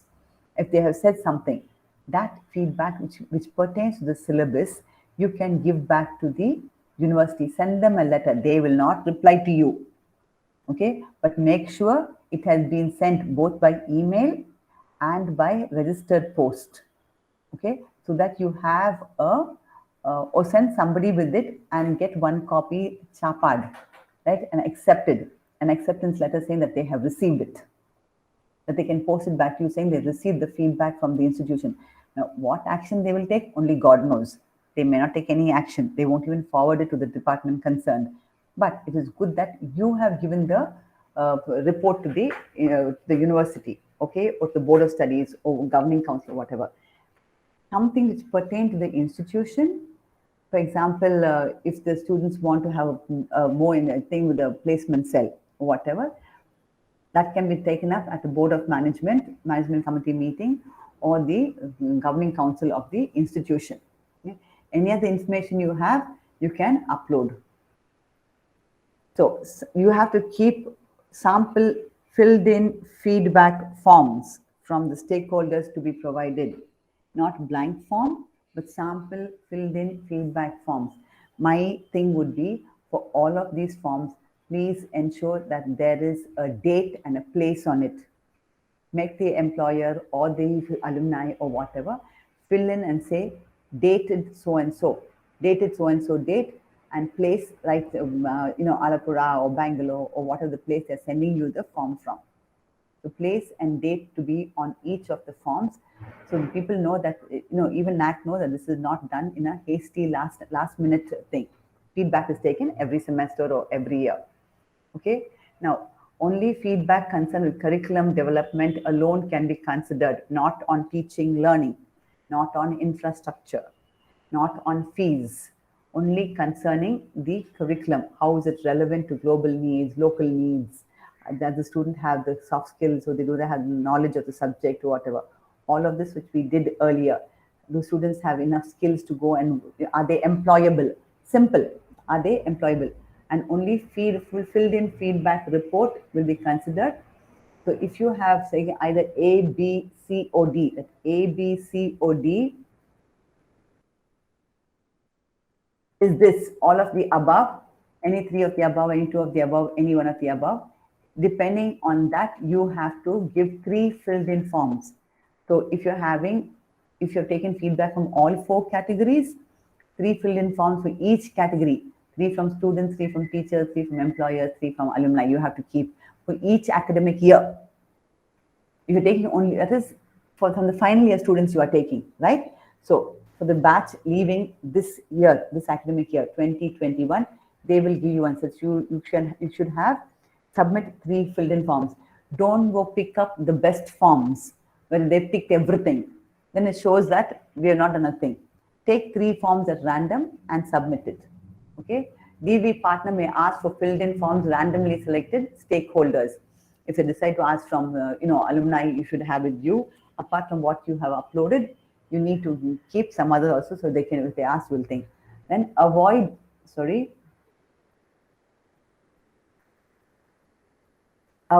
anything that is not related to the design and review of syllabus. This only pertains to design of the curriculum and the thing. So add-on courses, all of that can be considered as part of the curriculum. Even the clubs that you have, you can ask students about clubs, how effective they were, did they bring about some, the students learn cultures of other places, from students of other places, was it socially relevant, the clubs that you're having, etc. So have 1 or 2 questions even in those areas.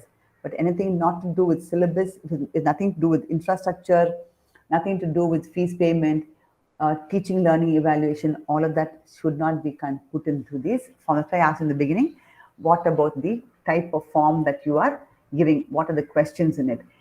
4 or 5 questions more than enough. Don't go to write 20 questions. Analyzing those 20 questions is a nuisance. Okay, so only put 4 or 5 questions and get feedback from the third year students before they go. What we do normally is, after students finish the final examination, when they come for their mark sheets, at that time we make them fill up the form before we issue the mark sheet and the transfer certificate. So we'll get from all of them. Okay, so I think then there's one more thing. We are going really slow. Okay, the next one is a quantitative question again. The feedback process of the institution will be classified as what you have done: collected feedback, collected, analyzed, action taken, and feedback available on the website. So you have to create one area where you have this feedback available for including public to view. If you want only students to view, it can be in their login. Feedback collected, analyzed, and action has been taken. That you've taken some action. Now, action meaning that if something to the university, you have sent the letter to the university. Okay, you have no control of the university, but that you have taken action. Your action is to send the information to the university on the syllabus. If the students say the curriculum is not, robust enough, then you have to take action on that. Then feedback collected, analyzed, feedback collected, feedback not collected. Okay, so you have to upload stakeholder feedback report, then action, AT as action taken report, okay, of the institution on it as stated in the minutes of governing council, syndicate, and the board of managers. What action has the institution taken? Whether you sent the letter to the university, right? You sent a letter to the university, date, time, copy of the letter, keep with you all. Keep one copy. Okay, always keep a copy of any information going to university or any document going to university. Please keep one copy in the institution. Okay, then upload any other additional information that you have.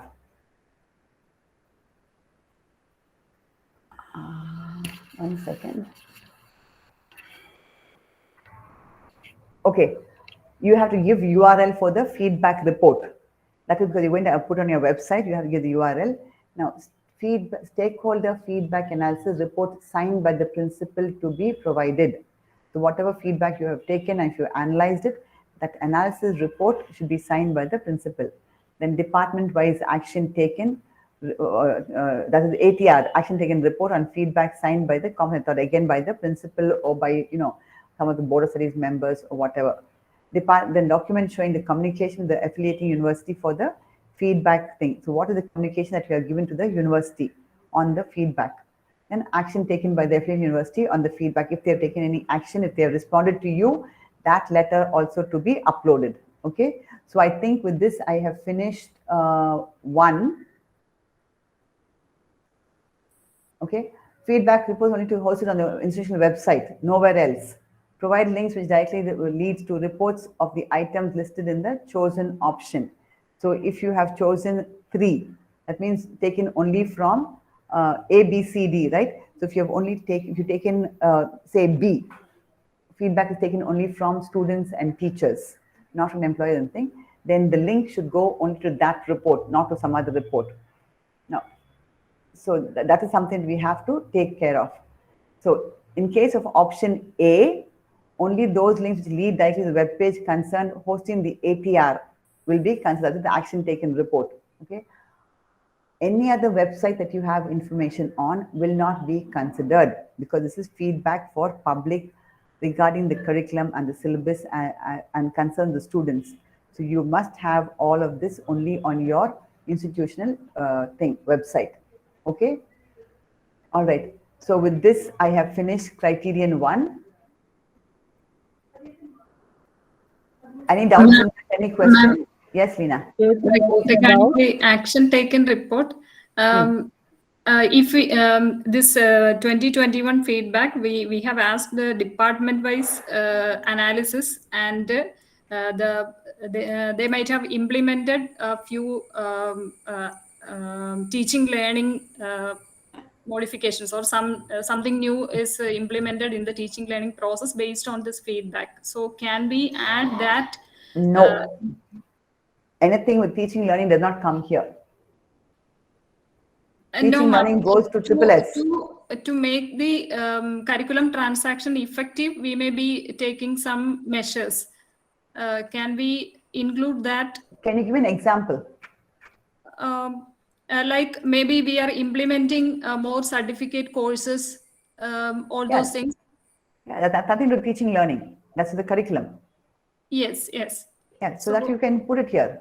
So can each department prepare an action taken report, including specifically their measures? I would suggest you put it all together, because curriculum is for the institution, not for the department. Right? Curriculum pertains to the whole institution. Okay, ma'am. So we can collect data from the departments and prepare single documents signed by the principal. Consolidate it and say, students have asked for more certificate courses. Don't say which department. So the college has implemented 4 new certificate courses, or has introduced 5 new diploma courses, or has put in, initiated something else. Okay. Internship for students who are, in the nutrition home science course or whatever. So those things you can do. Provide if the university has given an answer saying that they're going to change, that also you can put in. But do it at the institution level. Don't do department level. You are going to have a huge volume of information. And you'll get so confused, it'll be so difficult. So already 5 years you're going to have. Yes, yes. Okay, 5 years data, imagine. Each one will say one story. Take majority. Okay. If one student says, right, we want more additional add-on courses, you don't have to consider that. Take majority. Right? Okay, ma'am. Okay, ma'am. Take majority when you take decisions. If all have complained that not enough add-on courses, yes, or even 50% have complained, yes. If only 20% have complained, what we want to think, the institution can consider it within the applicable norms and facilities provided, available, right? Because you must realize that nobody is going to pay for those additional classes or add-on courses. Which of the staff members will take classes for add-on courses free of cost after class hours? During class hours, yes, we have to pay, we'll take and do it. So if you fill up your 30 hours with add-on courses, then there's no time for them to give that kind of feedback. There's enough of whole cafeteria of courses which they can take from. You can add on more courses for them to have a more choice. That can be done. But don't play with, don't succumb to individual, feedback. Somebody not in a good mood or doesn't like the college will say something. So you have to take majority. That's to do the analysis and see which of them can be implemented. Not all the suggestions coming from students or from employers or whatever can be implemented, because you're also bound by rules and regulations of the university, the government, the management, and the others working in the institution. Okay? Okay, ma'am. Okay, ma'am. Yeah. I have a doubt about 1.3.1, that is about the cross-cutting issue. Yeah. I'm Sister Usha. Sorry? I'm Sister Usha. Yeah. I have a doubt about the cross-cutting issues. Yeah. Should it be a course message? Should it or be can it be a workshop or No, seminar. seminar, workshop, no problem. It's just that you're sensitizing But in that students. in the data they have asked number of modules. Which data? So should it be course as such? Where are they asking module? Ma'am, that is because in the earlier AQA template, they had specifically asked about the courses where we had these sort of cross-cutting issues. Correct. But Correct. now, in the latest released AQA template, that has been modified Gone. and it is almost similar to the SSR. Correct, because some of us made noise and said, how can you ask module? Right? Where is the time? So this is seminars, workshops you can have. Okay. This one, right? Okay, thank Curriculum. Institution integrates cross-cutting issues. Yeah, right? 1 point. Yeah. 1 point. Yeah.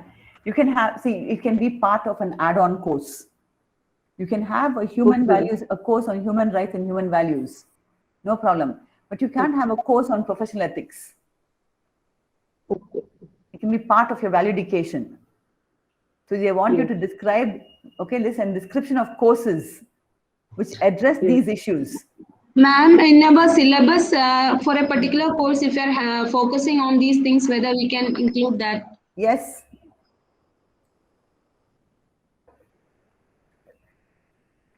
You got my point? I said yes. Yes, ma'am. Yes, of Okay. course. Yes. Okay. All right, so I'll stop sharing this. Any other questions on this? Okay, can I begin with the next one? I don't know what time is tea break, but I'd like to start criterion 2. Already we are running late. Yes, ma'am, it's your choice because you are the one who is putting such a lot of effort. No, that's okay. Don't worry about me. I'll survive. I'm not going to pack up. Life will take me through. Okay, ma'am, Okay, if you feel like we can start. Okay. We'll start and then we will see how I can, we can take a little break a little later. So let me begin to share the screen of mine.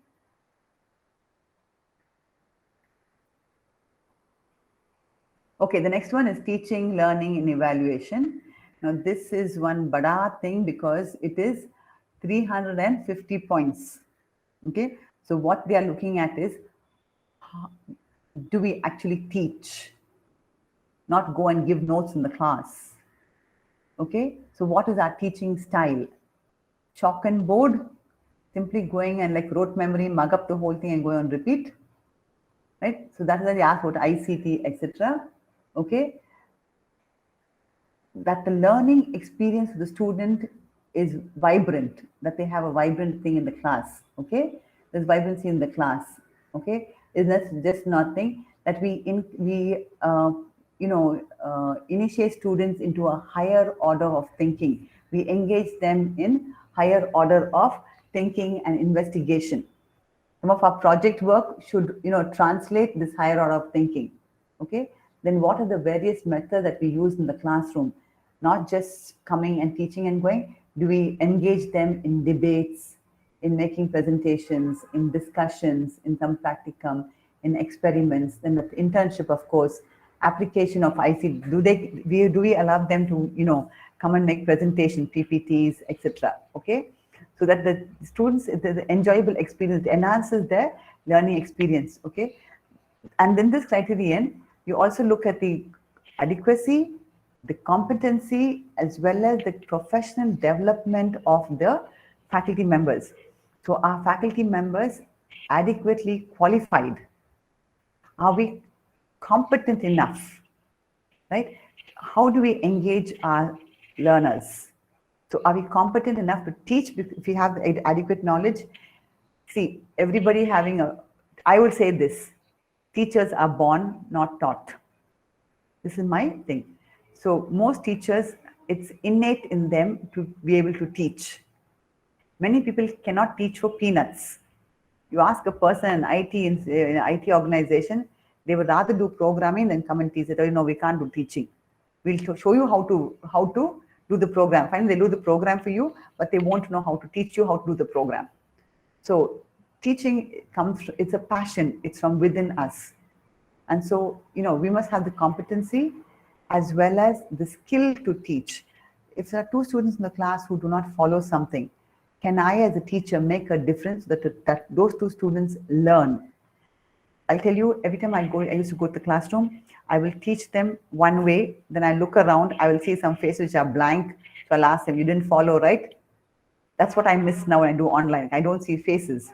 I ask them, so what did you not understand? Can I teach again? So I'll go back and teach the whole thing in a different manner, so that those two or three students for whom language is a barrier, who come from the vernacular medium, are not able to follow, I make sure that they follow us. Sometimes I tell them, if it's too difficult, and not difficult for me, but too much of time consuming, and I don't have the time, I ask them to come after class hours and do some coaching for them.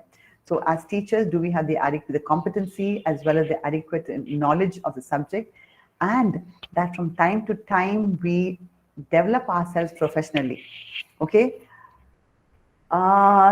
This is something I always tell teachers, going for a refresher course, going for an orientation course is not enough. I will tell you my own experience as a teacher. When I joined teaching years ago, over 30 years ago, there was no genetics, there was no cytology as two different cell biology. We had one paper called cytogenetics. It was partly cytology, some amount of cytology was there, and part was genetics. Mendelian genetics alone was there, and some collaboration and something was there. Today, genetics is a whole new subject. People are offering, colleges are offering MSc genetics, PhD in genetics. Same way cell biology, same way microbiology. We only learned this is too small chapter on microbes and viruses and bacteria. Okay, today there is so much more. Our blessed corona is only that plain virus and how it mutates and whatever. There's a whole gamut of information available today because science has, so much has improved in science, just not the technology of the thing, but also the way we look at science. So what I'm trying to say is, I had to learn over the years, I had to learn microbiology, I had to learn biotechnology, because the department changed its name from from botany to plant biology and plant biotechnology. Now, if I don't know the subject, how am I going to teach? So I had to go and learn, and I took courses across of course I went across the globe to study. That's a different story. But the point is my yearning to keep pace with the recent developments in science and technology.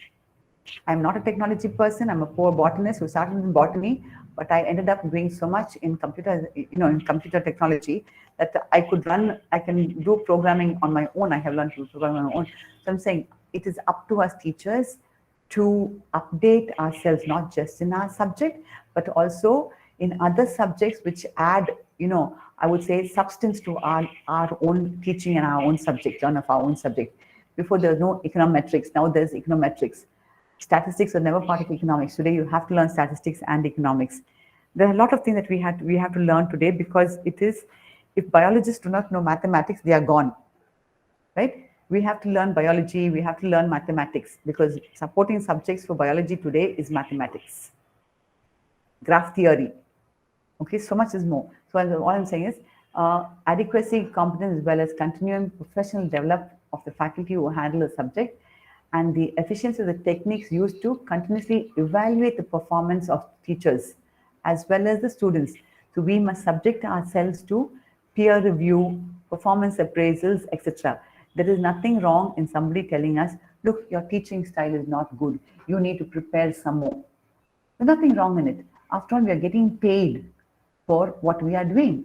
We cannot count the hours. We are teachers. A mother does not count the hours that she sits with her child and teaches the child, or the amount of time she spends in the kitchen cooking. It's the same thing for us. We cannot count the amount of hours that we are in the institution. Once you get into the teaching profession, it is, like you're married to the institution. That's how I'm not saying give up your home, but you have to look at the institution as part of your living, okay, of your lifestyle. So let me pass on with this. Okay, the first one is 2.1, which is they start with students, then they go on to teachers, okay, and finally back to students in the SSS. So student enrollment and profile, which is 40 points. This is the first indicator is 2.1, student enrollment and profile, okay, and the first metric is average enrollment percentage, right? So this is purely a management thing, but it also reflects us as teachers. If our departments are not doing well, if our number of pass percentage is low, students will not come to us. If we are not good teachers, nobody will come to us.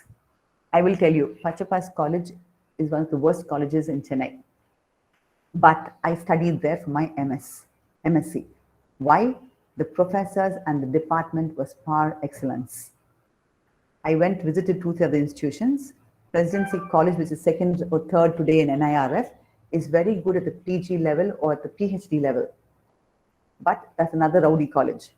But I chose Pachapas because the professors, I heard the professors were excellent, And I asked some of the former students who study there, they said nobody can match those professors. And that's exactly what I learned when I went to that institution. Although it was a very poor institution, the teaching was very good. The department was very good.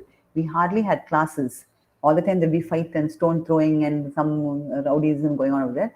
But whatever classes they held, they used to hold classes for us in the evenings when all the boys went home. Few girls were there. We would go. But I saw the commitment of the teachers to ensure that we learned, they studied.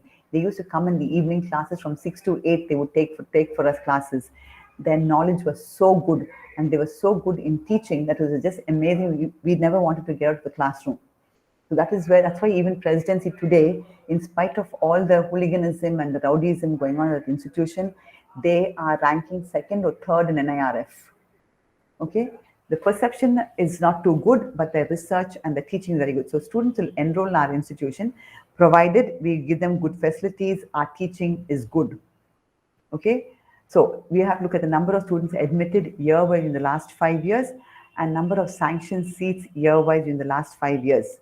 Okay, so here the number, they have a calculation of formula, which is the total number of students admitted by the total number of sanctioned seats. Now, sometimes what happens, you may have 40 students prescribed sanctioned seats for one particular course, for a particular program. But if the number of students who have passed out of the school is very large and there are too many seekers, today the number of students seeking higher education is so much compared to what was there 30 years ago. Okay, we got 40 applications for 20 seats. Today you get 4,000 applications for 20 seats. You go to BCom department, you'll have 10,000 applications for 70 seats. That's how it is. In Loyola College now, they have some 10,000 applications, they have for some 70 or 100 seats. Okay, that demand ratio is something. What you're looking at is how many students apply to your institution. Sometimes the university, although the sanctioned seats are only 40 or 50, university is seeing the demand for the programs at the undergraduate level or the postgraduate level, they will give ad hoc every year a 20% increase in the number of seats or a 10% increase. So you may have only 40 seats, but they give a 20% increase. You can admit up to 48 students. Now, those 8 students, that 20% is called as supernumerary. Okay, so when you write the number of sanctioned seats, if it's permanently sanctioned, it's okay. Otherwise, the extra seats that you got, not what is sanctioned, the 20%. Sometimes some politician will want his daughter to get in. She would not have applied. Then under pressure, the management will take that person. So it will be the 41st seat. Then we have to go to university, get a rectification done for that. Okay, so that one seat cannot be counted. But if it's 48 seats by sanction of the university, those 8 seats can be counted. So you see the difference, right? So when you write sanctioned number of sanctioned seats, total number of sanctioned seats, it may change year on year. Sometimes university will get 25%, sometimes 20%, sometimes 10%. But don't look at the supernumerary seats. I'll tell you that. You calculate every year and then you give the information. So already you can do this for the last 3 years, 18, 19, 19, 20, 20, 21. This can already be calculated and kept. Okay. And the institutional data, any additional information, you have to give the ERP where you have the number of applications coming in. You have to give the letters from the university which give you the number of sanctioned seats. It may be 20 years old, 30 years old, you may not be able to find it. If you cannot find it, please apply to the university and ask them for a letter stating the number of sanctioned seats for a particular program. Okay, please get that from the university. The sanctioned seat, that information you have to give. You also have to give we have, normally colleges will have a register where those who are admitted. You may have dropout. I'm not looking at the dropout. I'm looking at the number of students admitted at the beginning of the academic year. If you admit 45 students, sanctioned seats are 45, admitted is 45. After 1 year, 5 students may have left. That you don't have to look at. You look at the number who have been admitted. So 45 by 45 into 100. Okay, so that information you have to give. Yes, ma'am. Yes, ma'am. Yes. Ma'am, in any case, if the numerator becomes bigger than the denominator, what would happen? Because when we are considering only the sanctioned seats. But how will you get numerator bigger than denominator? Tell me. Because, for example, in science subjects, the sanction strength is only 24 as per the university regulations. But now, because of several reasons, we have a marginal increase in up to 34 seats. 34 students are being admitted every year. So when we are considering only the sanctioned seat, in each science course, there might be a difference of 10 seats that in each year. So sometimes it can happen that the total number of students admitted might be more than the number of sanctioned seats, no? Yes, that is where NAAC is saying, don't do it. Don't do it. So what we do, you're not supposed to take in more students unless you get sanction from the university. Okay? When these 10 seats extra go to the university, don't they make noise? No, ma'am. University itself asks us to do Ma'am, that. university is giving every year with increased number of seats one order. But sanctioned strength remains 24. No. Marginal increase. 1 minute. The moment the university gives you a letter saying increase by 20%, that's what I just explained to you. Right? So if they say increase by 20% or 30%, that order you upload. You have to justify why you took in 10 seats. You cannot take on your own. University won't permit you. They would have sent you an order saying this year 25% increase in seats. That order you upload. Okay, ma'am. Okay, so your sanction strength that year becomes 34. Yes, ma'am. And you admitted 34. You got the point? Yes, ma'am. Yes, ma'am. Am I clear? Yes, ma'am. Yes, ma'am. We are taking additional because we got sanction for additional seats. Yes, ma'am. If you don't get sanction, God forbid, they'll close the institution. All right, between university and the NAAC, they will close the institution. So university would definitely have given, because you have to send the list to university, including for examination. They will cross-check. They know. So they would have given you an order saying that this year take extra seat. That sanction order. So that year, the number may be, instead of 24, you're having 34. So 34 by 34 into 100. If you have crossed beyond the 34, then it's trouble.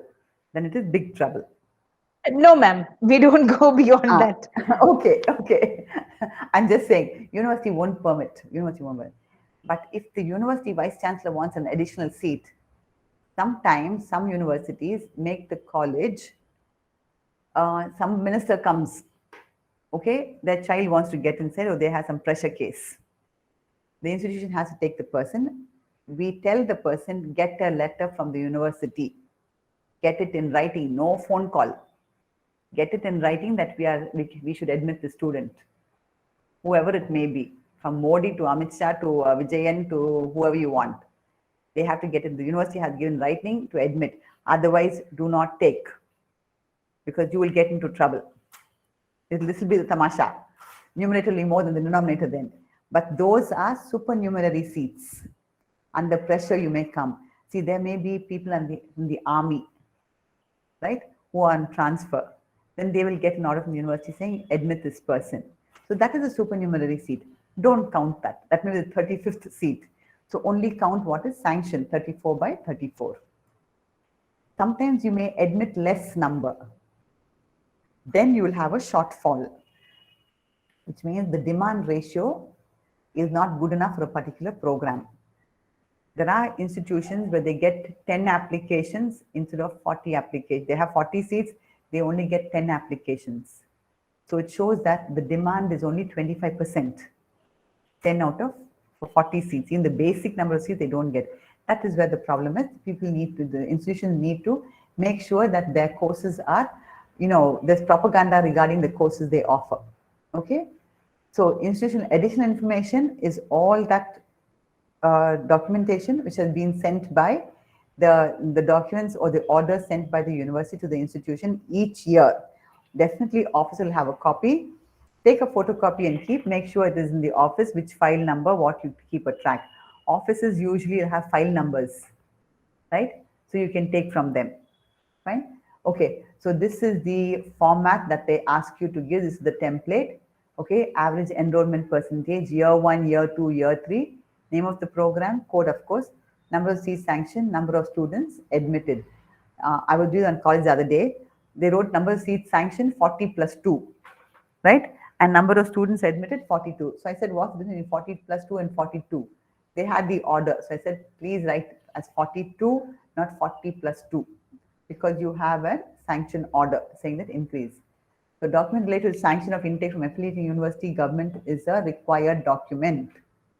Please get it and keep those documents. If suppose even your college is 30 years old or 40 years old and you cannot find those sanction letters, please get one from the university. It is important.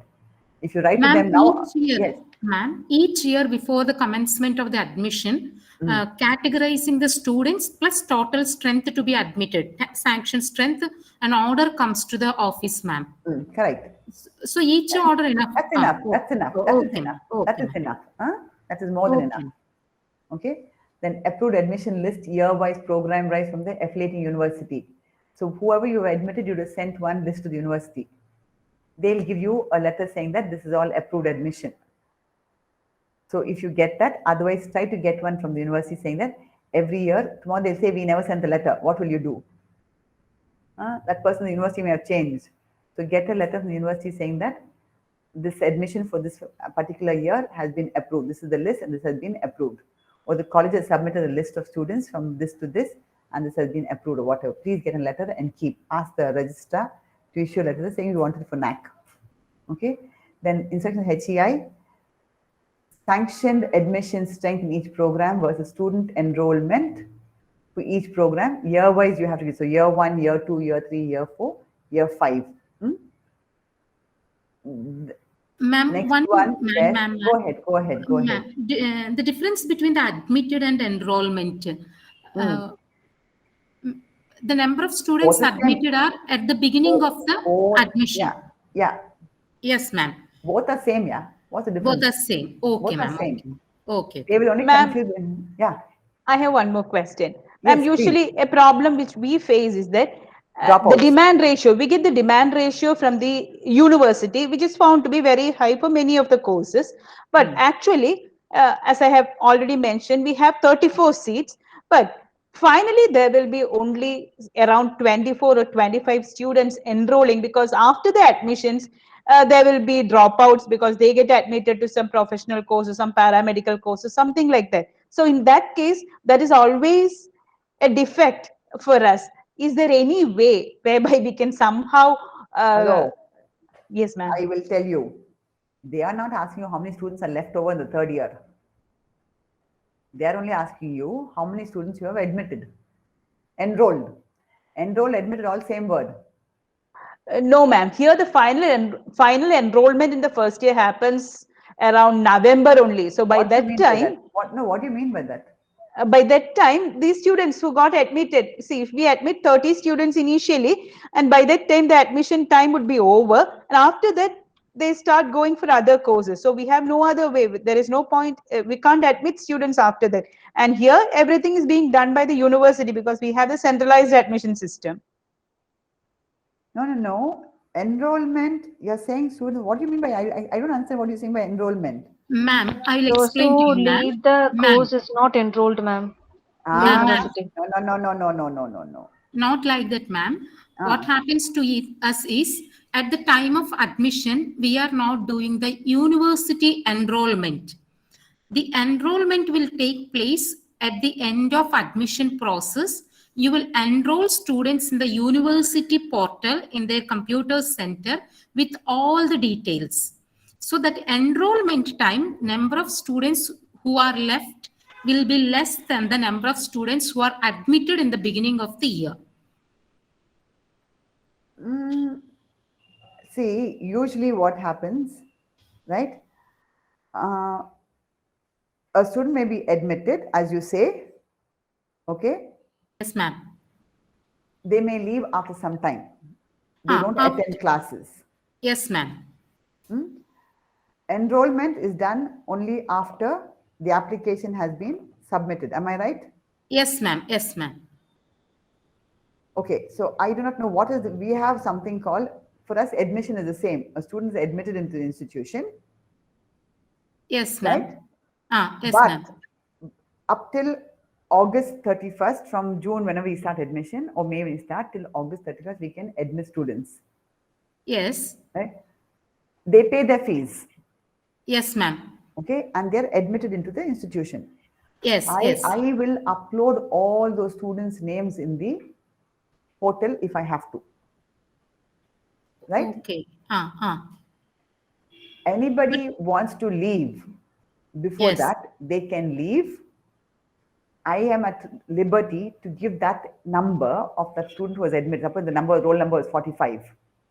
Yes, okay? ma'am. I can give the roll number to some other new student who comes in before August 31st. After that, we cannot admit anybody. Yes. Okay.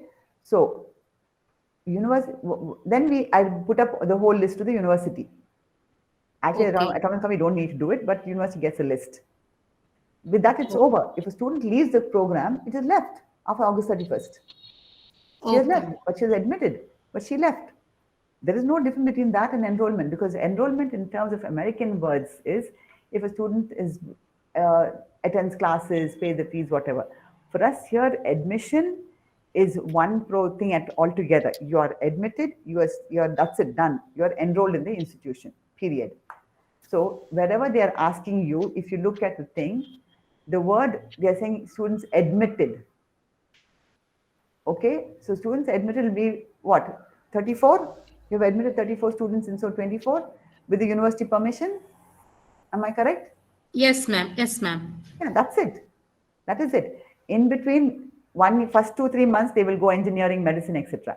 Science students. Yes, that happens to us. Yeah, everybody. This is only for them getting to a college is only for their security, to know that they are somewhere, they're not nowhere. Yes. Now, the student may leave in the first year. Suppose they didn't get through the NEET in the first year and they have to do it in the second year, they will be with us 1 year. Yes, they're with us 1 year sometimes. Yeah. So where's the question of enrollment coming in the second year? Okay, ma'am. How can you change? You can't change anything, no? Okay, ma'am. So those who are admitted are those who are enrolled. Finished. Simple. Okay, ma'am. Okay. Ma'am, one more doubt.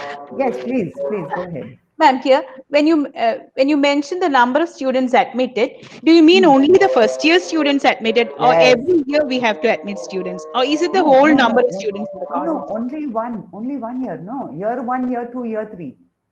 For year 1, for 2018-19, which are the students who admitted? So number of seats sanctioned for the first year. Okay, so we only have to take the first year. We don't need to consider second year. No, definitely not. That's why year 1, year 2, year 3. Okay, so year 1, 2018-19, first year students who were admitted. In botany course, you've admitted 50 students. In some other science course, you admitted 45 students. Some other course, you've admitted 35 students. Right? Sanction strength was 40, 45, 35, whatever. Against that, you've admitted maybe 10 less in one course, in one program. Same as what the sanction strength is. Maybe more as per the university's order of admitting more students. Am I clear? Yes, ma'am. Yeah, so you do year 1, year 2, year 3 per year students, per year. Okay? First year students, only first year students. Everybody knows that. That is normal in any institution. Okay, so I will pass on to the next one.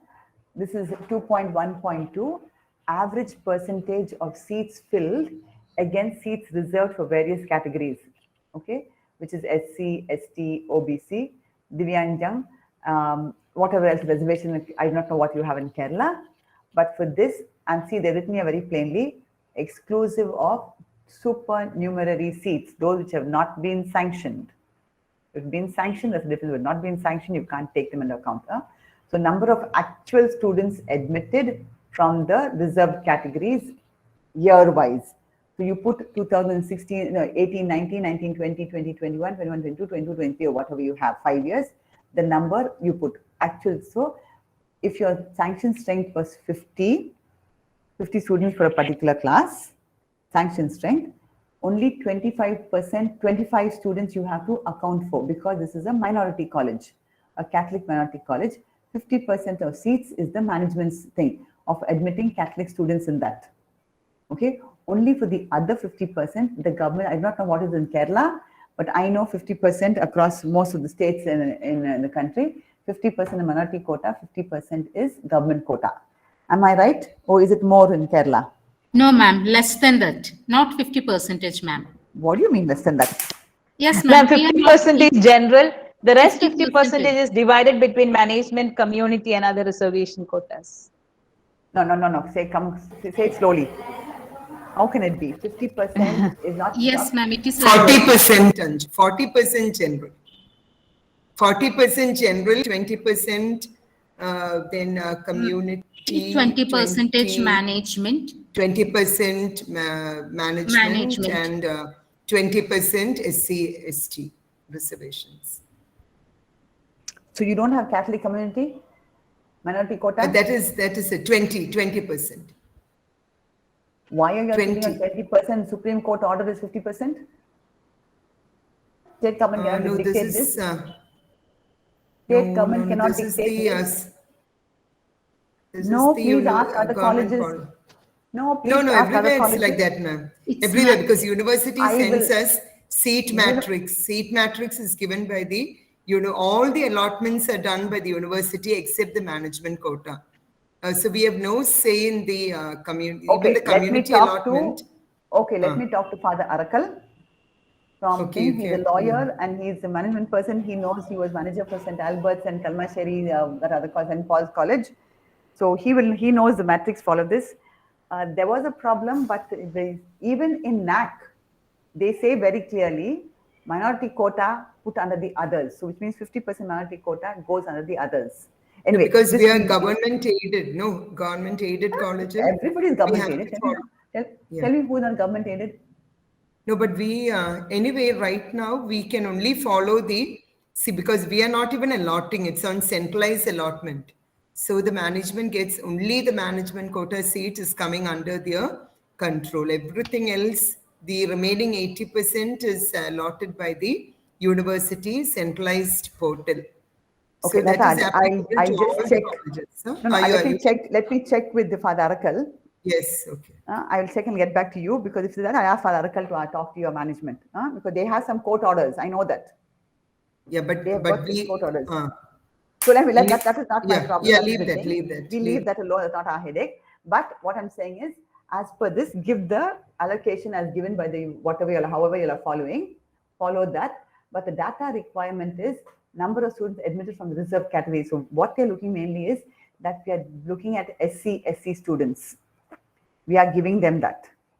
Okay, SC students are there. And what is earmarked by the government, state government? Nowhere is a university sending a matrix. In NAAC, it is total number of seats earmarked for reserved category as per government of India or state government. It's a government only. Ordetta is a government rule only, which followed by state government rule, followed by the university. It's not the university rule. Only thing they are making, they're doing the allotment. It's a government rule. State. Okay. Anyway, so this is what you have to give, that which is earmarked by the government rule, and as what you are doing, are you following it? That students admitted from the reserved category, SC, ST, OBC, general and others. Okay, so that allotment, if 20% is SC, ST together, or is that broken up? Is it a breakup SC, ST? Yes, ma'am, it is breakup. SC, ST, OBC is breakup. How much is SC, ST? After 39, now we are having 14. All to SC, ST together, I think 14%, ma'am. No, tell me SC separately, ST separately. You don't have that? Yes, ma'am, we have separate, but I'm not very sure about the percentage. Yeah, okay, okay. Just be clear that you should have it separately. No government will give it together. This is a sensitive issue. Yes, ma'am, we have it separate given by the university in the seat matrix. Okay, so just put that and then put the number of actual students admitted, okay, under these categories. Now, in the minority, in case of minority institution, the column others may be used to fill up the status of reservation for minority specified along with the supporting document. So what is the supporting document you have as a minority institution? That document should be uploaded. You should also have a policy document. I'll tell you, it will come up with later. So here you calculate percentage per year.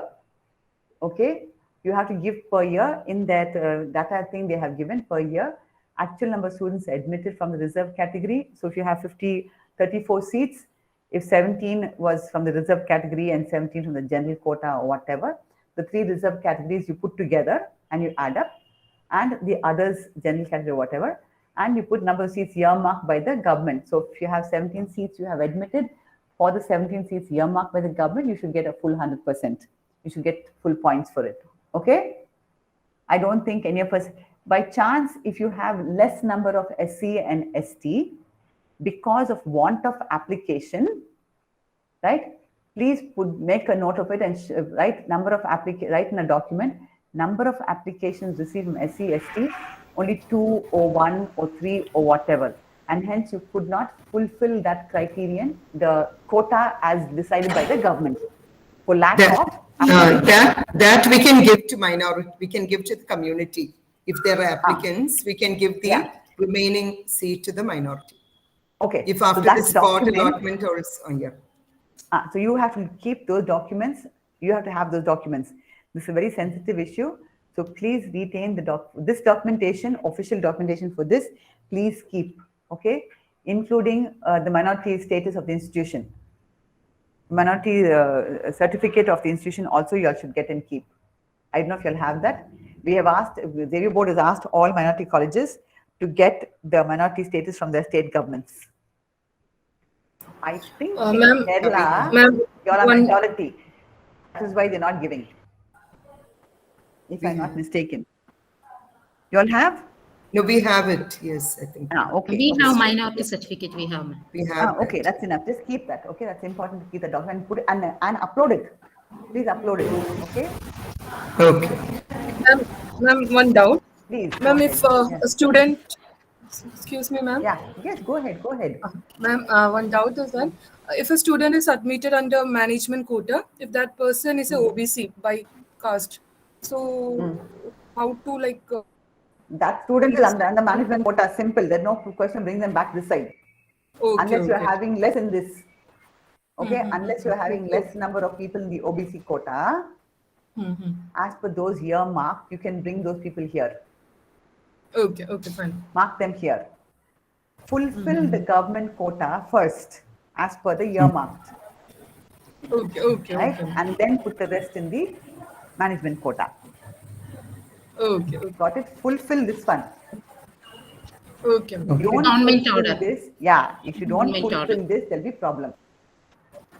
Okay, ma'am. Say that. Then you have to have applicable reservation policy for admission. This is a policy which the college has to put in place. There are 7 or 8 policy documents that an institution has to have. As we go ahead, I will tell you which are the policy documents. This is one of the policy documents is reservation policy for admission of students. Okay, just give me 1 second, please, if you don't mind. Yes, ma'am. No problem. 1 second.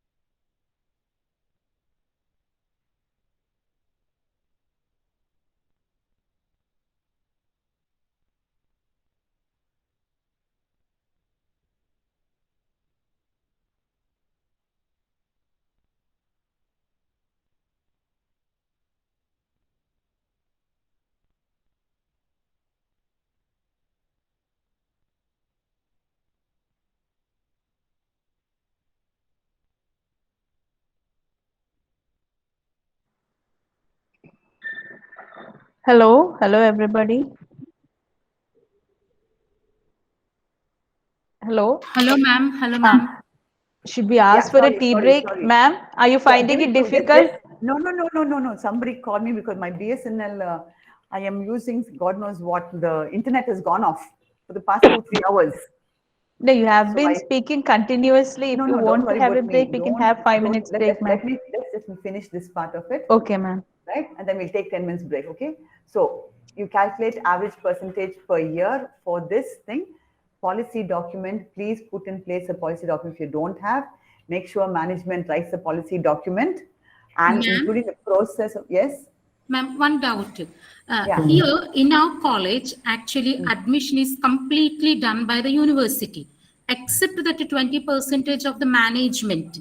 So in that case also, that does the management need to have a policy? Only management seats only. No, tell me something. How does university do it? You send the applications there, no? No, ma'am. It is everything single window system through online only. When this thing is done. So you don't know how many applications you all get? No, ma'am. We don't know how many applications we get quoting the St. Joseph's College. Afterwards, only we go and get the details. What is the total number of applications received for our college? Later we can get it. Later only we will get, So you don't know what kind of students you're going to get, whether they're Catholic, no, ma'am, non-Catholic, nothing, ma'am. We don't know anything. The students can apply in the community quota portal of the university. So they look at, so they can give their priorities there. Then the university will look at the marks of those students who have given, like St. Joseph College, as the priority in the community quota section. They do. The university does that allotment for us, but their priority is taken into account. Okay. The 20% is taken into account. Yeah. So leave that alone. The policy document, one is the reservation policy of the government. That document you have to get from the government, gazette notification or whatever. The other one is even for your 20%, have a reservation policy, have a policy, whether they're first generation learners, whether they are, the children of widows, only Catholic community or whatever, only Latin Catholic or only whatever you'll want to put. Okay, let them have a policy, at least even for 20%. Of the management quota, yes, you mean? Yes, please. Okay, ma'am. Okay, ma'am. Okay. Then for the ST seats, which are like those seats, we can later ask the university to convert it into community. That's the only freedom. So even that sentence also can be put that the management will make an appeal to the university to request any leftover seats given to the management, or put it whichever way it should be put, and pass that document at a management committee meeting, and should be put as a policy. Okay, it should be put as a policy document. That again is not our policy. That's the policy of the government or university. But you can make an appeal. You can make an appeal, right? That's what I'm saying. You can put as an appeal. The college is at liberty to make an appeal to the university to hand over the extra seats or whatever to the management.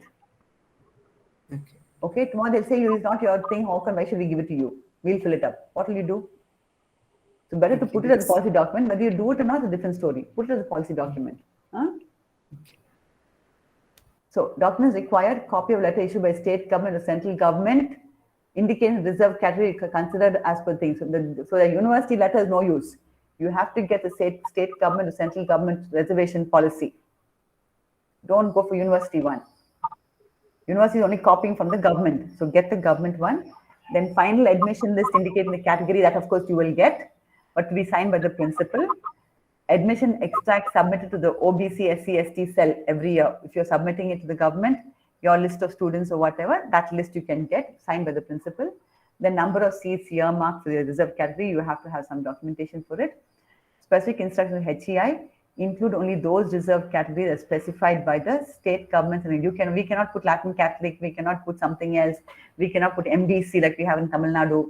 No, only OBC, General, SC, ST, whatever the NAAC is giving or the government is giving. Then only those seats filled against the quota should be counted here. Don't count any extra numerary seats. Okay. Now, candidates belong to the reserved category who are admitted under general merit quota should be excluded. So, if I belong to a reserved category and I am put, because there's excess seats in the reserved category, okay, excess numbers, I put on general merit, it cannot be done. Make sure those who have got good marks, whether they are SC or ST, they come under general merit so that you can admit actually deserving people in there, but you don't have a say, right? It goes to university. That's the problem. It's done. Yeah, yeah. Anyway, so exclude admission to supernumerary seats. That's what they are saying. Huh? So can we take a break now? 4 o'clock, we'll come back? Yes, yes. Yes, ma'am. Yes. Okay, so we'll come back at 4 o'clock. Thank you. Let me see. Someone can find BSNL, my modem. Let me see what's going to happen if I'll have internet. Thank you.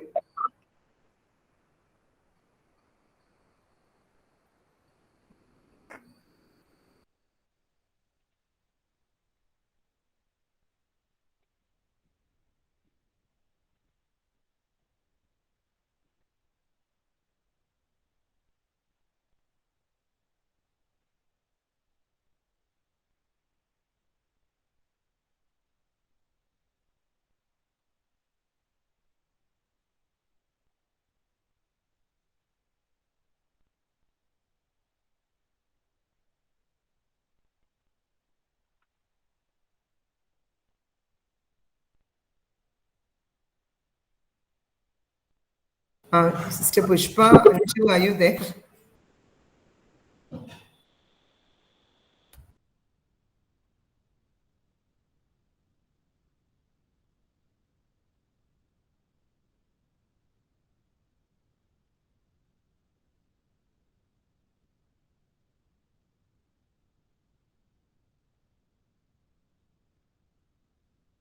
Hello, Lata Miss, you called me? Hello? Hello? Yeah, sorry. Why I called? No, step just. I was only checking who all anybody is there during the break.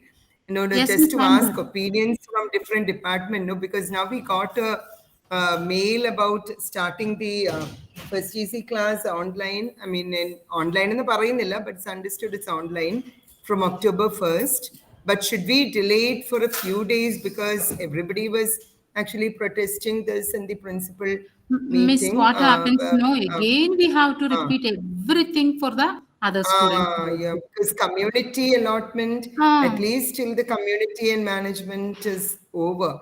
Forget about NEET and entrance and all that.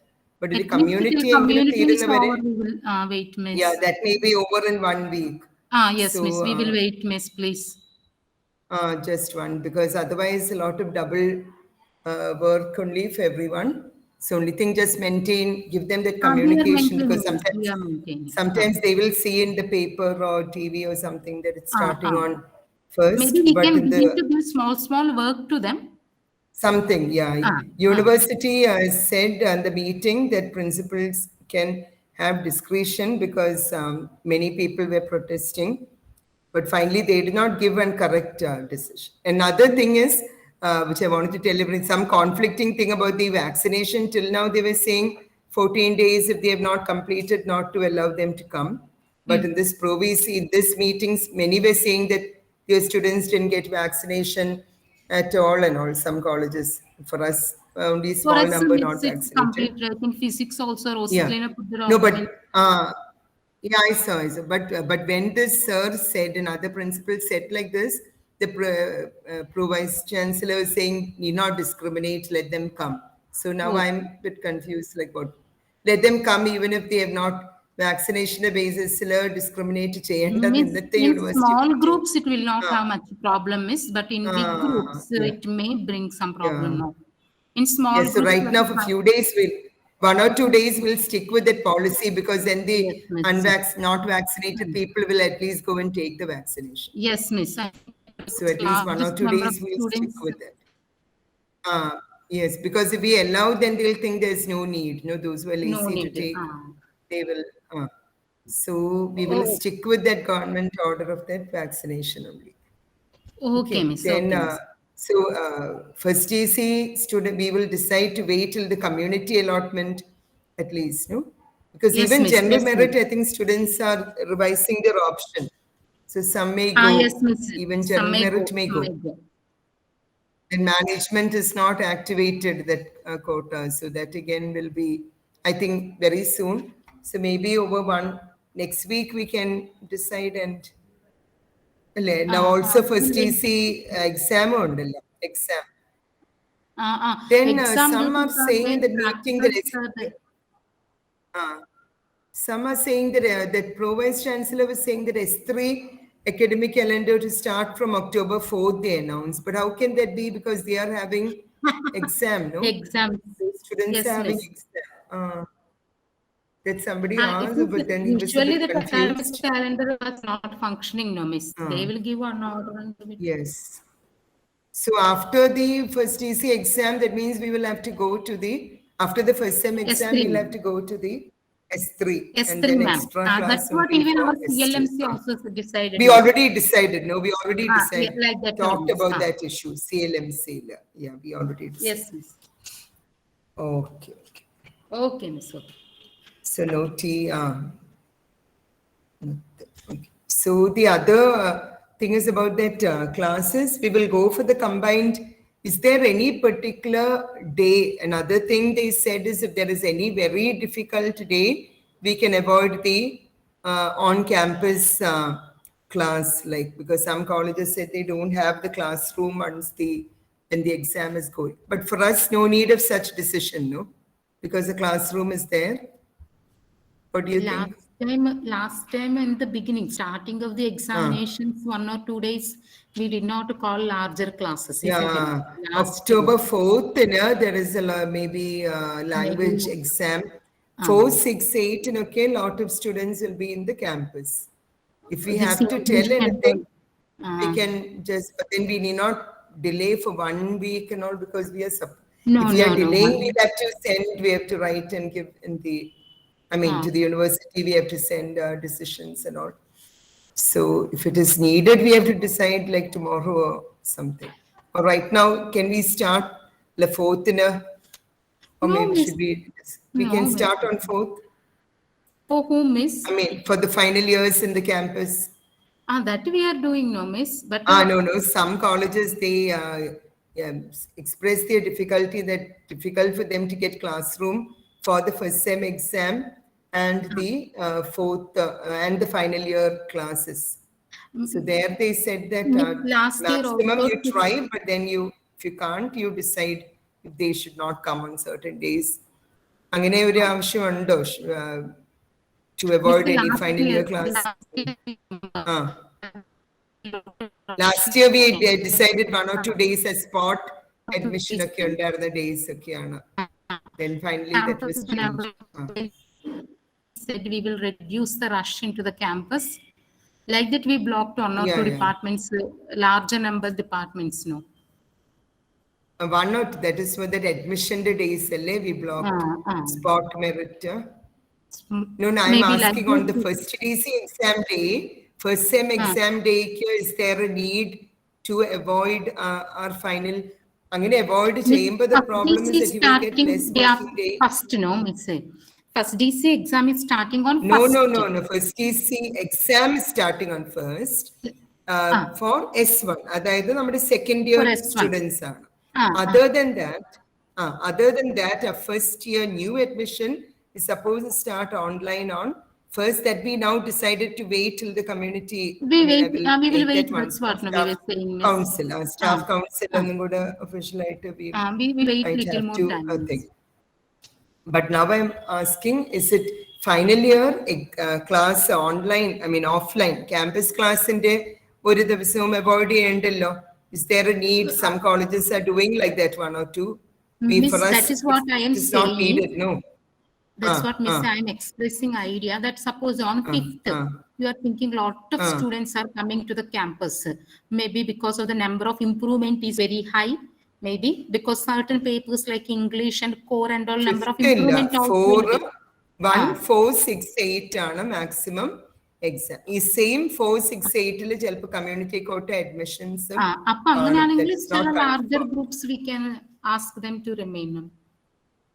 4, 6, 8, and whether they can, that we have to see if we can think, because practical classes in a maximum to give the importance they said to ensure that that is going on, practical, and science department to give more importance to finishing the practical. Yes, Miss. Those Yes, department having only theory, there's large number of students coming into the campus days, maybe they can continue with the online. It should have been good. Just those 3 days, 4, 6 meet.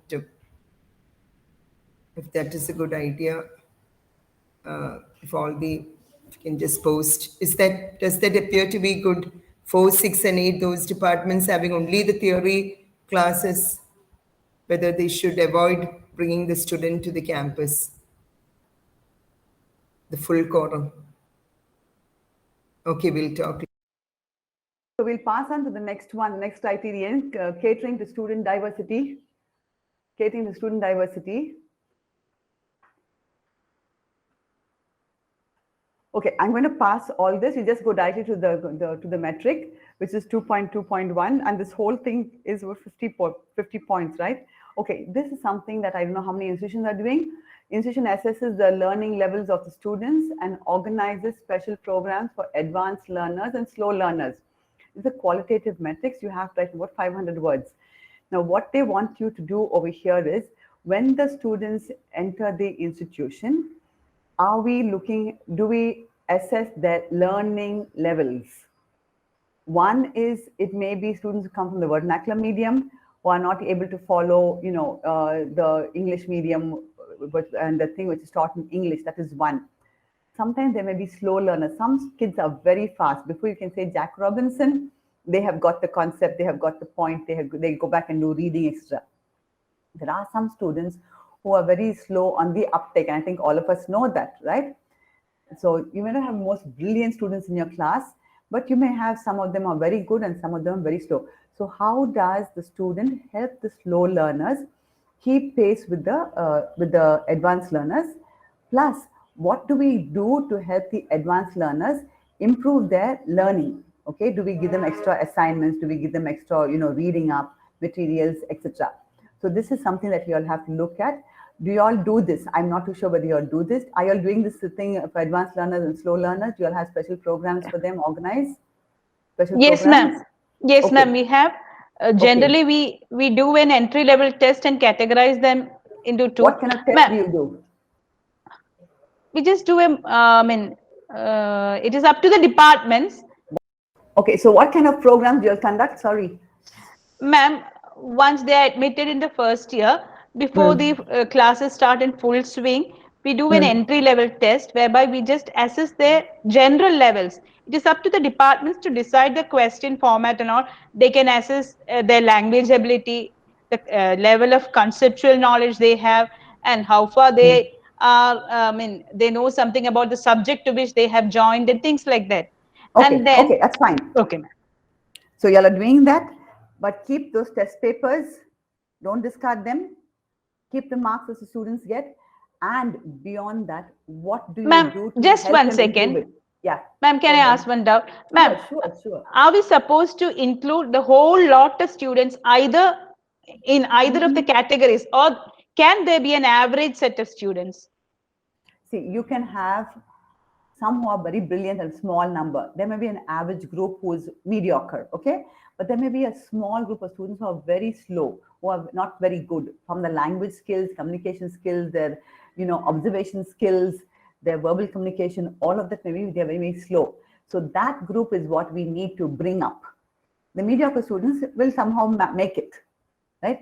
But over the course of time, in the first 2-3 months, you have to help these slow learners to meet up with the fast learners, with the advanced learners. You will have a large bunch, but you don't have to separate everybody as advanced or slow. No. That you don't have to do. Okay? You can have a large bunch who will be in the center. Yes, you got my point? Thank you. Yeah. Yes. You'll have a large bunch. Ma'am, some students, theoretically, they will be less advanced, but they will be having more skills sometimes. Yes, definitely. So as I said, some people are very good with their hands. Some people are very good with their brains. Okay, So, they're able to rote memory. So we have, that's why when you do the entrance test, okay, whatever you do, you have to look at everything, their communication, verbal communication, how good are they with, expressing themselves, how good are they with rote memory, what is their knowledge retention, how good is their memory. Some students can mug up and they will never be able to reproduce. So how do we help them in that? It's a little difficult task, right? Maybe sometime later, I will get back to you all and tell you all how you all can do this, on how to assess the learning levels of students, right? And how they do it abroad. So you all can cater that something to your own thing. If I can, sometime little later, I will send some information to you all, do that. But it is very difficult, but at least that you're making an attempt to do it, and what the programs you organize. Two things are asked. You assess the learning levels of students and you organize special programs for them, right? Those two things you have, when you write the qualitative answer, you have to make sure that you incorporate these two things. How do you assess them, right? That you assess them first, and how do you assess them? Then what do you do after that? What the program that you conduct for students who are not good in speaking English? Yes, we have spoken English classes with them, reading, writing, listening, and whatever, that skill. Okay, you incorporate that for those. Most of the students will only be in that level where the language may be a barrier for us. Most of our students are very good. A few handful may be really slow learners, but we do not, I don't know how, we can help them out. That is a long-term process. But the short term is mainly those who need to get over that language barrier, who come from the vernacular medium. And you can do that special programs for them every day you may have. This is not remedial teaching. This is not thing. This is something called a bridge course. You're bridging the gap between from the school learning to the college learning. Okay, how are you bridging that? That is what they're asking you over here. Do you have a bridge course for them, some preparatory course to help them to keep up? Students who come from extremely good schools, CBSE schools, Kendriya Vidyalayas, their learning level is so different compared to some of them who come from our rural schools. So how do we bridge that gap? How do we make them more confident, not just in the subject, but also from being introverts to being extroverts? Okay, so does that answer your question? Yes, ma'am. Yes, ma'am. Yes. The diversity in terms of knowledge only we have to address, or the diversity in terms of every aspect we have to cover here? Yeah, to large extent, whichever you can cover, try to cover, because maybe you cannot get into psychological levels, but you can get into, say, now, unless they have the language barrier, as I said, is one big problem. They may know the subject, they're not able to express. So if you take care of that, actually, then the other things will fall into place. Okay, students become introverts simply because they can't communicate freely with somebody in a language. All right, so that is where you start with that language, try to gap the language barrier. You will find students, once they know the language, they are able to reproduce so easily. They are able to write good assignments. They write badly, their learning is handicapped because of language. Most people are handicapped because of language, not because of anything. Very few will be slow learners who are not mentally, who are not, capable of studying things. That sometimes we can't do anything. They'll have to go to psychiatry or the counselors who will help them in that. But mainly it will be language. So look at that aspect first. Then they can go to later on, you'll have counseling in the college. They can go to the counselors or whatever for help. But basically look at the language, verbal knowledge. Unless they had knowledge, they couldn't have passed the examination, no? Some knowledge they will have, right? They didn't come to college because they failed the examination. So they'll have some language, but expressing the subject matter in another language than from the regional language is a difficulty for them. So try to do programs which are more or less helping them to bridge the gap between the school and the college, especially in terms of language, expression, other kind of communication, etc. Okay? Okay, miss. Bhagya, did I answer something of your answer? Was it satisfactory? Yes, ma'am. Thank you. Okay. So this is only it's only a question of writing 500 words, but believe me, 500 words go so fast, you don't know what you've written is enough for what. So you can write and then start doing a précis, cutting down the whole thing. Express everything, and then I get someone in the English department to go through the answers and see that what is asked is there. You can also do in bullet form, right? So documents required for this, copies of materials used to assess the learning levels of students from the question paper to the answer papers. Please store them. Please store them. Then programs conducted for advanced and slow learners, including signed attendance sheet, assessment of outcomes, etc. Then if possible, plan of programs are followed up to help students better their learning levels. Example, schedule for conducting training programs, etc.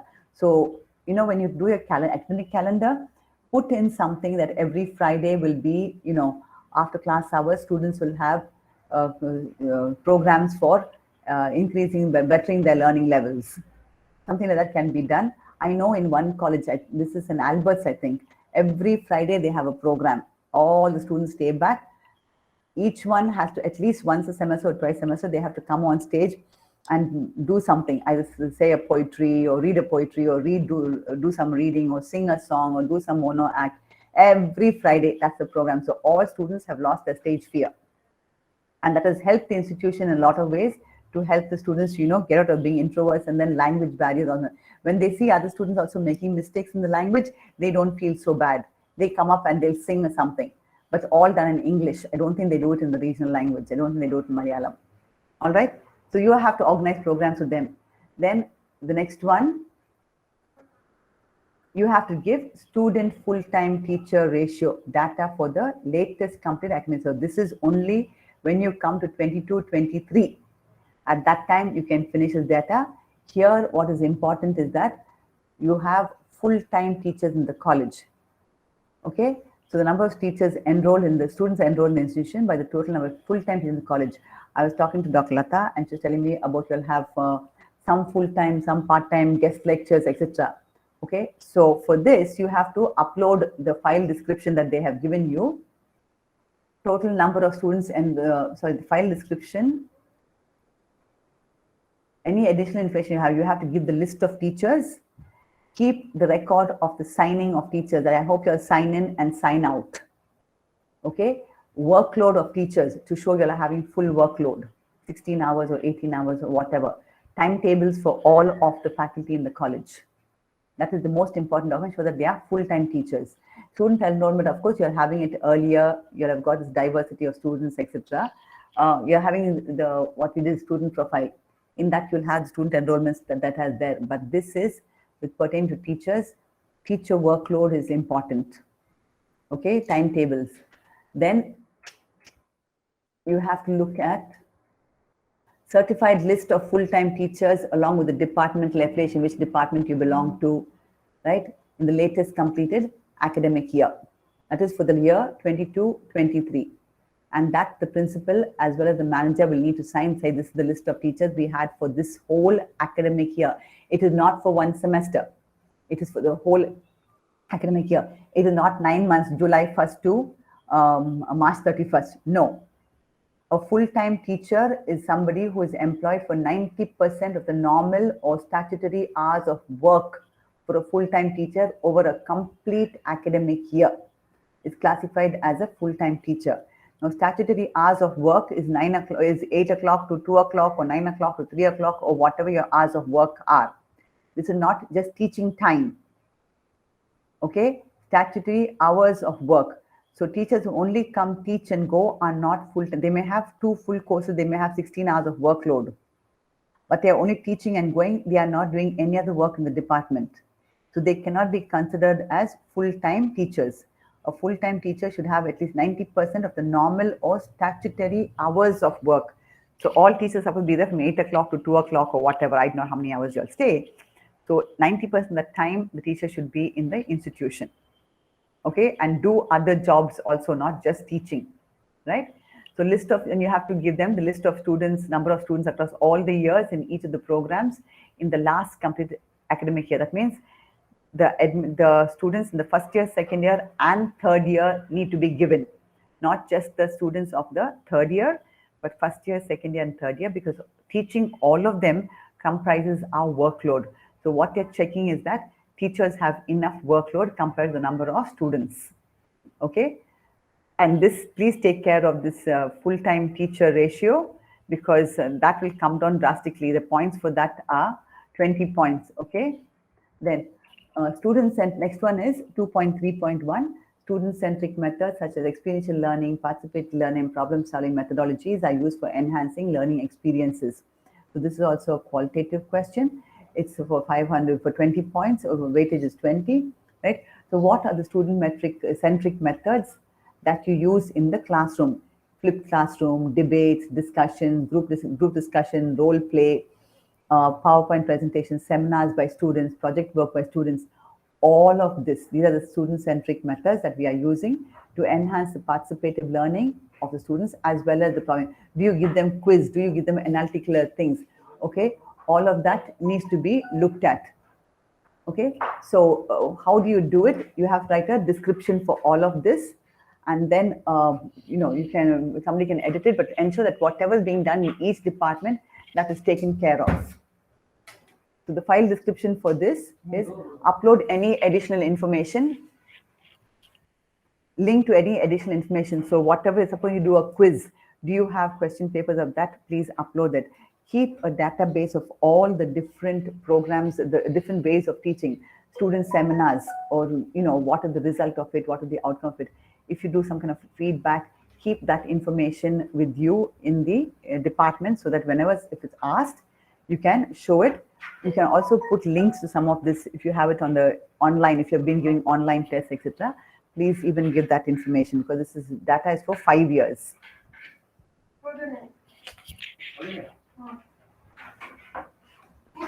The next one is teachers use ICT enabled tools for effective teaching learning process. Do you all have LMS in the college as of now? You're using Google Suite? We have LMS, ma'am. We have LMS. What LMS are you using? Actually clouded by somebody else, some other agencies. But what is the LMS? A computer. What is the name of the LMS? St. Joseph's College for Women. Yeah, but yes, but what is the name of the LMS?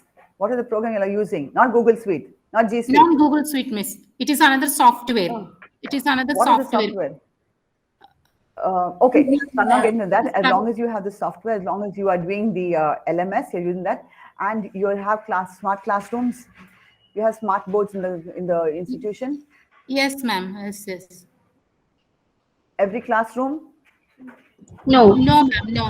No. You don't have? No. We have only then minimum LCD projectors. LCD projectors. Yeah, computers are there. Okay. Laptops? LCD laptops, individual teachers only, ma'am. We don't have common laptops. There are some there are some 5 halls with all these facilities. Plus class. But how do you all take class? How do you all take then? So what is your ICT capability in the institution? LCD, some ICT tools like computers, LCD projectors, whiteboards. That is only that's only the hardware, right? What is the teaching tools? Teaching tool, at present, we upload the classes in LMS. One second. Anjum, one minute, Pushpa and Anjum.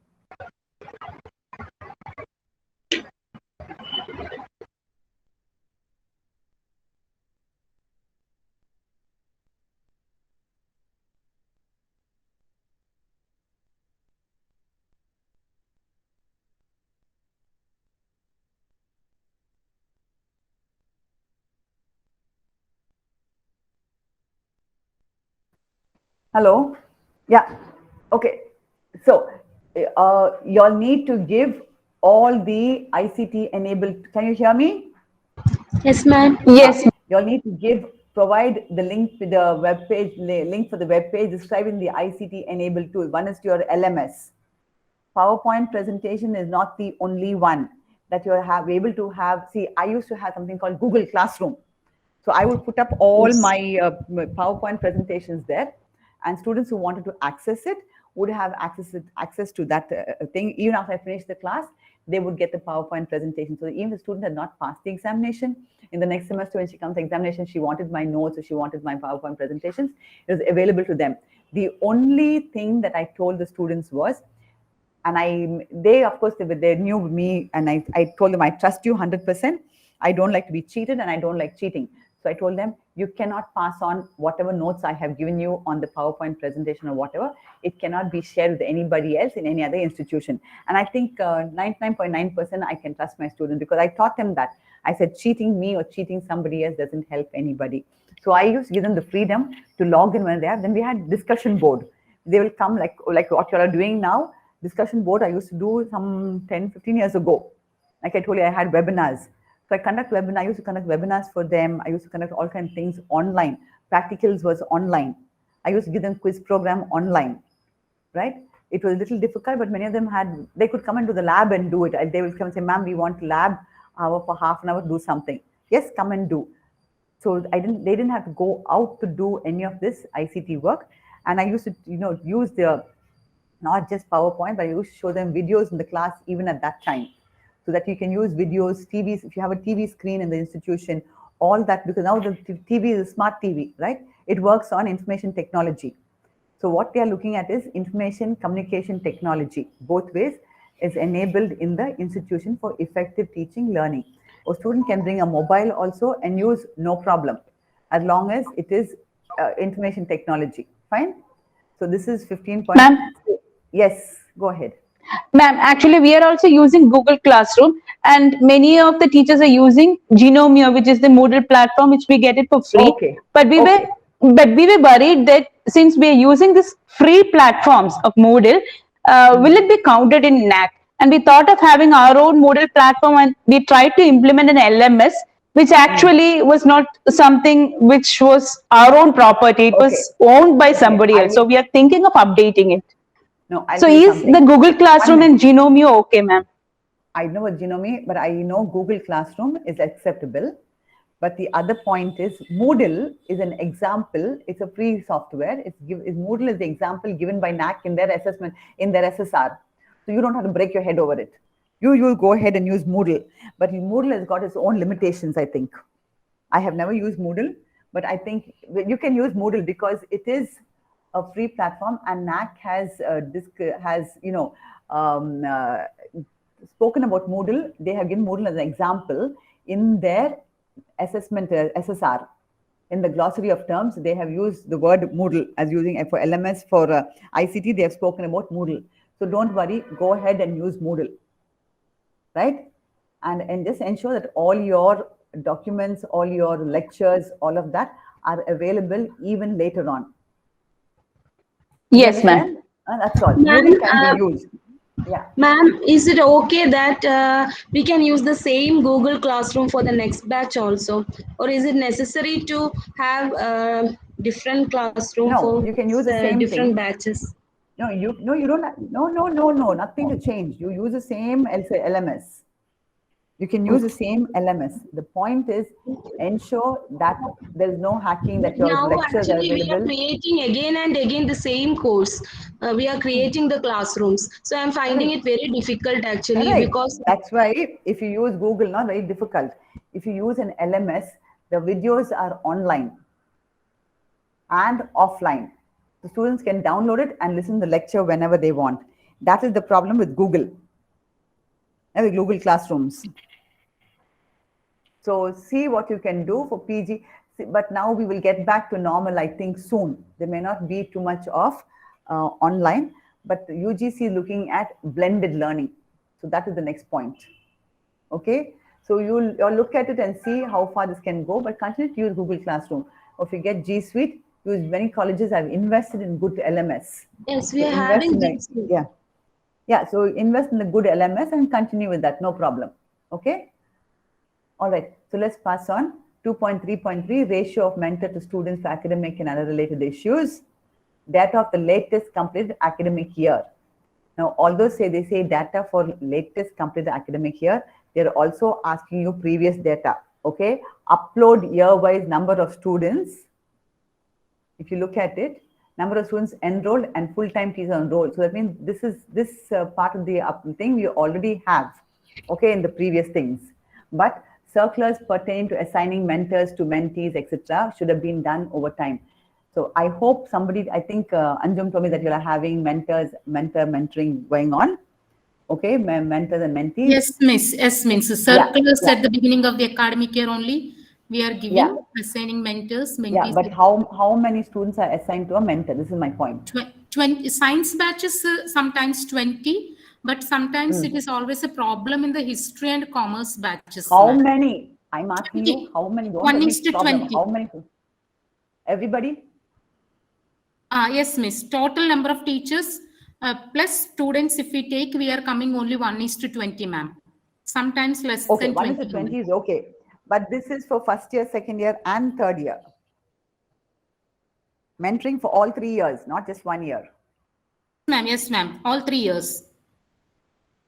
Okay, so you all have to look at this. 1:20 is a good ratio, but mentoring should be done for all 3 years. Ma'am, can I have a clear doubt, ma'am? Yeah. Can the same teacher take more than one batch of 20 students? That is, one set of 20 students from first year, one set of 20 students from second year? No, it is this way. A student must be mentored for 3 years by the same person. Yes, so when the ma'am. first year students come to second year, they continue the same mentor. You cannot change the mentor because students will already have built up a relationship with the mentor. It may not be their class teacher, it may not be the person who's teaching them any subject, but the students cannot change their mentor. Okay, or teachers cannot change the students. They continue for 3 years because this is a lifetime relationship. It's not just an institution, it's like shepherding. It's like doing it right throughout. Even when they leave the institution, they will come back to you, maybe not as a teacher, but as a friend. They'll come back to you, they'll bring their children. So you have built up a relationship with them, more of a guide, more of somebody who is not advising, but more than that. So having 20, 60 students is not viable. You cannot even meet them once a semester. Okay, ma'am. Okay. Get the point? So 20 students is okay, up to 30 students, okay, you can meet them at least. So you have 90 teaching days, you can meet them even twice a semester or thrice a semester. Twice a semester is a good way of meeting students. But So better tutor to and have... mentor need not be the same person, same teacher. Pardon? The tutor and mentor need not be the same teacher. No. Mentor is different. Tutor is doing the subject which she is studying. You're tutoring, that's like a tuition teacher. That's a tutor, right? But a mentor is more than that, where you really build up a relationship, not at the personal level. Sometimes as they grow, as they get into the institution, second year, third year, they may build up a deep friendship. But the friendship is platonic. It is nothing to do with the teacher is functioning thing. Just because somebody is my mentee, I cannot give them extra marks. Because someone's my mentee, I cannot cite them for something which is wrong. I am their role model. So if they've done something wrong, I will need to correct them. So that kind of relationship where they can trust you and you trust the student, where they're able to come to you and confide things in you, knowing that you will not go and discuss this back in the department, is what you have a relationship between the mentor and the mentee. Okay, so having 20, 30 students is fine, but beyond 30 students is not physical. It is not viable to have that many students to be coming under you as for mentoring. Okay. Whether students have the choice to select the mentor? Pardon? Whether the students have the choice to select the mentor? No. It's assigned to student. The mentees are assigned to the mentor by the head of department or whoever. We don't pick the students we want. No. That can't be done. Ma'am, one doubt. Yeah. Now, what all documents should we keep as a mentor? 1 minute. So copy of circular, approved mentor list as announced by the HEI. Then the document, we used to have a little booklet for 3 years. The student has a booklet for 3 years. Every semester we have got 2 pages or 3 pages in it, where the student comes, she met the mentor once, that thing, everything, what is the issue raised, how is it resolved, what is the time taken to resolve, everything is written over there, right? The student signs, the mentor signs. If the mentee comes back another time, that's also entered into that booklet. And the booklet is kept with the mentor, because students will lose that booklet. Then all your documentation is gone. So it is better that each student be given, along with a handbook, we give them a mentoring book. When their photograph is there, their personal details and their parents' name, contact number, blood group, some personal detail, not everything, okay? Address, telephone number, and we are, the date of birth or whatever. And that is kept, and the mentor keeps it. And whenever the student comes, we take the book out. Sometimes we may call the parent if we find the mentee is not, having difficulty with, say problems, emotional problems at home or something. We call the parents and tell them, look, you need to take the student for counseling, or you need to take care of her, she's not eating well, or things that way, okay? But the booklet is kept with the institution, with the teacher. And from time to time, maybe the head of department looks at it and make sure that we do the mentoring, not that they go and look at what is written over there, but the head of department just make sure that all of us are doing the mentoring or whatever. I used to do that. I used to check with my department staff if they finished mentoring, and once in a while I'll ask a student and say, did you go for mentoring? How was it? They just casually they will answer. That is what the documentation you need to have is the little, maybe a little booklet or some kind of a format where students sign saying they came for mentoring and what were the issues raised and how was it resolved. Okay, and in this only full-time teachers can be considered as mentors. That's why I said 90 hours of work in the department. If teachers come and go, they cannot be mentors. So the data is large. DV will seek for relevant documents for specific list of mentors or mentees during the DV clarification. So what you need to avoid here is mere list of names of mentors and mentees will not suffice for this metric. Just having a list of names and things is not enough. You need to have a little booklet or some kind of other documentation where the different issues raised by the student. There may not be issues for everybody, but they may come, you may tell them how to go for the career advancement or what to do in terms, what are the courses they can take or whom they can go and meet if they want some guidance, like guiding them and, shepherding them, right? Okay, so ma'am, do we need to assign some hours for mentoring, like 15 we hours? usually do it after. No. We usually do it after class hours. It is not within the class hours period time. It's after class hours. Okay. And ma'am, what about do we need to keep a progress about academic, how they are progressing? Yes. We used to ask them to fill up their marks, internal assessment marks in the column. They will fill it up because autonomous college, they'll also fill up their external marks. So we know their progress of what they're doing. That was there in that booklet. Okay, thank you. All right. So can we wind up for today or do you want to continue? But I will start tomorrow morning, 9 o'clock. So I have to finish. Yes, ma'am, you can wind up, ma'am. Yes. Okay. So I've got a little more of this. I'll go through rapidly tomorrow. We'll finish this as maybe another, I'm in slide 24. I have another 18 slides of this. So it'll take us time plus the triple S, right? So can we start tomorrow morning at 9 o'clock? Yes, ma'am. Anjum, you send me the link for tomorrow morning, 9 o'clock? Yes, ma'am. Is it okay for all of you? Yes, ma'am. Please try and join me at 9 o'clock, otherwise you won't finish. Usually I do this workshop for 3 days, but because first is not possible for the college, I said, okay, for 2 days, but I'm finding that, we are going a little slow. We also started, I thought we'll go faster. We started late, but that doesn't matter. What has happened. But we can, do it one morning at 9 o'clock. And I will, maybe I have to skip the thing on mentoring, but I will do something on the professional ethics. Okay. But I will do it little later. Ma'am. I'll do it little later. We'll go a little rapidly tomorrow. So tomorrow. Okay, ma'am, Lata Miss had to leave the meeting. She has asked you to kindly excuse her. She will contact you later on. No problem. Not to worry. Okay. No problem, right? As long as you'll have got something, I'm happy out of this. If somebody has missed something, doesn't matter. What can we do? There's sometimes, see, for me, the internet went off in between. They're coming to put the cable, etc. So since I said 4:30, we have got 10 minutes, gone 10 minutes later than 4:30. I will let you go, but tomorrow morning, please let me start 9 o'clock. Okay? I asked that. Okay, ma'am. Thank you so much, ma'am. Okay? So thank you very much. Tomorrow we'll start with 2.4.1. Okay, ma'am. Thank you.